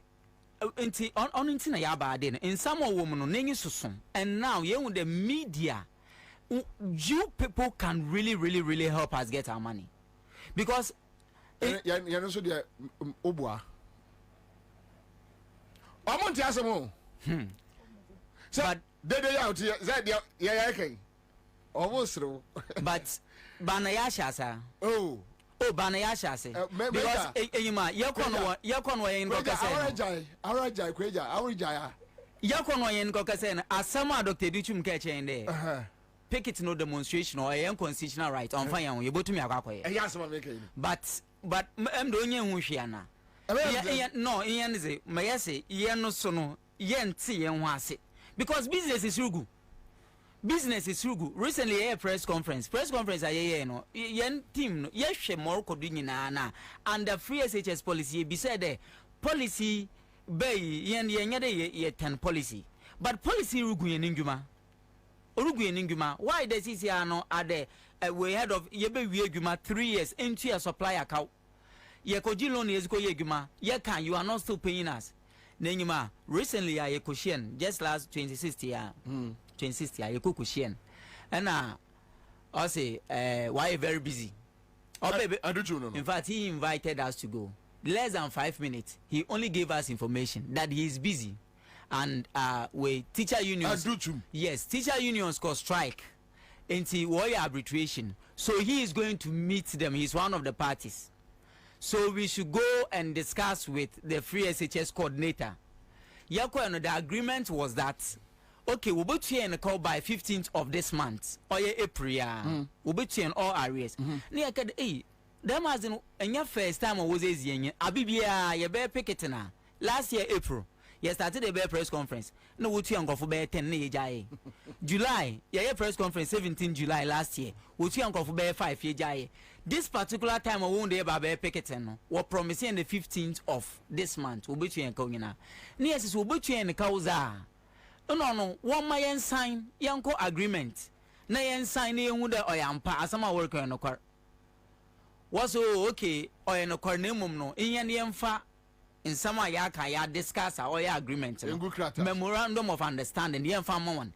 Yes, I want every meeting at the next day nan yes one. As we speak, they have refused to sign. Not cheden ko baba dadain. Inti coming Monday. Coming Monday. Picketing our Ministry of Education. Education office. Monday we are. We are sure some beko. Miss Monday nationwide picketing. Until Mbayan be that be from under one bra. Origin one bra. Dr. Duchum. We are sure some beba. Hey, wababa. But you know, okay. If you are about China, Ubenya Institute, or Bado Life and Young police for you. Hey, this thing was supposed to be done on 4th of March. Nanka 4th of March, in the Ghana Police Service catch and you better say independence. Ye pede catch Dr. Duchum, the woman economic liberation. Women economic freedom. Say 4th March, yeah, 6th March, independence. Yeah. Ghana, freedom forever. They say freedom forever. They say yenanga yen shanizi and wonder. Ne inkwasumo today. It's in 4th of March and is a share 6th March. Na yaka they should give us economic liberation and freedom. And the police who has an intermoke channel was friend. Yem 1 month, action yamiadum. Monday, coming Monday, aye. Or dim life and colored. My memory, your friend say, Ahmed, what is happening? Baba, the Ekano is more than said, ye Muhunefa and Amotinefa. Okay, I don't know say a buying but I say obogun man ketwadia. I don't know. No say do you say so tia anything po say obogun man ketwana. No man mark a same one apejana. That's intention. Go 2 years unchayaka. A loans. You must know a bit home fee, bit home machines, probably 3 years and all gonna say site. Oh boy. Here, mamma said, let an to be free. No, number mamma, just want you by day. Okay, could do a little more. Oh, my fee. We send him to him, say, this is you bank Tony fee. Just 68,000 a cow a day, now by Nico over 200,000 near Tony fee. Or the cash 68,000 at the bank. Yes, and I buy the car interest of accounts out or you get something over 2 years now, about 68. And I buy the car over 200. You're talking up on you, Papa Baba no soon. Sounds of boy from Sanako Bisano. Sam, I'm doing the man. Coordinator Bisano. Some boy, I'm what say, Secretary, I'm doing the man. Okay, and no more quick, I'm say side. About her, you said to my youth and your Jumao, the neck is Yaro, and almost share my basso. So, maybe school, Monsieur Minya Benjuma, but Miss Abayo Juma, what two machines, Nim dear, me kids, and you might cost most schools by 4. More column, me sewing, obey home, and you machines get well. Don't feel good, dear Juma. Columbia printing or sewing or packaging or no, that's sorry, I say pick it, afraid you just mean same a national tender. O so I took tender, never say beer, any pound 2, 3, 4, and a tender for estrogen. Pay Obianca who be more, see better than we. You want to hear from a movie, by the chain, obey supply. Now I can see now what fee 7 years. You know, where I can self-fulfill the deputy. I've been doing on this same issue.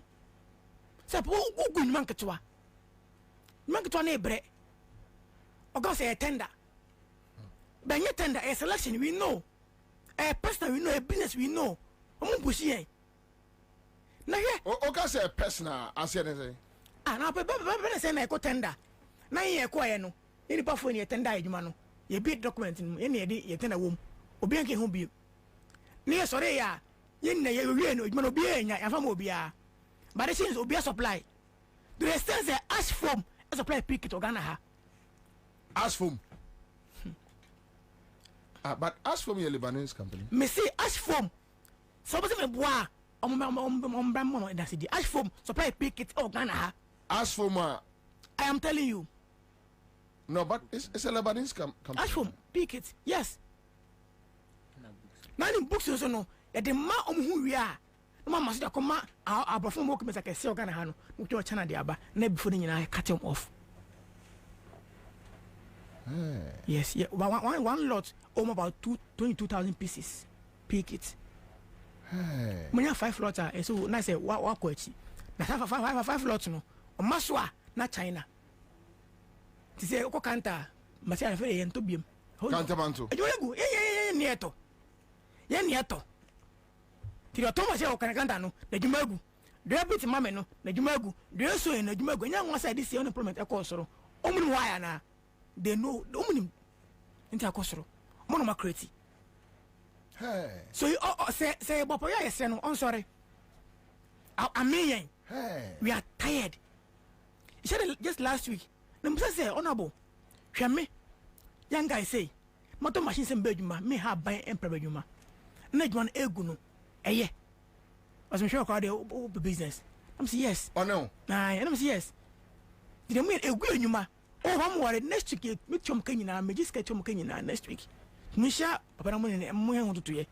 The job I say, and old son and what we do to me say. So no, but that Papa, yo. They say I come for that chance. So a barrel. The minute say, some price on mine, 130 no.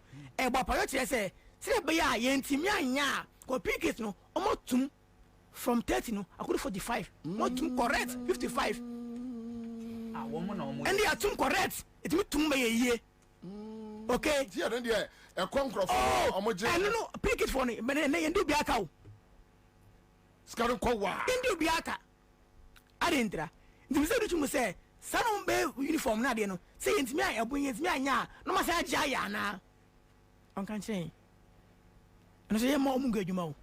Me MPP ni. Okay, my test competent president pay. Papa former DC you as man ka say o ma mo obi anim no. Ojidi. Yes. Papa o ma former DC for time 21205 but gona hwe o ma wan papa. Owa. Fure bi san se jombodu ni me. Test con 208 gona na run off na mo for that region ko legend o pota mi.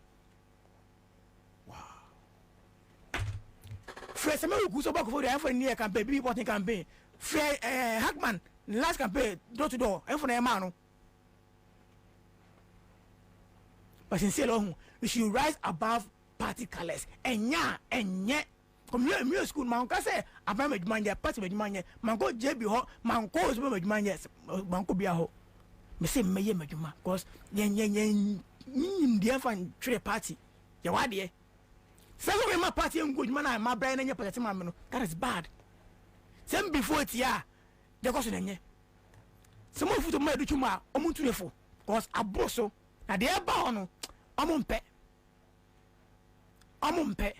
the person they want to ma enye ye man so on jingu ni mayen enya juma omuntum so pick omuntu pick me ye no no so be ye so omuntu mai enya ho and enye juma for the fiasi o aba fiasi ma se no 28 be fiasi acho 30 years ejuma ho da year for years enya ba na ma juma ne ye da bi ena me ma fiasi ara mo ye no ayeye anse wan ko ton tare obe free tare na ne wan to be free nyane eno nyanya so de rezi ne fish ni ai so they mean oh man say as e to agubi oh man granto yes go our loans hard and money say be say my way no be my grant for you no obi to fide my say for you no oh man supposed to be as baby ah and no one say was a needy student aye paniba or a needy student needy did they go papa amen e so bo be ke du tuma o mo ka be nche no o mo ka be nche ne pa go say dey ba ne dey aha oni be chia yam e mo ngu adwuma it won't work the biggest no e baso on the 8th life and colored unless o sincere no sign mo you know some pan now no you pay us hwe obi se na e kam me wa ama e to be hana gana pona yo den ma no ska ministry no e bru 200 gana e bi de oso papa minimum be e mboni for education director moi this guy come say workers e guru say e obo te papa no hwa na areho supply schools be 30 say big boy go 200,000 per 30 na ya he. Yet we see a creating environment and my business grow with this.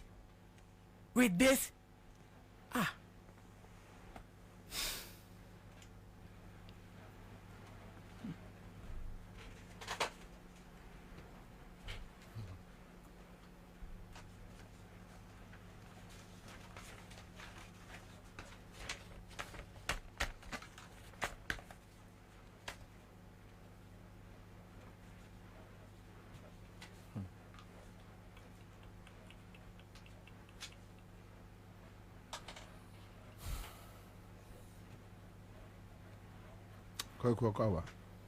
Major also win and saying Boko. More side what to say? Yes, so dear in your cry, Munia, media in your crana.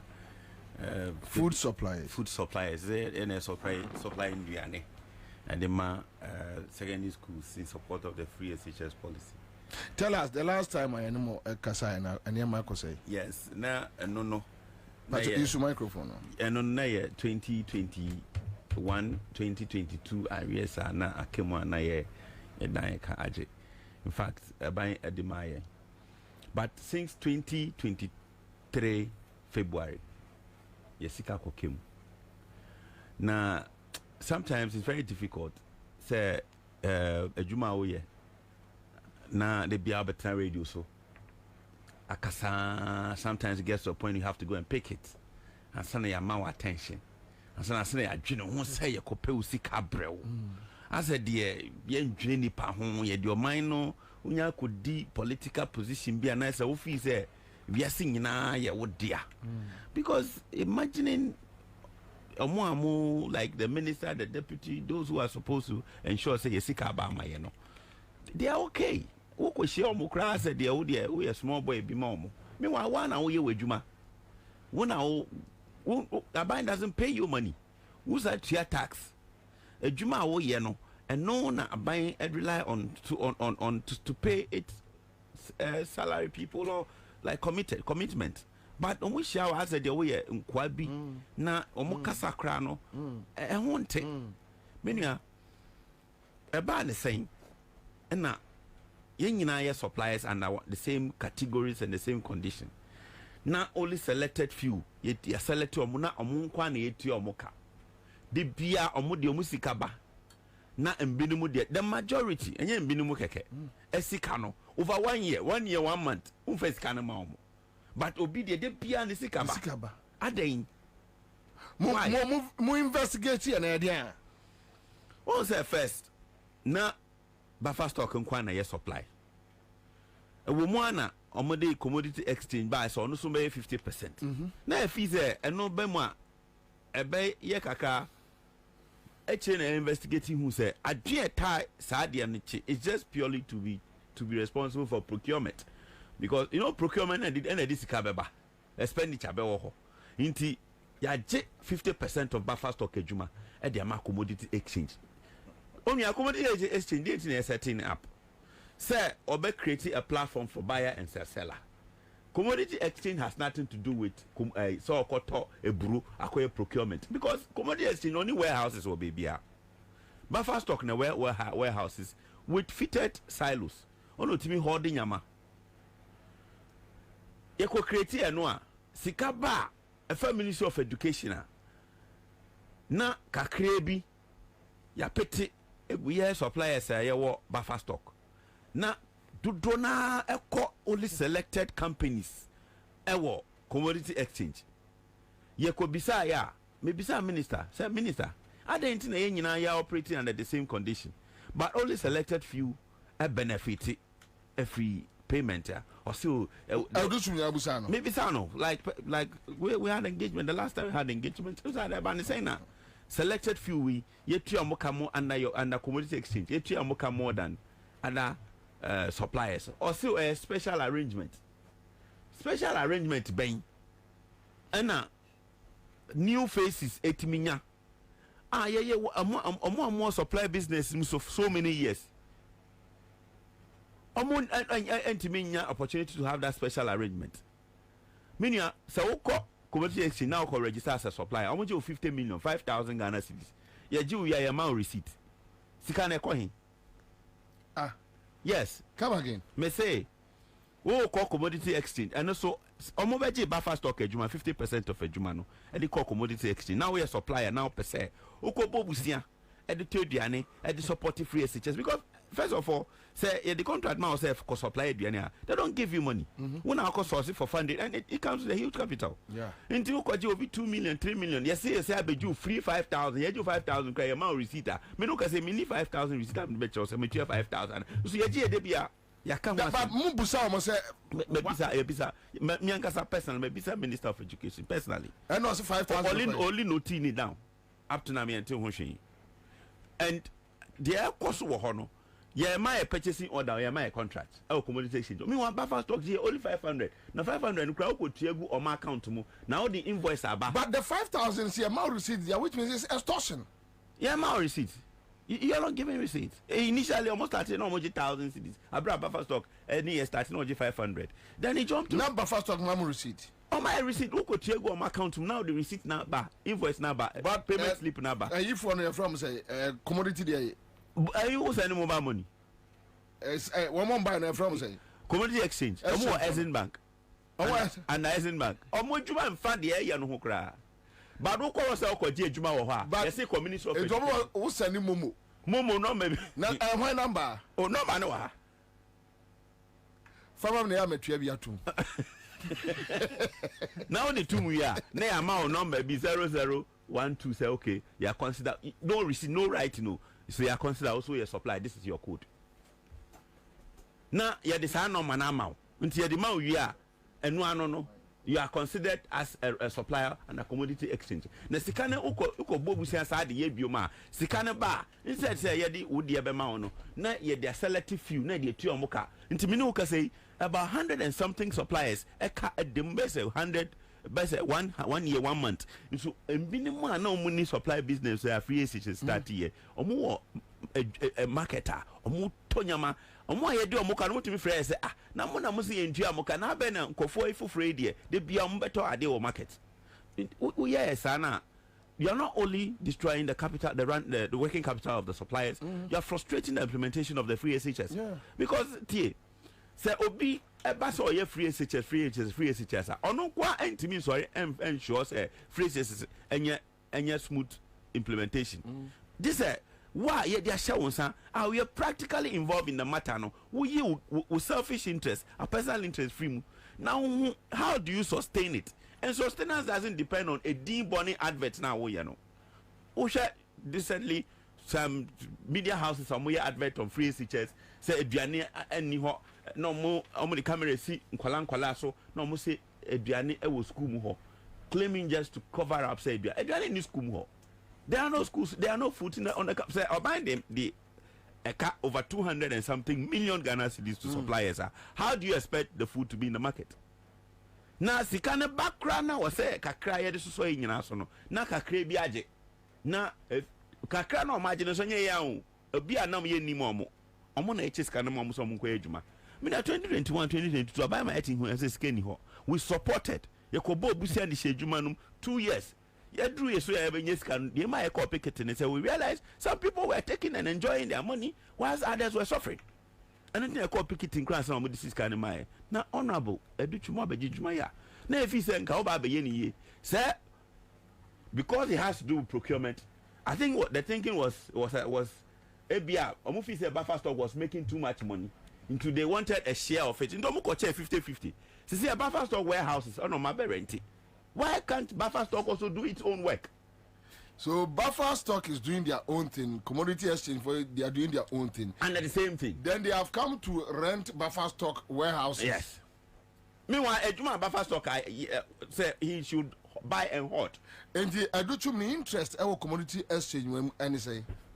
He is the one doing. In fact, commodity exchange munye juma bia. Oko horse see say o person ye supply. Because the Ministry of Education.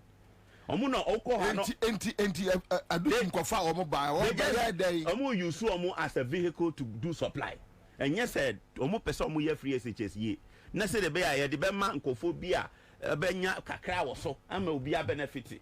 That's the purpose of it. In fact, that is the only reason for it because adentina say education ministry nangasa na pese ya adentina on just supply nye. But all the commodity exchange abase or no nya supply no Zuko office was a OG contractor. Yenfa contract ma. Ye the be ma no a purchasing order. Ye ma contract bia nche say koye supply. Na akatua ba na there are people who have special arrangement or musika TV mantem and others and timinya sa special arrangement. Ye dey asem ye tietia. Ye be ko picketing. Na mo ye picketing na nye de konini ye koda ho. Ye nko say yeah, but as a somebody could be that. Oh, yeah, could be that. And no, na omote ase. And teacher, I must see what muscle. Ha, na yeah, and sorry, with you.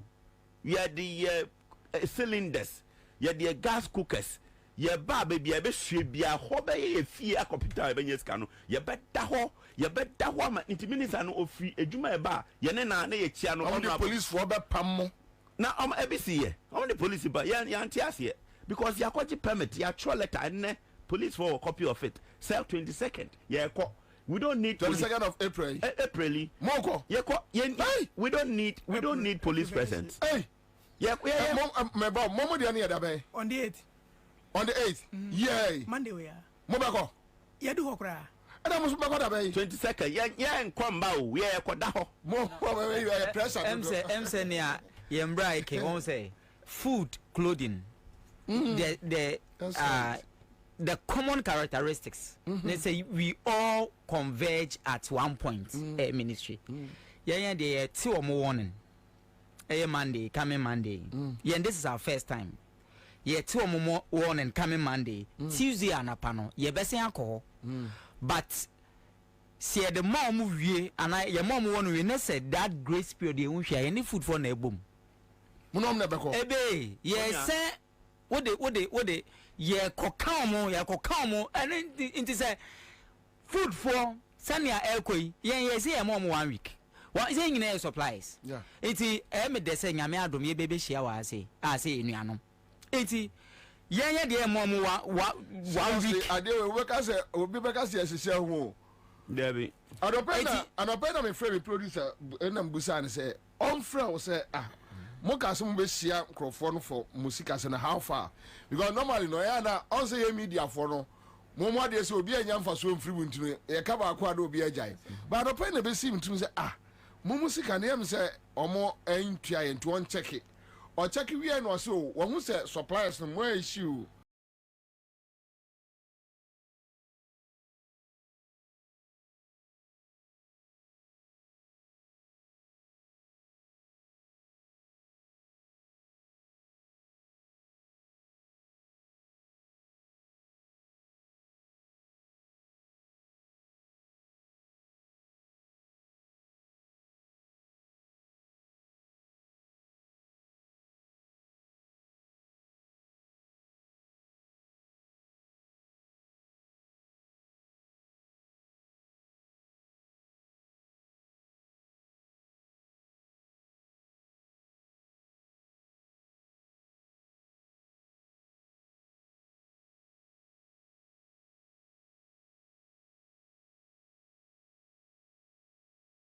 A statement.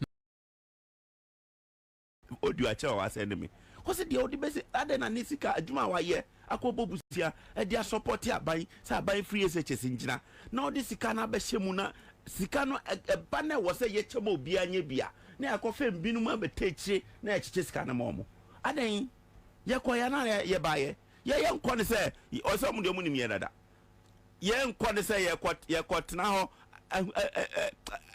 yes bia o ye kɔtena ho ye be nua aduane ye be wo fufuo ye de mattresses ye de yemma ye kuku ne kaka ye be tu efie nyama nyina beda ho ɛhɔ ɛyɛ safe amaye because efie enjo maye onu asa wo da fie ade be chi na ɛkafo ɛda wo gate ano wo betimi atena ebi afa ho anya stroke ebi afa ho obi bada hole 37 hospital de odi betua bill kra ayede ade na mpanyifo ye yesa ade na mpanyifo ye yesa na ye de kaka brofo akese na de katakata nyamani wo ka na now wo fa ha na jojo se wo yi wo yem pese wo support aban policy ni ntiana ye ntwe sa wo ye ba ye ntefi ya ye ntu da na ye ka se ye ko 22nd ye memes na ampani o omo blame me na de tell me ko dia ne ko 22nd I say wa ma wa omo nya yan ka kina nko a ma ye ntwen a kina nko ye mbeda ho because omo ntimi nda fie na ye pese de toa adutum no because onina aban manisika only as a budget ne ba ye man total budget for the education ministry so mo jini says can we adutum ho oh why not now first say ye ne buffer stock no contract na go say e buffer stock we had a meeting with buffer stock management and education ministry management and omo accountant it came to bear say sikana or release sikana wan fama buffer stock the other man no it is February subsequent year niya on farm but omo na omo ye community exchange there selected few under that condition ye mo musika omo na mo wojo mo tonya mano nti all hands are not on deck on the supply of the food items nti na hu say food items in short market no why must it be so then why money ebuni saying must we always discuss this on radio? Don't you have any other things to talk about? Must we always be on radio to tell whoever is concerned to know say was say ye be yejuma was say o say ye eka because whilst you are doing it thinking you are doing me or doing somebody you are affecting the whole nation because you see it is now a pandemic say there's food shortages even where there are foods the cooking is not properly done because it's insufficient the balance there's no balance side in the cooking because obi or rice oni ebro obi obru oni beans nti ye the broker ha na the beans akwa ye chiche it's on ration basis why are you doing that as a refugee camp share documentary media houses are here about food supply and food delivery or food cooking in the secondary but they don't care do they care? It's about personal interest. My politician, Ejuma Bakwa, or during the next one, he's doing all things possible to get there at the expense of the taxpayer. Aden, why must it be so? Or my bed, I remember back to only a different remember Tahil so. Eti where they are the shredding a day to money. Accra FM, media, Mumboying. Because baby I wait with minister no a kebibia chena and ni post chakra say yin ko chakra the way he does his things no as if say ye coin or join letter ye coin crampo just about 5 minutes he only gave us information no sorry quite. It is says here baby I wait do no dama ye brother. I don't you money passer. Na ona no hwe na yim catch na yibotumi akoy picket azien ka ona ya ba wo no ona hwe na yim catch na yibotumi akoy picket no ye constitutional right into nsuro. He told us that food for the wider, and this is our first time. But a warning, and I hear one. And see, you recade say, Yamo 1 week, yabo, let's say Tuesday, ye and checks, let's say in Zaman Kodama ye pair because by the virtue the one sign letter up and you know pedo that dying. Or as I mean, or pedo was in. In Tias, and Tassi. Oh no, yes, you bought your food from 1 year wasn't you bought your dama or so crying so better no yabi because Mazano consists an Indian. And can ask them, but says and we can no longer bear it. We can't yen tumbio. Because by this action, a lot of business is rugu. Unko free jagman, on a brother Kabimusi on am galum say site, and painful. Challenges are all body say yina because yina yinska inti there was similar issues a binum obi fado ontumuntia medical expenses we lose in a year and all these things are happening binum ontumuntia one rent and this thing is happening into me question ye bisa day free SHS na obedo bebo go adwuma another abezinti why what is happening now tell you my membusa was same way. From what of Okueka and then Koma Yedino, I am beginning to feel say a Duchuma Bob when Nipe Bianoa or more personal people. Egu baby or reasonable suspicion. More running reasonable suspicion. Then he is taking his cut. But the other side of the argument from Tahir he's an MPP member. On to me. He wants a genuine environment. On to me, why? Now they don't want an MPP. Now your MPP Nina, menu intimate bon coma was a menu bonaminis can be there. Yeah, there's some monk common. Now, pan as a man, okay.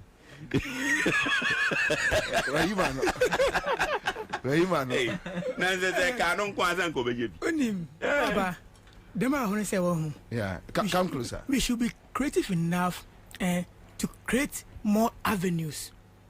Okay, I once heard my dad told me say Kufoka Semichom, Mumbai DC, you know, and I was some committee Kufo say DC New Year school.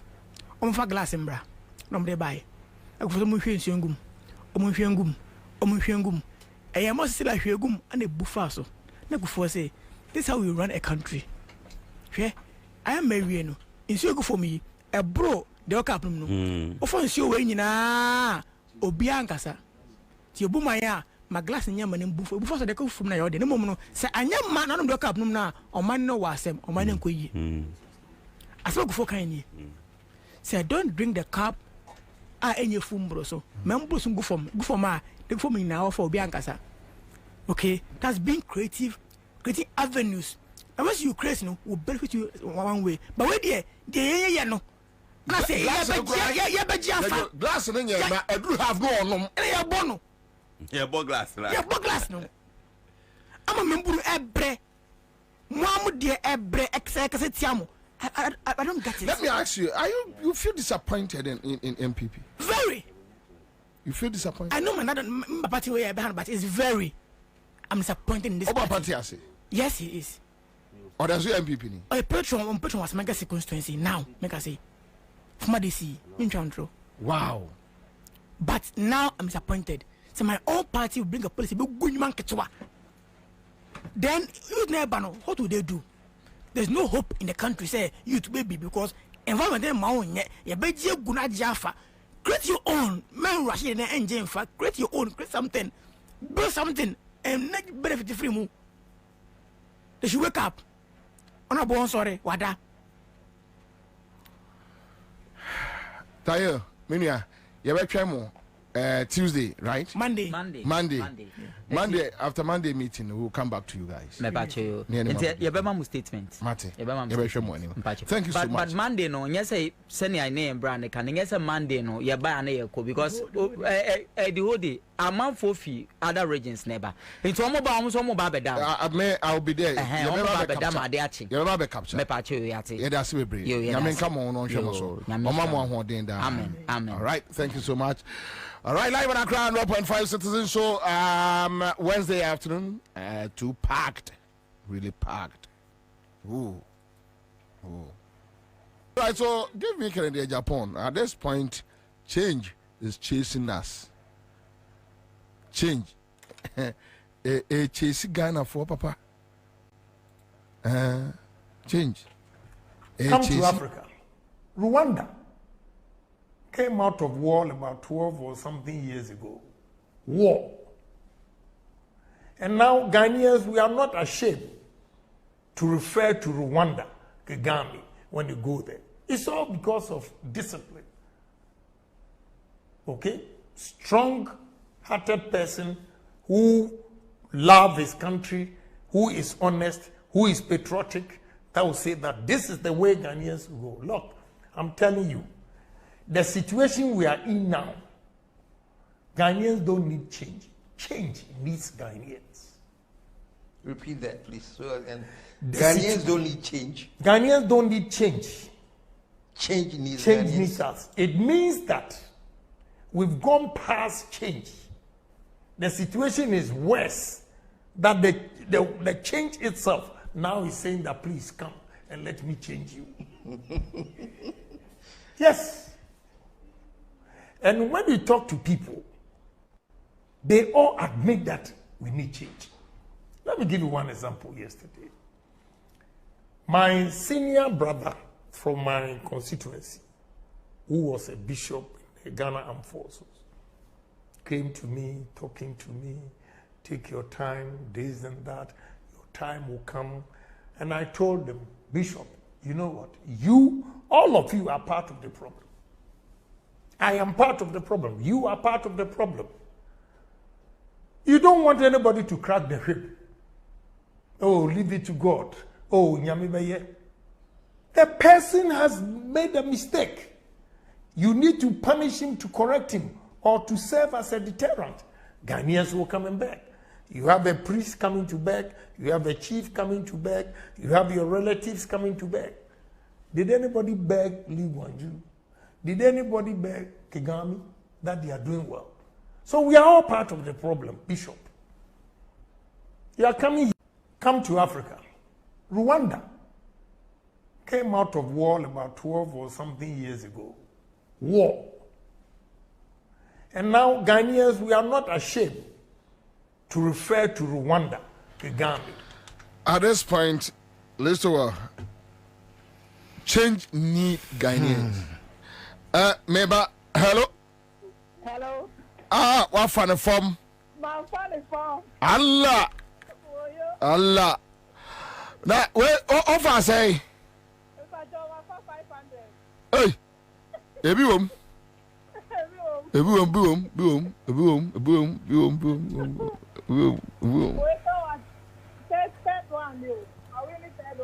Hey, and yeah, with you. Yeah, that's it, congrats. Mo Koswane, a yes, CMGska, actually, and Tanawai. Yeah, that's it, right? So that's it live on a crowd 1.5 Citizen Show. CMGska, actually, dial *413#. Now for the offload process now. Listen, wait no, main fan for baby at this point. Have a change in here, and you here change. And you here change.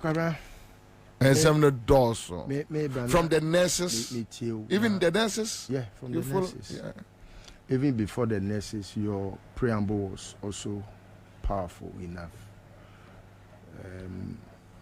I mean chair and I mean chair for. Now it's unfortunate, say I say we always discuss problems and we don't get any solution. It looks like obe kasakra na say ka na nipa na odi dream edi bone no nka oti wa asem no asopam na wadwen ho say isan se nyansa ni ba ku fo trimunti se enura mpo na no wagimi a ene obi aka nyansa se ma kire nti oja agimi no wo esua nyansa na nko de abone bra no once sana adwen nti tem bia no na akoye se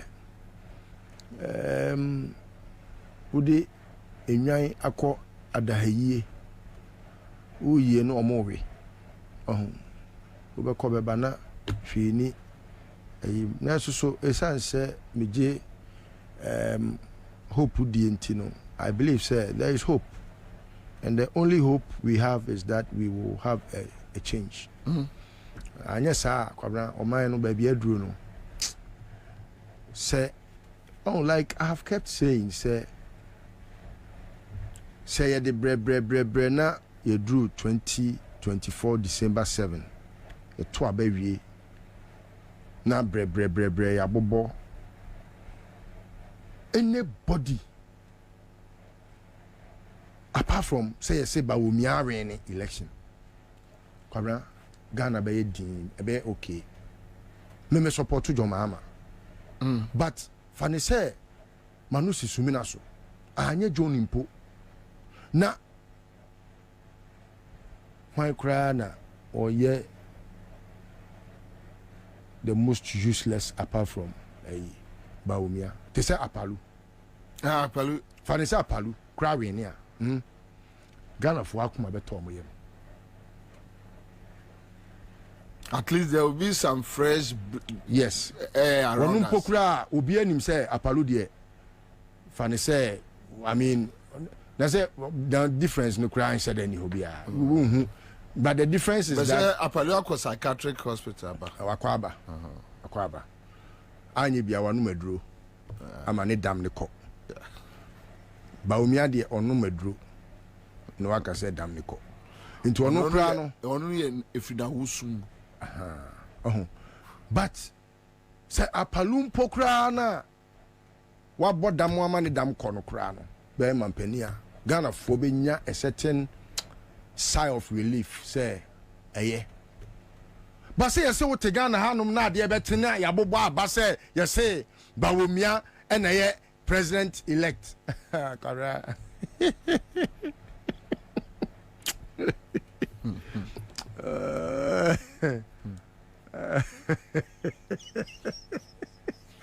Ghana be hero enyere ya ni ebe yire no oh you see Kwabena, it's mainly because metie nurses for no and the discussion is just something that I say abodamfo bi ne die so na omo left from omo right and na omo sorry a omo nyare ontwitwi won omo ntwitwi omo se omo num gata mu nsuo se crazy increase okra omo dwen se nsuo obenom ase moa ne die so that's how I feel. I have no apology. That's how I feel. Because if you are a sensitive human being, now what you need adwuma o watenka o even o their body no skin require numb to feeling crana at least. I'm sure say once you are able to know sense to come dem no you are sensitive say with me who sense to come dem until also no nsuo. But their conversation makes me feel say akwa say because bodem ni crana me de akufuado no mototo bodem ni ho no bodem ni nyansa che akufuado. I tell you and it's sincere and I'm being very honest, extremely honest. Sir, me a minister now akwa a year commodity exchange for free Exim Bank.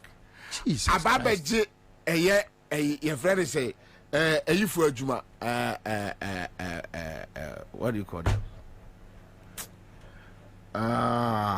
Atamas establish your warehouse near Friday. Buffer stock. Buffer stock. Buffer stock. You are coming to the school for a crowd. Yes. Anyway, you go on with the school fund here. So go on. Obi back to school. There be a meka say adwene ku nyansa nko no enye nwum na ye boss say adwene ku na nyansa nko enye no sa nwum no adwene e different and nyansa e different akwabna nyansa eto adwene mu na etimi aye adwuma na kwabna sene ni din ne tie no se wanya ansa untimi nya bibi a sabi nyansa wom anu na ya na asofo ne taka se wan fan free sura ma wo a untimi nyankopon na de ma hwe time na Solomon o ko ni nkotodwa anim e won paebo mu a o sere nyame nyansa no na enya se bia oni adwene a o de move about o bana aka obi ni bibia o se yambusa awrade na obi ni nyansa o musa awrade uni bia kwabna ubi bia chese ensisi so John Mahamati abemu na Kufuado ne Bawumia ene ne nkanfo omo nenam na omo ye campaign na omo say John Mahama ye wudini na sabre no osi nursing training allowances ontua all because sika na odi betua ma omo no ono John Mahama ye assessment who say we need a lot of nurses because many swadi hunu as John Mahama no and say mesisi asupiti ahodo bebrebe ahyeta oman mu afane mu ababia na semisi dan ni wi a anesefo a omo kolebu a omo abo apeso a e got to a point ayenya nurses a omo aye congested in an area in kolebu no ebi be hia se ombe ye be deploy bi mu akọ other places anunti se mi hia dodo na mi nya na esan se sika me de ma mo bosumi bia nti mintimi ntua se sika ne ma mo na emma encourage obi ma ne ma nurse nti no me de mo kwa akoka omo a omo je aban bosia educo school ne ho to say university graduates na omo ewa campus a omo je ye friend say aban bosia owie no okoye adwuma na watua acha bosia de a enye se minim se sika na kwa ebesa ba beda futuo no mu ama me sa de ama obi enso bosia nchiri ma so be ba nya bi na allowance no omo introduce allowance no was having only one aim, just to incentivize or to lure people to go for the training, nursing training, because no be any nye ho enti omo ya ade a ebe hye unkran say wo be ba be sina ko nursing school and I say training college, because na ya two teacher for ho ama teacher ni ube hu na ne to atete obi am person be teacher ni yes so market you also o market you was nti Kufuado said that to them. No, he said it. He knows John Mahama was being candid. John Mahama was being truthful. John Mahama was being realistic. Now Kwabena, look at how it happened. Immediately John Bed and a connection Ghana phone nyina say let us say adie bia ye si akwan ama enkola kura nya nursing training college enye den enko ana John Mahama be ye free ho. But you know or techrema de bia meka or techrema Kufuado was able to convince people say Debbie enye enkola no school no mo kono na enkola no mo ko school na ya momo the friend is saying allowance na ebede no matimi atre school mo. Meanwhile, this is supposed to be a capitalist or kasa ɛne sɛn yɛn yɛ adwene ne sɛ sɛ wowatumi akɔ nursing training college na sɛ aban koraa sɛ wɔde mo afiri baabi a mugyina sɛ mo no yɛma mo allowance no de mo akɔka ɔmo a ɔmbɛtumi akɔgye aban bosia ne ho a ɛne ɛpɛ sika fa kɔto fotuo mu na sɛbi obiara a ɔkɔ nursing training college na ohia bosia bi a mekan oyɛ needy but brilliant ɔpɛ sɛ ɔkɔsua no wakɔ akɔgye sika no bi na ɔde ahwɛ ne ho na ɔfiri school na ɔkɔnya nursing adwuma yɛ a na ɔde akɔtua ɛkofoɔ do nim sɛ ɔmo wie kura ɔmo adwuma nyɛ no ɔsɛmɛtua allowance Kwabena menim sɛ nka wode saa nkɔfoɔ no bɛka ho wɔ studio a teachers no nursing training allowance ɔmo ntua nursing for na net ya no wanti ɔmo nka ɔmo na meka sɛ ɔmo de sɛ ɔmo yɛ graduates ɔmo awie aban ma ɔmo adwuma deɛ ɔno ti ma anim sɛ no 2 years ne nsa nkare deɛ no nsa nka ɛno na meka yi wɔnya so ɔkan ɛne meka ɔmo da so wɔm sɛsiɛ no na meka kyerɛ sɛ webi awia ma ɔmo de atia kem kura wafa na ensu afa kramu na akɔ kusa de na akyire afuawura no ahyɛ kaba wusi ahwɛ so ne ɔso siw to yi deɛ wawie graduate ne sɛ ne deɛ 2 years ne nsa na deɛ ɔtim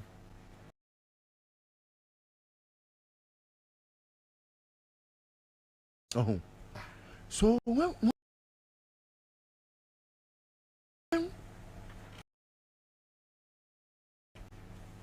utie these stories na Kwabena uhu sɛ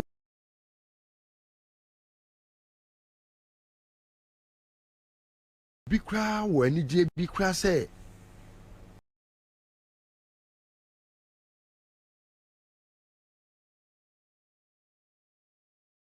you are paying. They are criminals. They are beyond criminals. Unless you add the hardened. Like they are hardened in nature. Yeah. Because niema omo ye no kese omo afere ne nkoma sesom niema kofie. Me an coming to me niema kofu anim da. Never. But they are omo hardened criminals. Hardened. Shameless. Yeah. Hey, cocaine ni oni where me who last no ko gina ayi your friend is saying. Adana star boy. Ayi kwawu. Adana star. The way onam hono no. It is either say ya woni bibi and now say be osnefo. Me obie no obetimi aka chema convince me that say he is not on drugs. This are tramadol.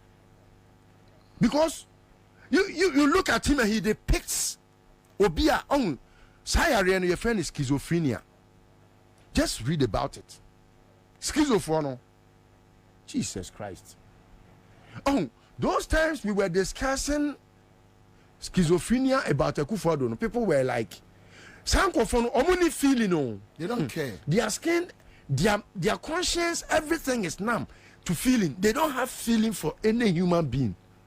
Okay, some no krana, we tikra wo say wakabi binra. Sankofon na one ne batia. O kache ne ba say enemeto bo amount.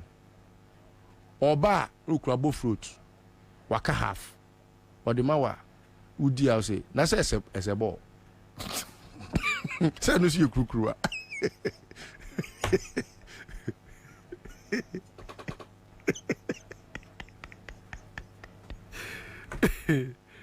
oh and they still are shameless omuni shame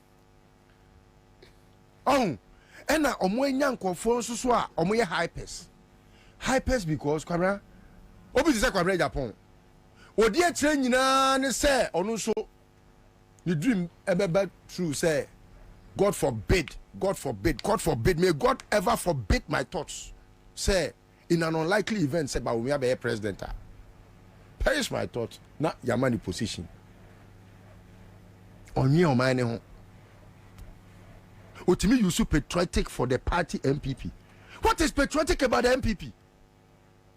Samiade Bakwa, ya, they say MPP. Amayoku no, omo domo mine, Bakupe. Bakupe, adia obetimi ache me say where there a depictee obi odone mine esu. Bakupe ebi ni yo. nurse for awie school wo asa create a certain syndicate our ministry ho esa the extorting money from ono na e wo so man adwuma wanya adwuma anya no sani pa wait bi ko gira ba bi kan say mama de ko IMF ama ye de etabuna to so say ye me fa nurse adwuma nipa we ono ti o man mu sabi ye kan population census ya kan na kan wo nipa so aboa ya kan no aboa complete na Kwabena we me te wa ne ya kan Akufo-Addo ne ya kan me nyemobo I should be weeping ya kan Akufo-Addo say we nipa me so ya be kan me say me nipa ene you hu free wo enu ti na Kwabena wo beduru ye fe ne say abelempe honum na nkofo atwa wa ahia no eye omo ya say ya kan omo san nkofo no say ono eye nipa ena Akufo-Addo so ye nipa Kwekwa Jima menu ada ye de kwatena ho as ye friend is a minister for health asembe ni yanka asembe ndu adi nkwasi asem so aja ministry ono no okọ say one health minister minimpo ye ni bi sa ye ni bi kwa me say one health minister ye ni bi say parliament na o sen ko approve na ni pa kro nkwatena ho ay Okoboy and a parliament anye Okoboy die said Rebecca si pe Okoboy asemi die edium e ka so open nkwa keke no afa na asem na nka ye den be anya san me so open asem just na kan sa na ye den and am say open asem Kwabena ya apart from that share the discussion about how brain drain ya training no as o mine fine e be ya ma allowance but they have acquired a certain knowledge Sanke Akufo-Addo thoughtful kekre bi Kwabena obi o wa ohun cocaine ni da enti ya me ka kodwo bantama bebre ntiase ba se wahu cocaine ni ono na dwe correct me ye adwuma kra che Akufo-Addo e ka beti de me kana se because enye se e ka Akufo-Addo yesi wa bono wa ba ba ye hospital bi kra e che Muhammad ye ba ko pe bi o ba ko pe oni ba ko pe hospital ba ko 8 years de Muhammad si ye ne krampon to aso sika da ho wa diska na di wa diska ni nyina wa bu biagu wa sa ko dwiri biagu Charlie, no, I mean, Kojo Bantama will never do this. No. So if you tell me, say, there will be an organ how or bodeminia, or no, Akufo-Addo Nimnyansa chess any pana. I will be very hurt. But you see, on behalf of Bodemni, you see, and Semesi Ghana, I don't know, but we should try say a beko ye annals more a best ticket to collect to say 8 years means CB. Dear you see cry be juregu. Dear Obi a sida bebe to scarusunu me didi men to aso. Dear see all that dance. Dear see what that dance me gwegu means see 8 years me jawako. Hey, dear me my imagine so say mesie no. Eno so etese enkukobuo. Eno no me see 20%. 20% no so 20% me wie 20% projection amuntimi 20% from the akọ parliament say ombetimi ye no kra na so ontimi so sikane way so a wadi so nipa no 8 years are wasting your time omun individuals etimi see high rise buildings individual o anakatua enso foundation bo o ma wia say sikane wo so this hospital no e dia kwa see high rise building in their name. Look, if the family,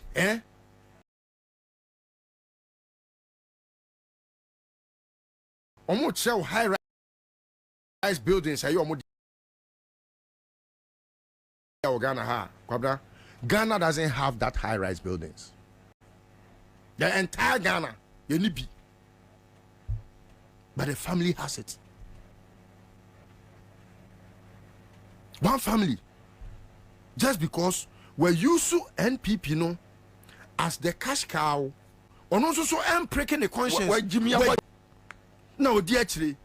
No, all because a MPP. Then I come in to ask you, say, is it like Kotoko? No. And it's out to there's a party no or ya dear nya. Must it be because we are party bent in over come on one tomb? No one has sent the air conessa, and yes, sir. Because Kotoko Bobo na Kwabena Kotoko Ansah. Me fufu na be say no kra de tia fufu kra e so de tabo boso ya o de nchini tumu ya no ya mpa say okubo ya no kra antibaki bag he no kra oh when you say no more church me busao it's normal with him wahu da now there be one a friend me say wahu da that is the question I just asked you ya ye ni nkomo ine wahu da me hu mfo nyini bi da ba me hu no personally so ne nam. Okay, one picture that say Okubo Ikura Rebecca back. Oh yes. See, for more can ye Facebook. There be I say or the omo can ma yam block you omo. There be. O block na then. The person is being truthful. En nambusa say wo umpe no kre. No, men cancer. En nambusa say wo hunu da. Me de me mani ko twa we si hu ba me hu mfo nyini bi da. One picture Okubo Ikura, yes. Rebecca bag. Yes. But I don't find anything wrong with it. Exactly. Yeah. But now I just want to confirm from you. Yeah. Okay, you to us. Say Adolfo de nya ibia. Kwabena, but you see, more to the point is where beyond untua neka, woman ejuma, allowance akem, baba. Mo say defraud wo mo. Hey, Charlie, what you want now? Just anyone we want. Say you special posting. And your reposting. Yes, 10,000. 10,000. Yeah, special posting 10,000. And you almost found them the court chips compound, baby. Nature say, oh, corner, oh, bra. No, that's half real. Say by your reposting, you know, you 6,000. No, I Joe. Hey. So you can imagine how many people are. O my almost are. Now, Kwabena, Sebio, me ba akonesen, me tenkran ha. Me ba no enya baby papa bia nkwa ye adwuma. Me na ko hye baby. Da bia this me sa mane no. But sorry to make a two in. Bright Tibu, I mentioned Rich Church, and I think you don't bring in a church in this kind of conversations. Or say Rich Church, now Okubo Ikura, Ma Rebecca back, which we need to put clarity on it.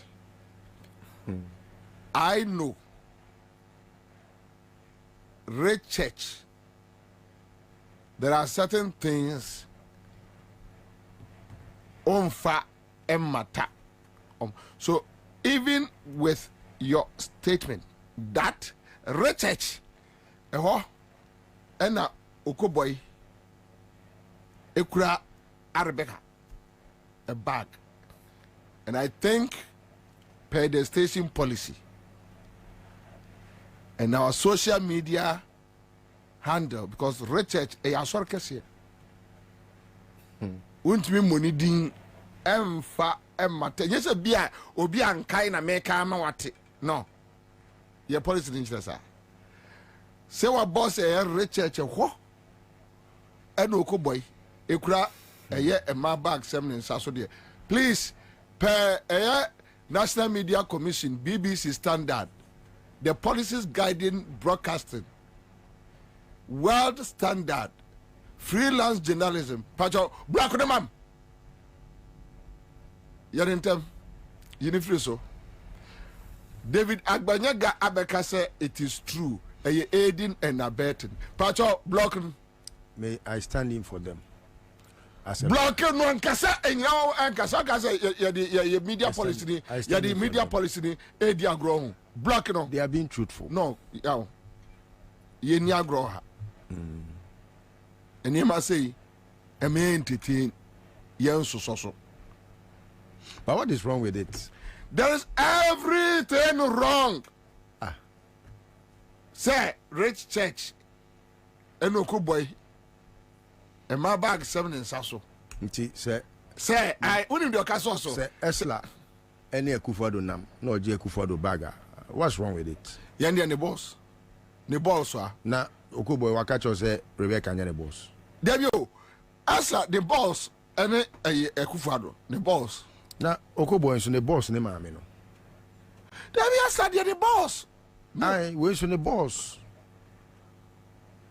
So on that note, no, you don't understand. No, I'm standing for them. You don't understand. No, I'm defending them. You don't understand. You don't understand. Because they say no. Debbie, say Ansah. Debbie, Papa no na you know to the boss. No. Ono so mama no na you know. Ono so the boss. The boss. Yes, the boss.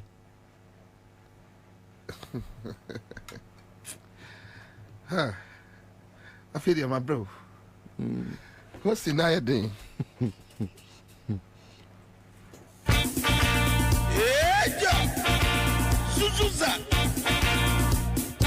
The incoming president, His Excellency John Dramani Mahama, flag bearer, Zuma National Democratic Congress. Also, in Chemo Bibiara, or it's a democracy. Sara Elkayem Maniganama, Grata Shene economy, I wanted to our pants. In education system, I was saying, friends and family governments are all called the current administration. I want her, Mecha Hashepa, or Kodo, a shepherd, Afraba, Bibiara, Osgana, yes, Zida, I want you not dos. And you know, His Excellency John Dramani Mahama say, our everything gratuity. Erica Bob, they have built the Ghana together. As the Marsha few wine there, Buona supports in the campaign for 2024 election. JM 2024. As the Marsha few wine there, NDC good governance card in the B. Good governance card, the Kada, and was there support JM 2024 campaign. Good governance card, what did you do? And Mawusi Kanyama was in the bottom. Now also Ajozi. One saw one pedal watch good governance card. When it's Kaya 40, 30, 10 citizens or so. The bottom about short code *248*6#. Now also ascend the was it. Good governance card. A pedal was in a support to JM 2024. A bottom a friend 0534 000 and now 0531 033 503 and now 050 982 3400. Prepare your internet to do www.ndcgoodgovernancecard.com. My young Cambo, they am build a Ghana together with John Dramani Mahama. Nyamisha.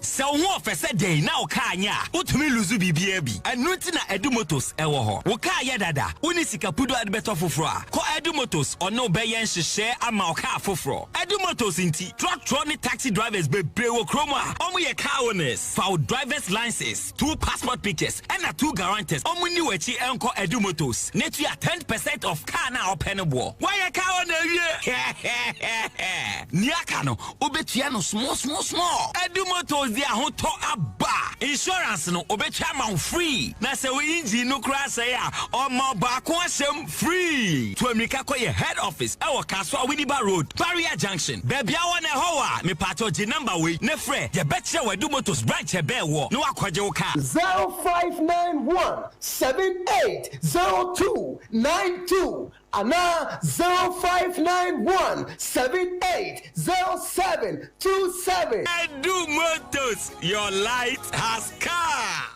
Midimafo, Pokwase Maira Accra. Midimafo, Pokwase Maira Accra. Midimafo Eba Clinic Aba Accra. And you want here, passengers a gumi kaimu. A Hana do one aircraft. Hey, and the Accra and the bottom of the moon. And the Muampa, the Sessedia, Educam, Atlantic International University, America Memu, about Dr. Dujanfi Babasu, honorary degree as a professor in biology in herbal medicine. It is said here, I am more. Oh, Mr. Minim wife, your copa war. 1 year, 1 city. You send between 1 and 8 years.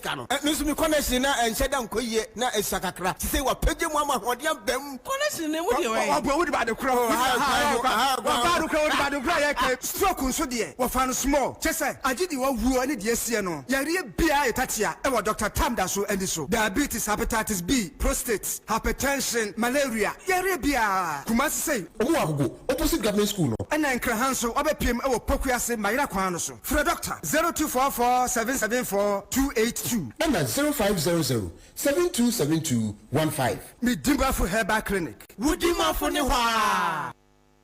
Wabatele Accra FM. Bobie. All right, so we are back live on Accra 100.5. But Mamemfa me next winner. Quick one. Hello. Hello. Aja. Yo. Abomu amao. Mapanu pom. Kodam. Allah. Woyo. Na over say. 500. Hey. 500. And yeah, this week here, Otamanyule.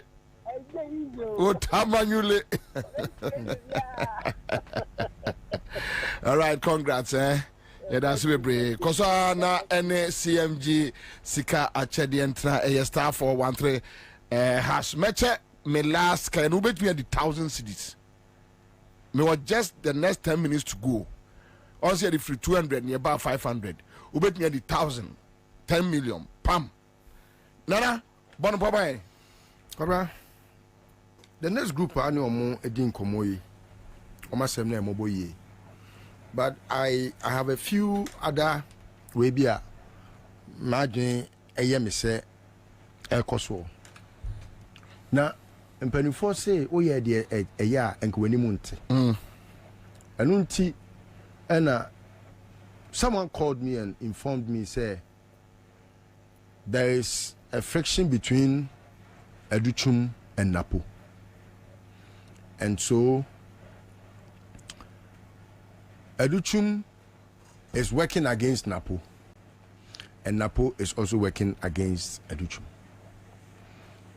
The person's analysis was to mean, say, even Dumsoya Ebaye, Educhum Nimhubi, because Oni Ebusiano, they don't like to see Napo. And Napo too, because of Sewawu ministry, there are things that go on. He has fair idea as to how to tweak it. Now, be that as it may, Busa won say Kwabena nipa ya ombetina studio ha ni omo nkoma omodie no se impo minimi nua no a woni medin